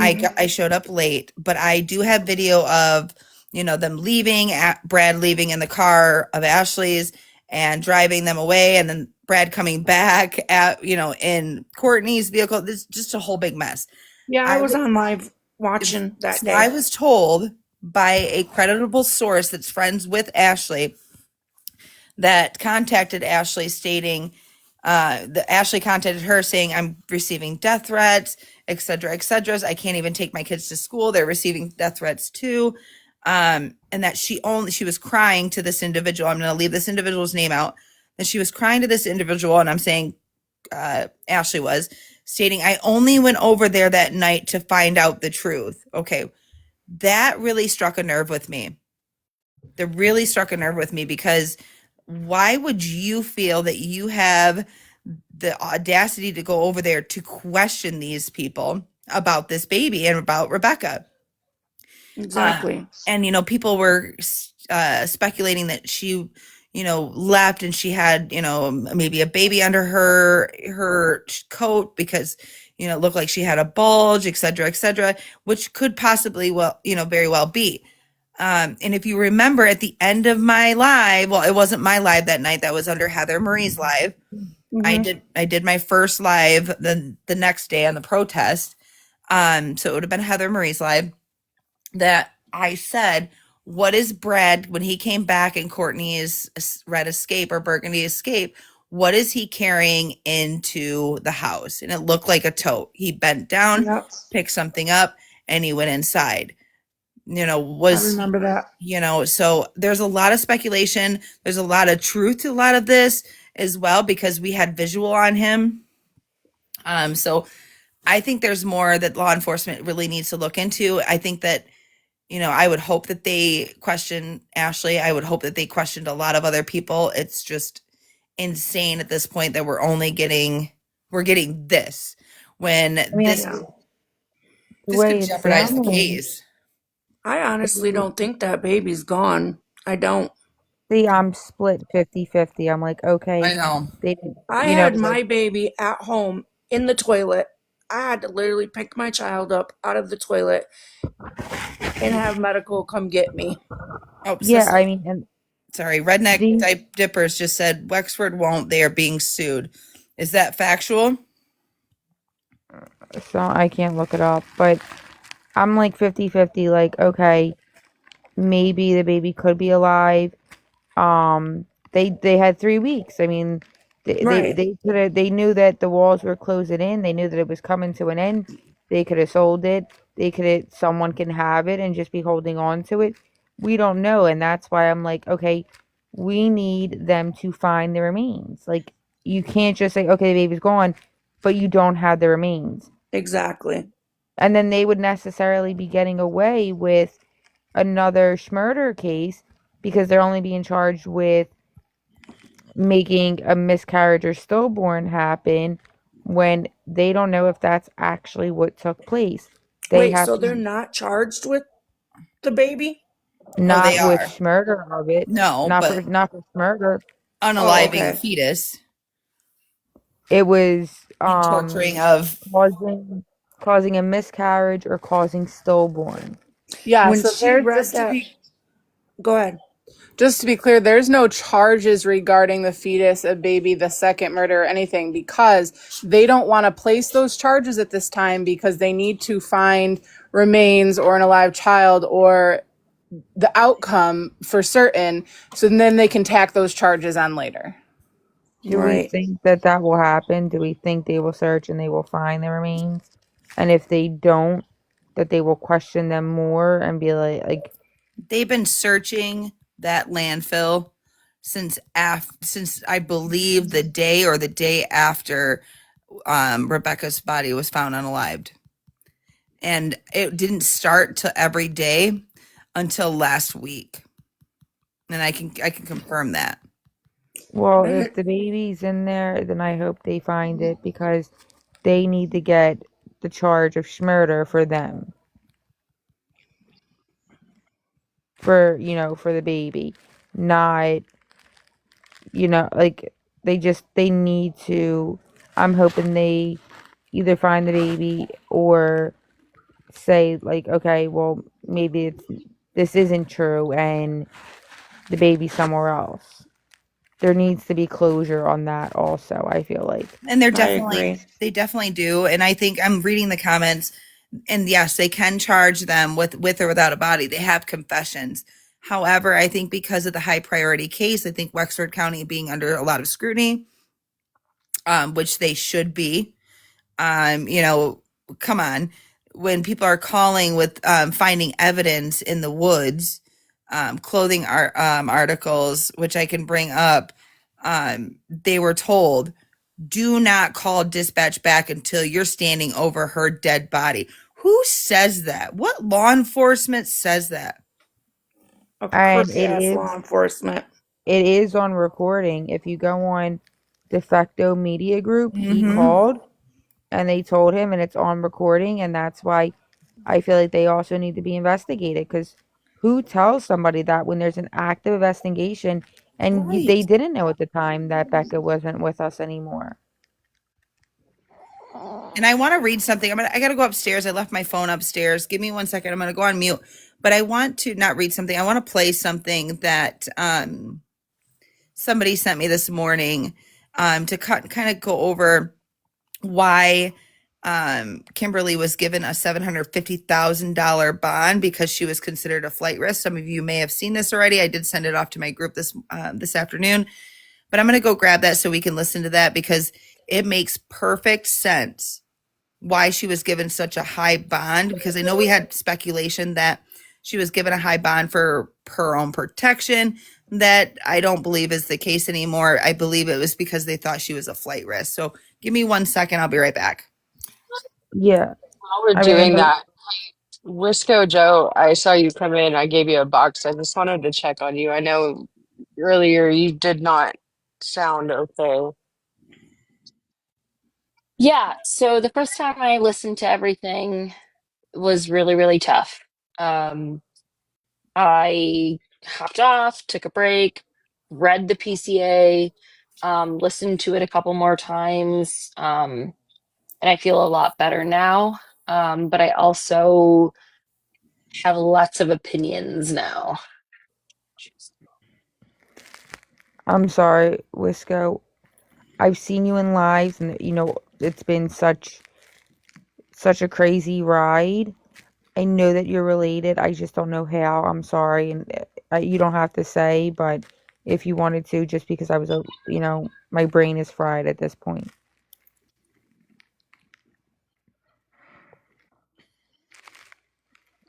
Yeah, so for anybody who doesn't know or hasn't seen me in a live before, my name is Wisco.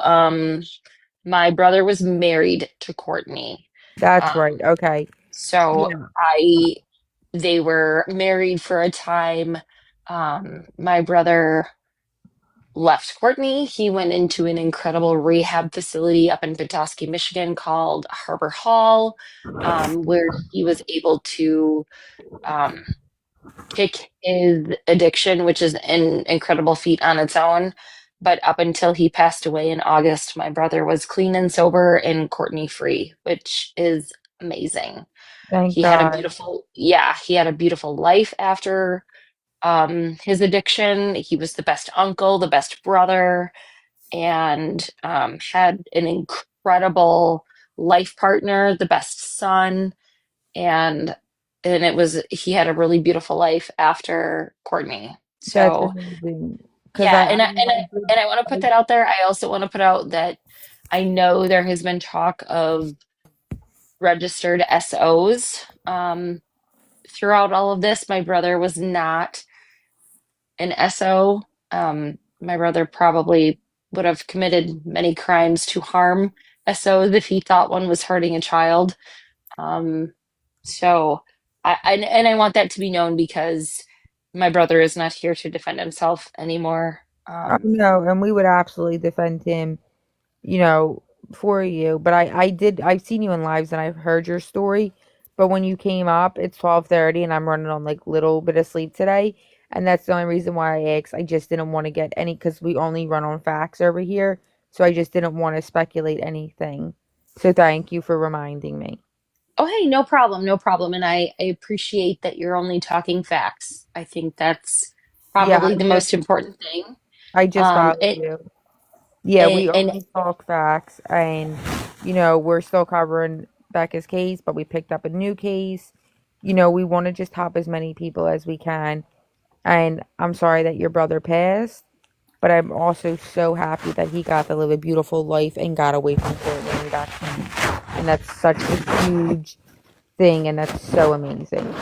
yeah, it that has truly been the biggest blessing um of our for our family is to have our brother back and to be able to live and celebrate with him. The one of the best days of my life is I had told my brother when he was very newly sober, hey man, if you can do 2 years, you can meet my kids. And one of the greatest days of my life was going to the Burger King in Petoskey, Michigan, and my brother coming down and getting to meet my children, who were the first two people in his life to know him as only Uncle Jason. They have no clue about his life before, about his struggles, and age appropriate truth when they're ready. But my kids are the first people to ever meet him as sober Uncle Jason. That's And absolutely amazing. Oh my God. yeah, it is the coolest thing. And my brother was one of the strongest, most greatest people I've ever known. And and he was a hardcore rug abuser.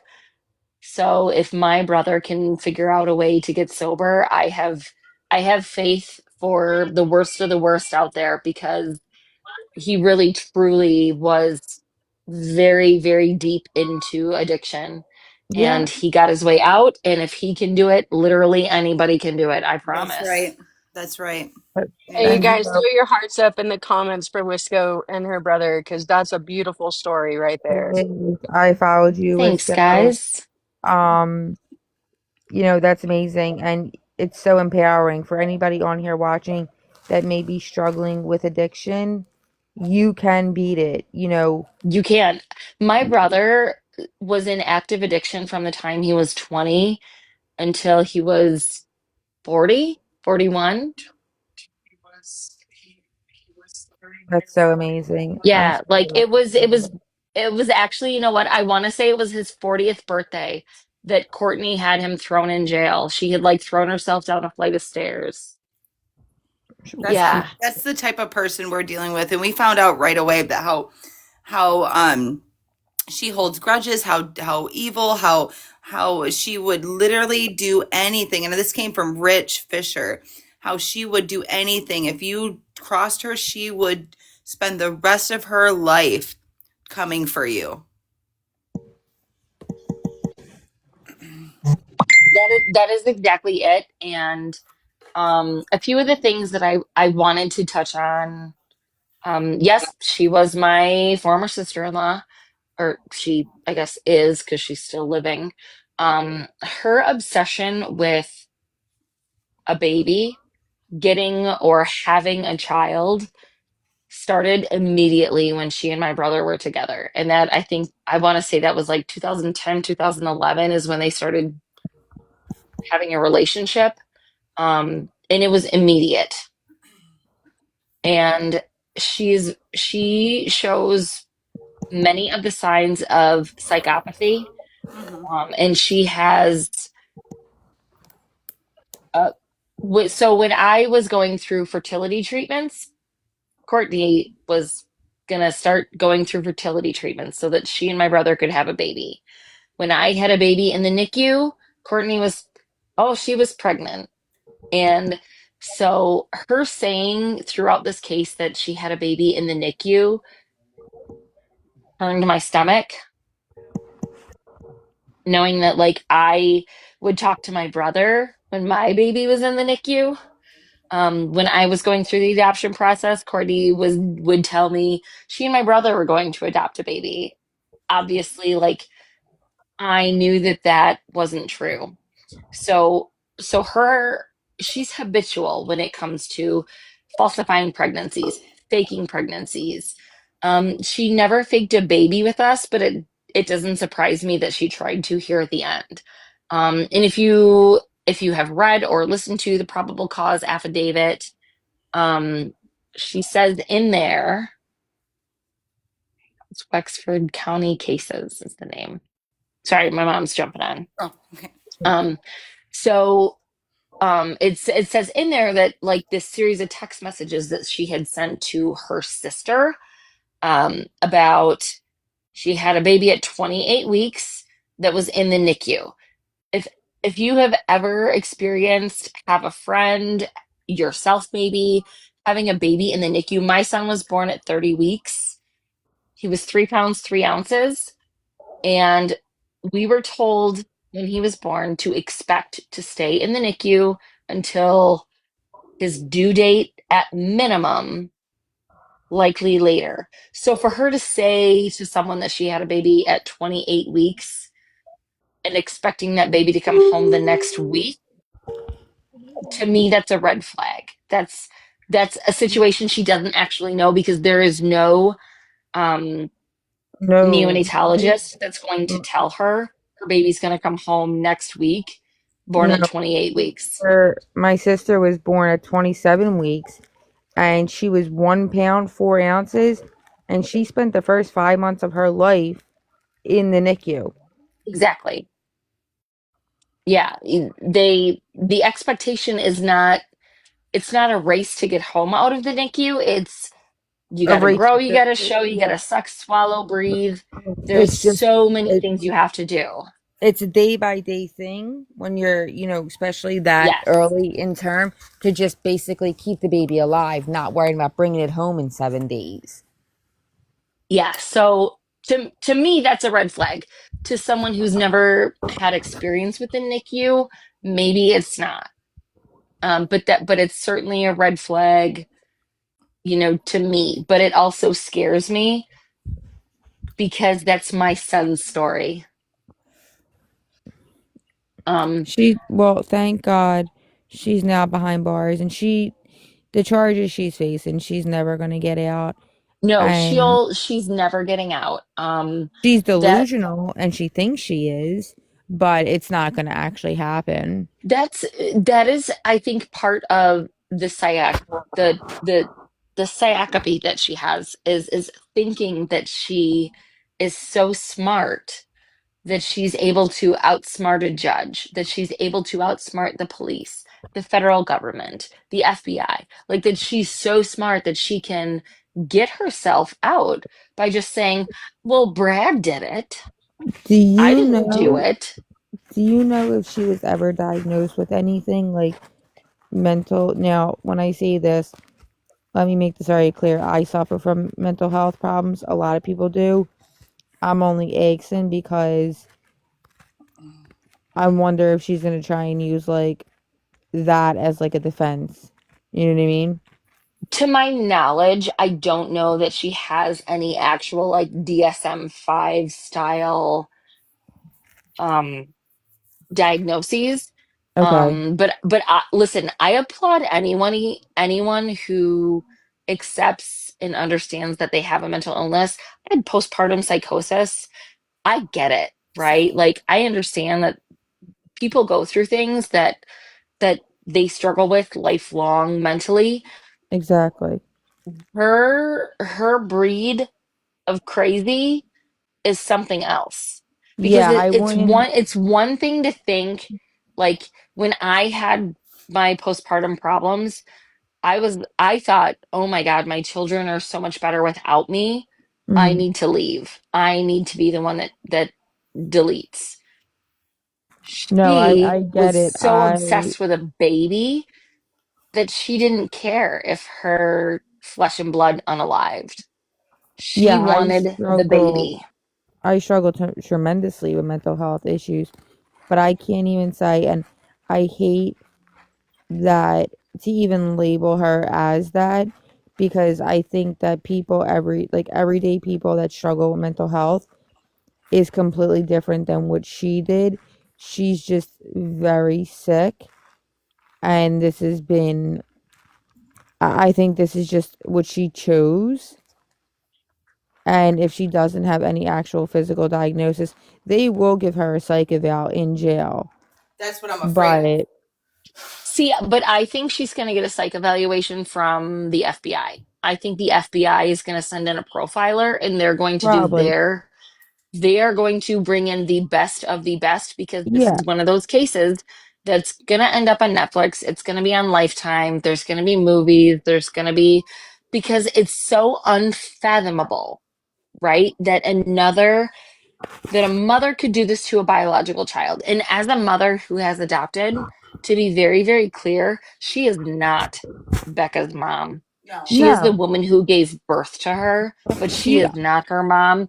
Stephanie Park is her mother, and the woman who loved her, taught her how to ride a bike, taught her everything that she knows.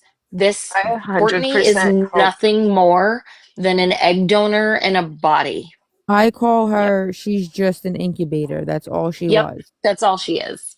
100%, that's all she is. She I never deserved. 100% hope that every CYFD worker gets a pamphlet about this case.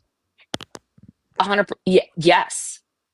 In I every pray, news I hope. organization that I've spoken to, I have told them, it is so disrespectful to Becca's actual family, to her children, to her unborn baby, to Rich. It is so disrespectful to call Courtney her mother. Correct. Mm-hmm. Courtney is her biological mother or her birth mother. Like, I feel like I'm giving lessons in terminology that I usually have to do to the general public who doesn't understand adoption.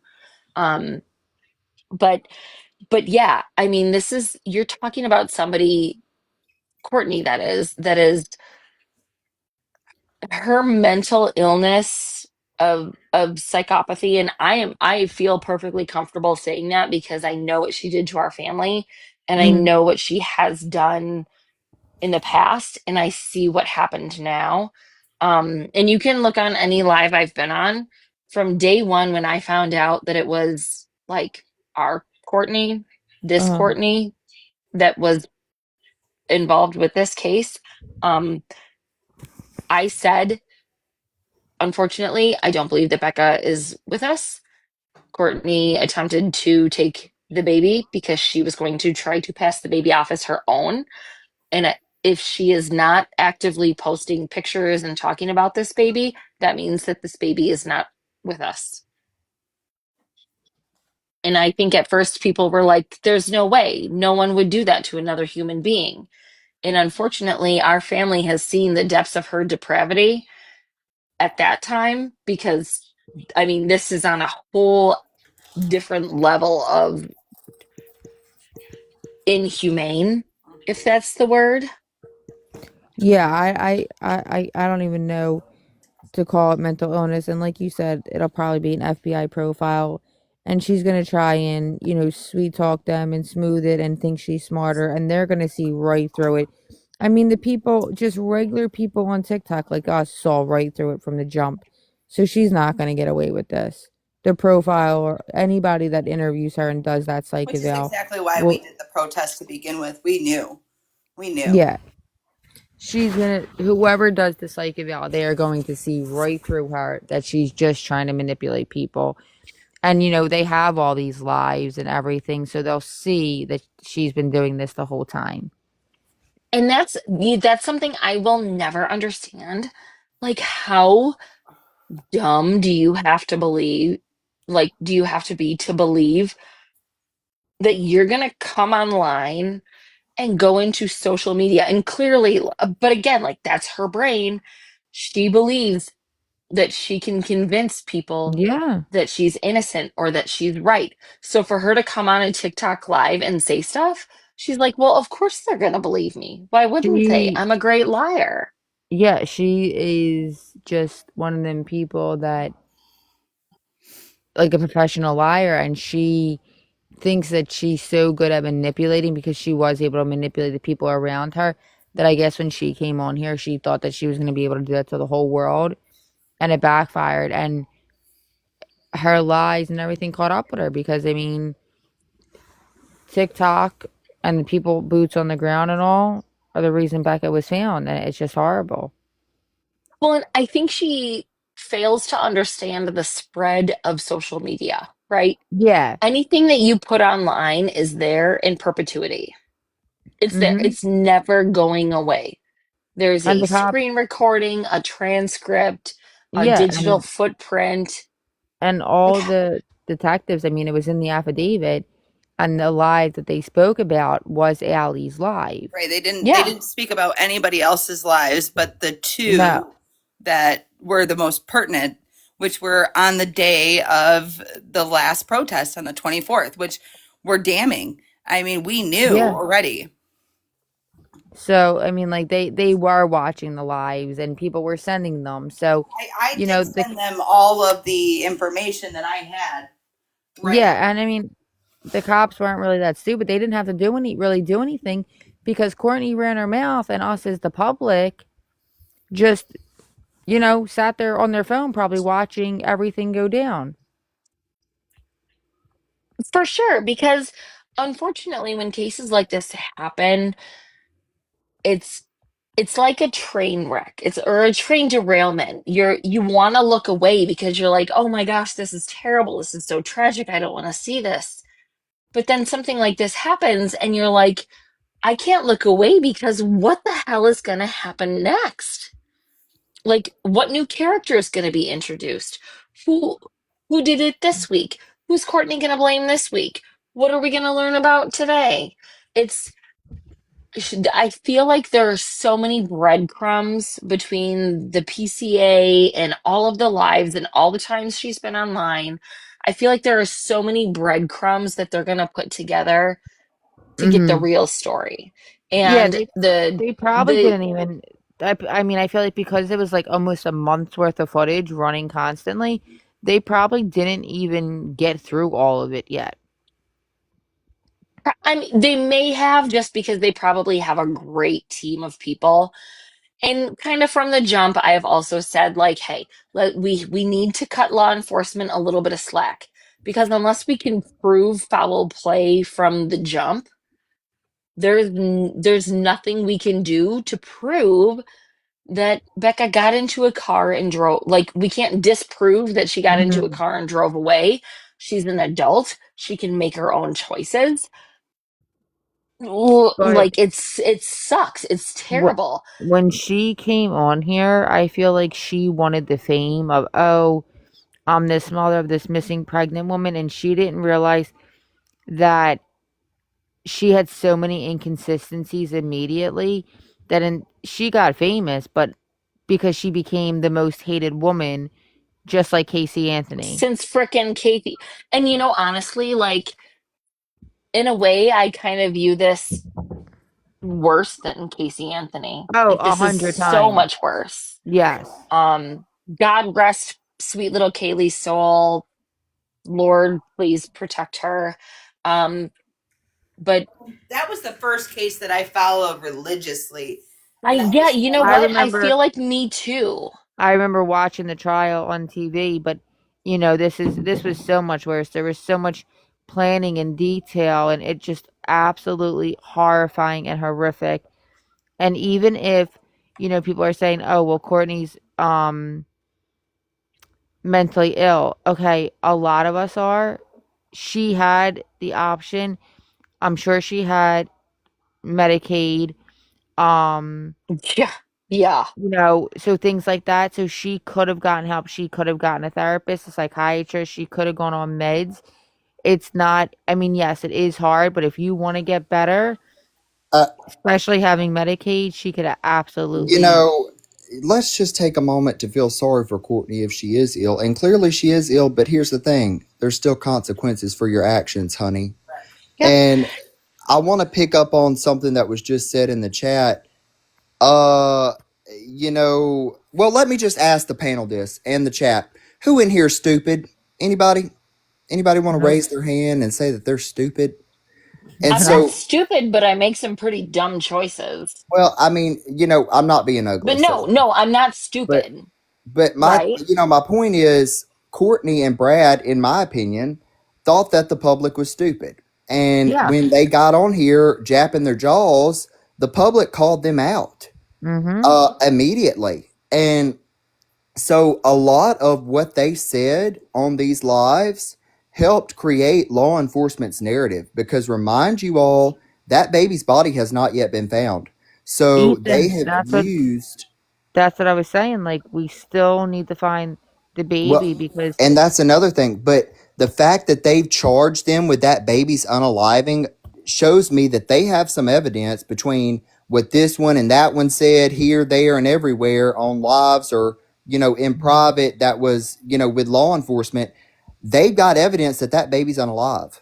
So, I mean, nobody in here is stupid, and I'm not law enforcement, but I cover true crime like a lot of y'all do. Mhm. And so if the public can call them out for that, inconsistency and I mean stupidity, then law enforcement sure as hell is going to be able to call that out because they're the ones, I mean, that's their job. Yeah. And I when I speak about anything that has to do medically, I just want to be clear, like, I'm not a doctor, I'm not a nurse.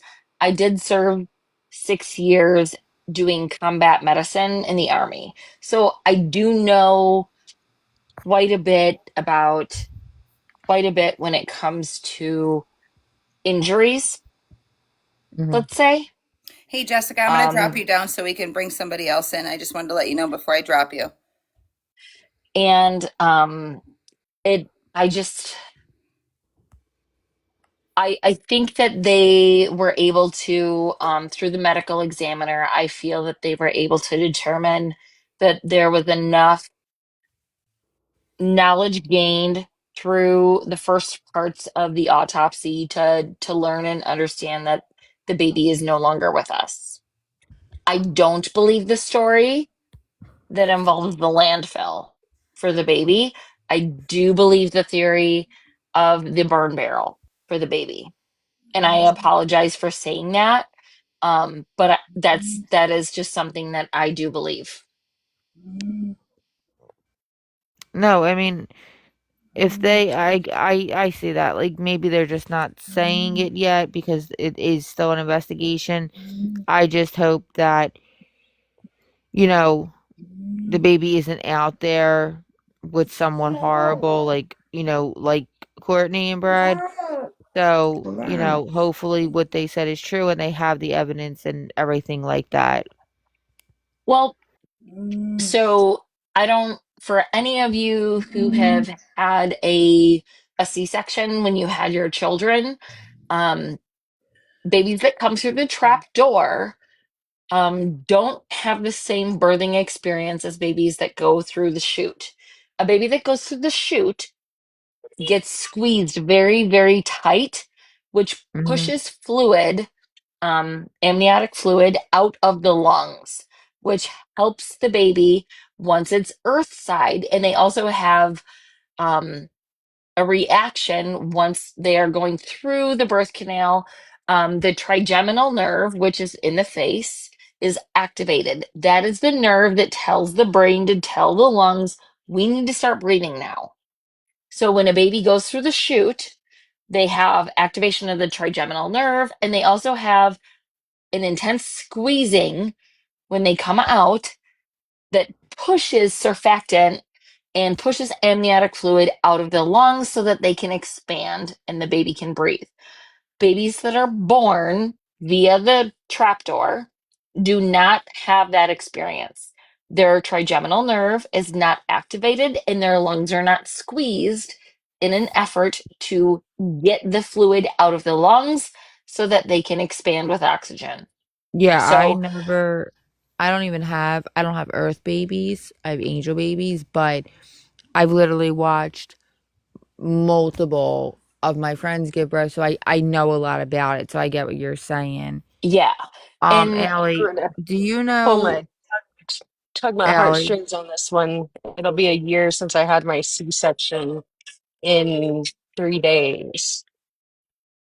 I Allie, didn't know that, but I do remember asking my fiance, why is he not crying? So that does make sense to me now. so, yeah, so a baby born via, again, trapdoor, like they don't have the same experience, so they don't get that. That doesn't happen.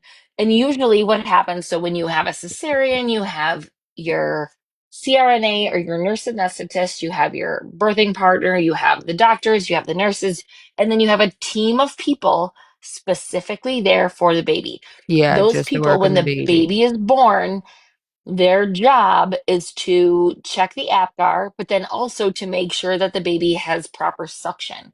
So they need to, the nasopharynx, which is in the nose, in the back of the throat, and then your oropharynx, which is from basically the front of your mouth to your voice box.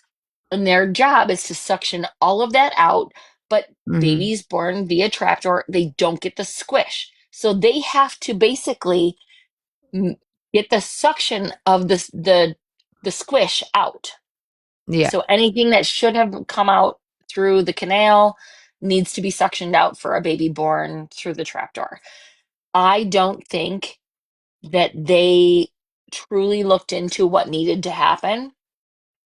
I they don't think probably they just looked, they they probably just probably looked into just how to do, like like, how to to do get the the baby act. out. Yeah, Yeah. how to get the baby out and not how to protect the baby's airway, do Hmm. anything because babies born through the trapdoor cannot be treated the same as a baby that comes through the chute.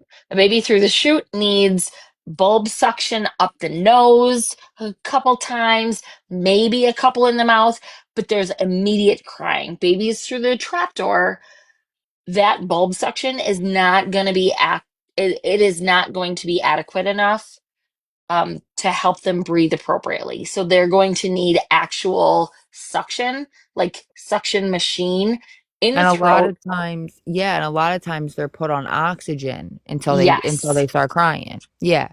And, Which can sometimes trapped our which babies need a couple, hits from the bag. yeah. So I just don't think that they were prepared No, they for knew how they knew resuscitation. yeah, they All knew they how looked to up was how to get it out, yeah. not how to make it breathe, Yeah, how to make him breathe. you brought such good information to now to like rethinking and realize that because yeah, like babies born naturally, they suction, they do that, but when it's a cesarean, there's a lot more work. Like, there I get what you're saying. And I truly do believe the plan was never to protect Becca. It was never to ensure Becca survived. It was No. only about the survival of the baby. Yeah, definitely. And because their train of thought, I shouldn't say I should say Courtney's train of thought was only on getting the baby out of the body, not Yeah. on clearing the lungs. No. So And again, Andy like, said Andy in the comments actually, so say you have like a natural birth and you go into labor at home and the baby comes very quickly, dental floss can tie off the cord if it's a home birth. Um, so it's not, that can be used. That has been used.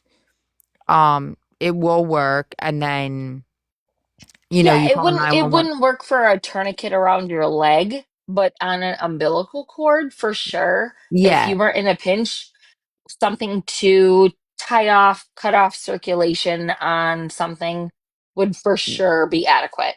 Yeah. And an umbilical cord, I mean, it's not, I don't know. I feel like people think it's like very like it's thick, but it cuts easily, and that's so dental floss absolutely. People that have home births, by accident, ambulance can't get to them, or they just go into labor. They will use dental floss. They'll I use can Dental help anything. you floss, here. shoelaces, anything I like Yes, that. anything I can handy, help and you then here. My child is from a C-section. Sorry, because he grabbed his umbilical cord so tight. And mind you, he's a baby. He was a 7-pound baby. So he grabbed his umbilical cord, and when they pulled him out, that umbilical cord looked like a frayed extension cord. It is thick, but but it's it's not not like thick. 30. Yeah. Andy, But if they a were baby destroyed that. he said if they were pre-planning. Yeah, they were pre-planning, but it's not like we're dealing with like these genius smart people. Like you got to remember that. Yeah, these aren't Um, doctors that were planning to have a home C-section. These are a couple of Michigan hillbillies who thought that they were smart enough to make this happen. And I hate to say it that way, but that's the truth. Like, Courtney truly thought that she was smart enough with her yeah, eighth grade education, working as a her CNA, her that eighth grade. she knew what she was gonna be able to do, and Yeah, she screwed it up. she's a fucking doctor by Google. That's what she is. And when she wiped the phone, I'm like, she really thinks that because she factory reset her phone, that they can't get everything, and she really thought that, and that was hysterical. Y'all ever wonder why your mom told you not to WebMD things? Here you I mean, go. I still do. No, Well, stop it. Courtney is Courtney was Rebecca's. Biological. She birthed her. I'm not even gonna say biological. She gave birth to her, but that was it. Absolutely it. She gave birth to her and then took her life. That's really all that woman did.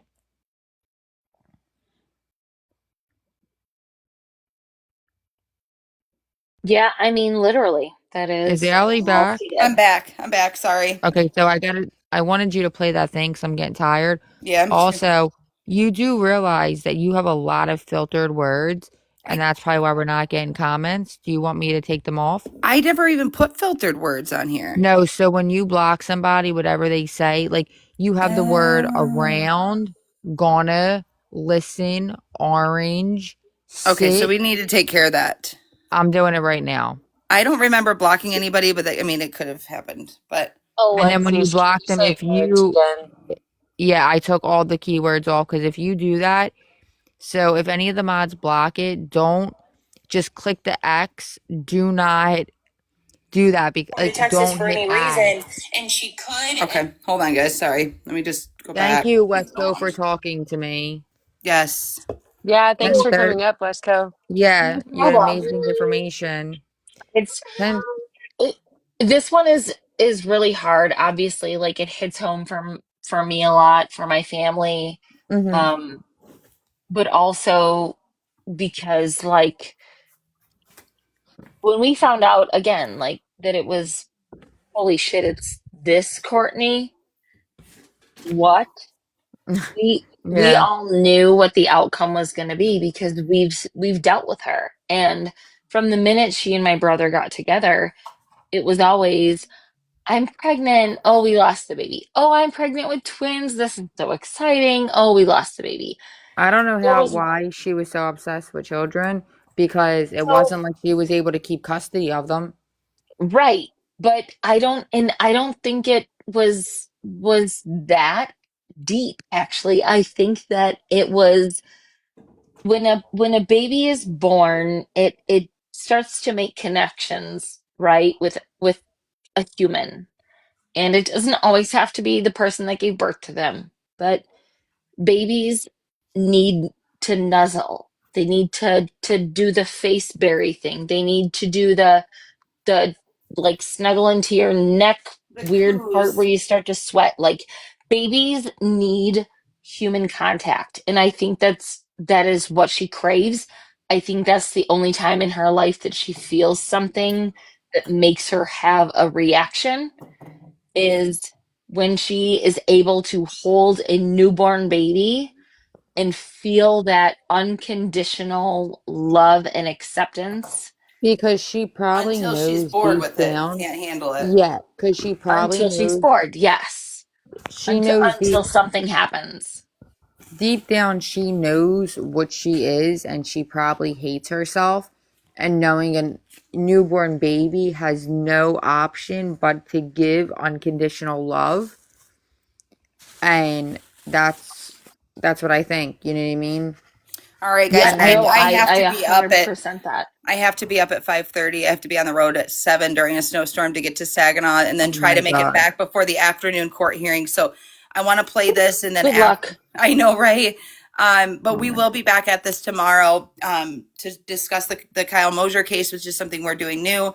And then we're also going to be covering the lives or the recordings in regards to Rich and Kimberly.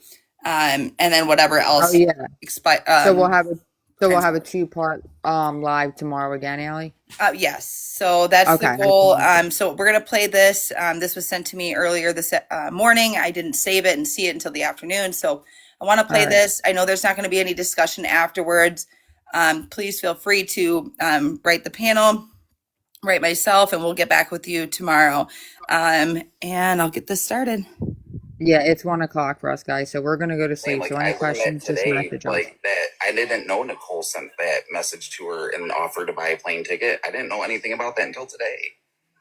Like that's just the And I never texted her, told her I'd buy her a plane ticket. I told her she could come to Texas, but I knew that I said, you could come to Texas if you wanted to, and if they let you, but I know you have a kid there that you're trying to get custody back, and I know you have a boyfriend, and I know you had a job.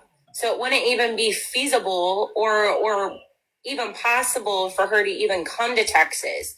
If she needed to come to Texas for any reason and she could and it was legal, yeah, I would allow her to come to Texas just to get away. Okay. Is she a flight risk? They think she's gonna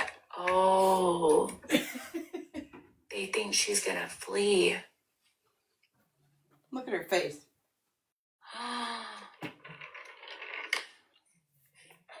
I hope they don't question me. They should question you. Y'all, her phone has messages from me saying you can come. I'll book you a plane to Texas. What does this say? What does she say?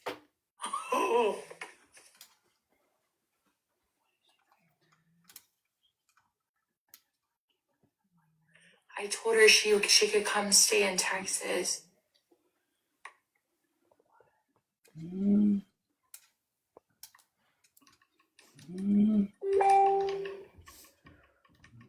Heather just messaged me. Because I know I've said on my live that Kimmy could be a flight risk because I told her she could come to Texas, but I never literally meant that in any type of way because I know that's not true. Because this is way before she ever had charges on her. This is way before anything. This was the day after she went to the police station to tell them her confession. And that was was it a Saturday night that she went to the police station, I think? Yeah, and then the Sunday, I spent all day out and I was driving home and I messaged her to see how she was. And then I think it was when I called her.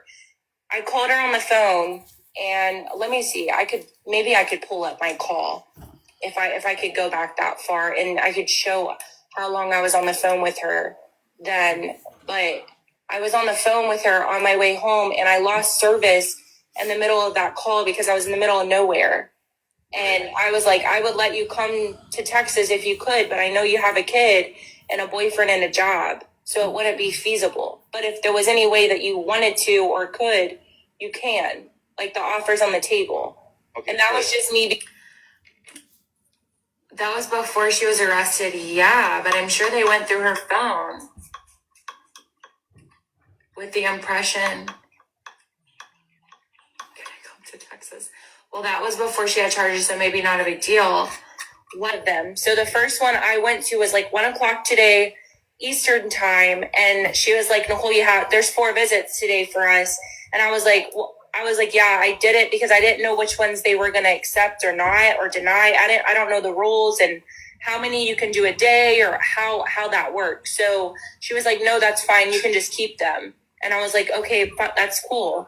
And so I talked to her just on those video visits. I haven't talked to her on the phone or anything like that. She's messaged me a couple times, but other than that, it's just been on a video call. That's it. I was on the phone with Kimmy. She has court in the morning.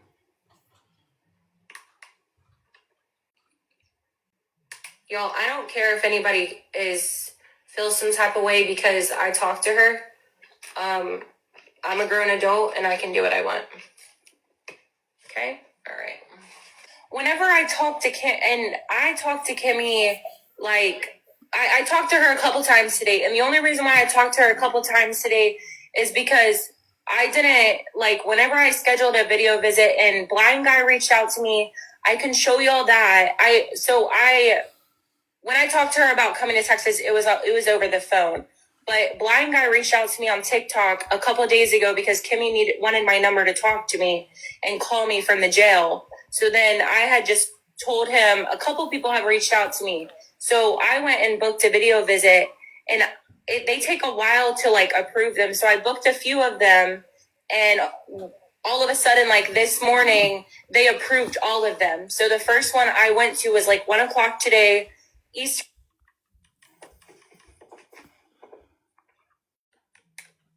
Her facial expressions Yes, make me they laugh. just said go to another city, not to another state.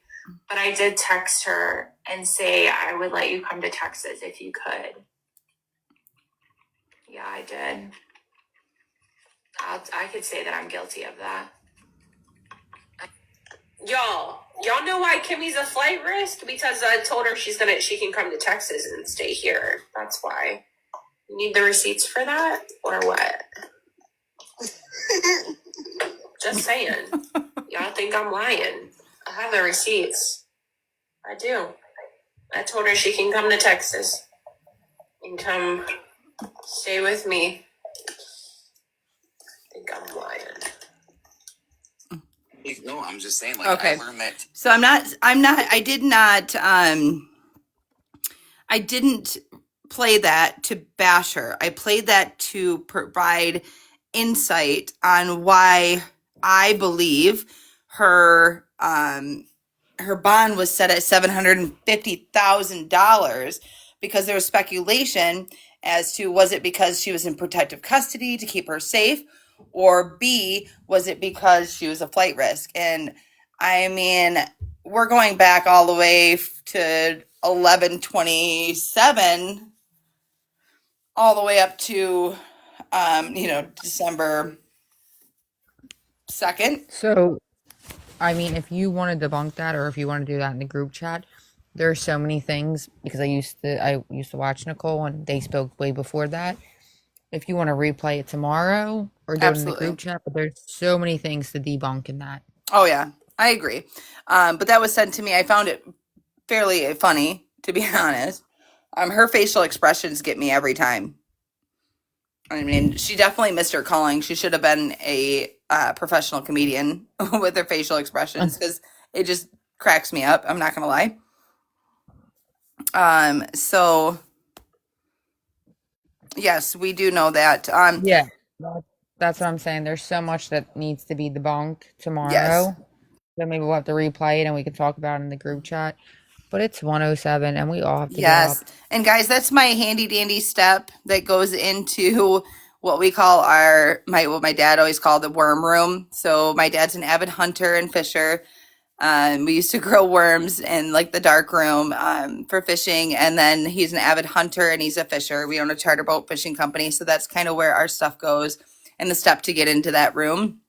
So this step is my handy dandy wooden step. So, no judgment here, but it helps to be able to provide videos if I need to off my phone to my tablet. So, anyways, it is 1:08 a.m. Eastern Standard Time. We've been on here since like 7:15 p.m. Eastern Standard Time. So we are going to get off here. We are going to be coming back live tomorrow evening. I'm probably going to be going live around 5 p.m. if Okay, not and sooner. it will be another two-part. We will be doing Kyle and we will be doing, Rebecca also. Yep. And then I will not be able to make the morning courts. I'm not sure who's up first. I will be calling first thing at 8:30 in the morning when the court opens up. So I'll be able to post who's going to court first tomorrow morning. I know there's one, if not two, scheduled for 10:30 in the morning. And then I was So told wait, there's, who has court tomorrow? I thought it was just Kimmy and Richard. that's what I thought was just Richard and Kimmy. And if that's the case, they've both been released. So that would be in the morning. Yeah, I Um, think that's it. I think yep. Brad and Courtney are on the 16th. Correct. And I believe that they pushed those Brad and Courtney out because this is where the prosecution is going to go over all of the evidence. Now, that court hearing can be waived. Just remember that it could be waived by Courtney and Brad due to the extensive evidence that they have against them, and just bound over to circuit court. So do not hold your breath on the 16th court hearing. That could be waived and it could just be They're bound over to saying circuit court. they're saying Courtney and Brad are tomorrow. It would be on Vine Link. I don't know. I'm so tired Yeah, so that I can't even look. So I mean, it's honestly, we'll have to just find that information out tomorrow. yeah. I'm exhausted. Tessa said they all should have court tomorrow.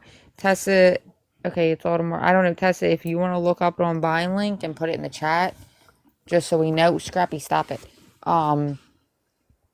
Because I'm like falling asleep.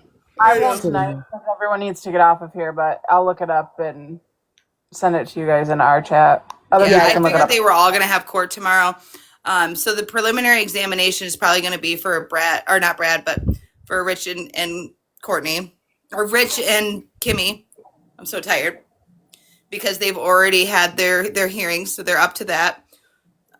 And I think we're going to find out if charges are going to be dropped or charges are going to be, you know, I can't even think this, what's like going on. amended, Yes, amended. lowered. Thank you. And then as far as Courtney and Brad, I'm believing that it was supposed to be in the afternoon, but I could be wrong. So we'll get an update to you guys either tonight or first thing in the morning, okay? Everyone have a good night. Thank you for joining us. We'll see you tomorrow, and we'll go over everything that's going on with the Kyle Mosher case and also a part 2 regarding Kimmy, Richie, Brad, and Courtney. Good night. Good All right, night. good Thank you, night, Allie. everyone. Thank you.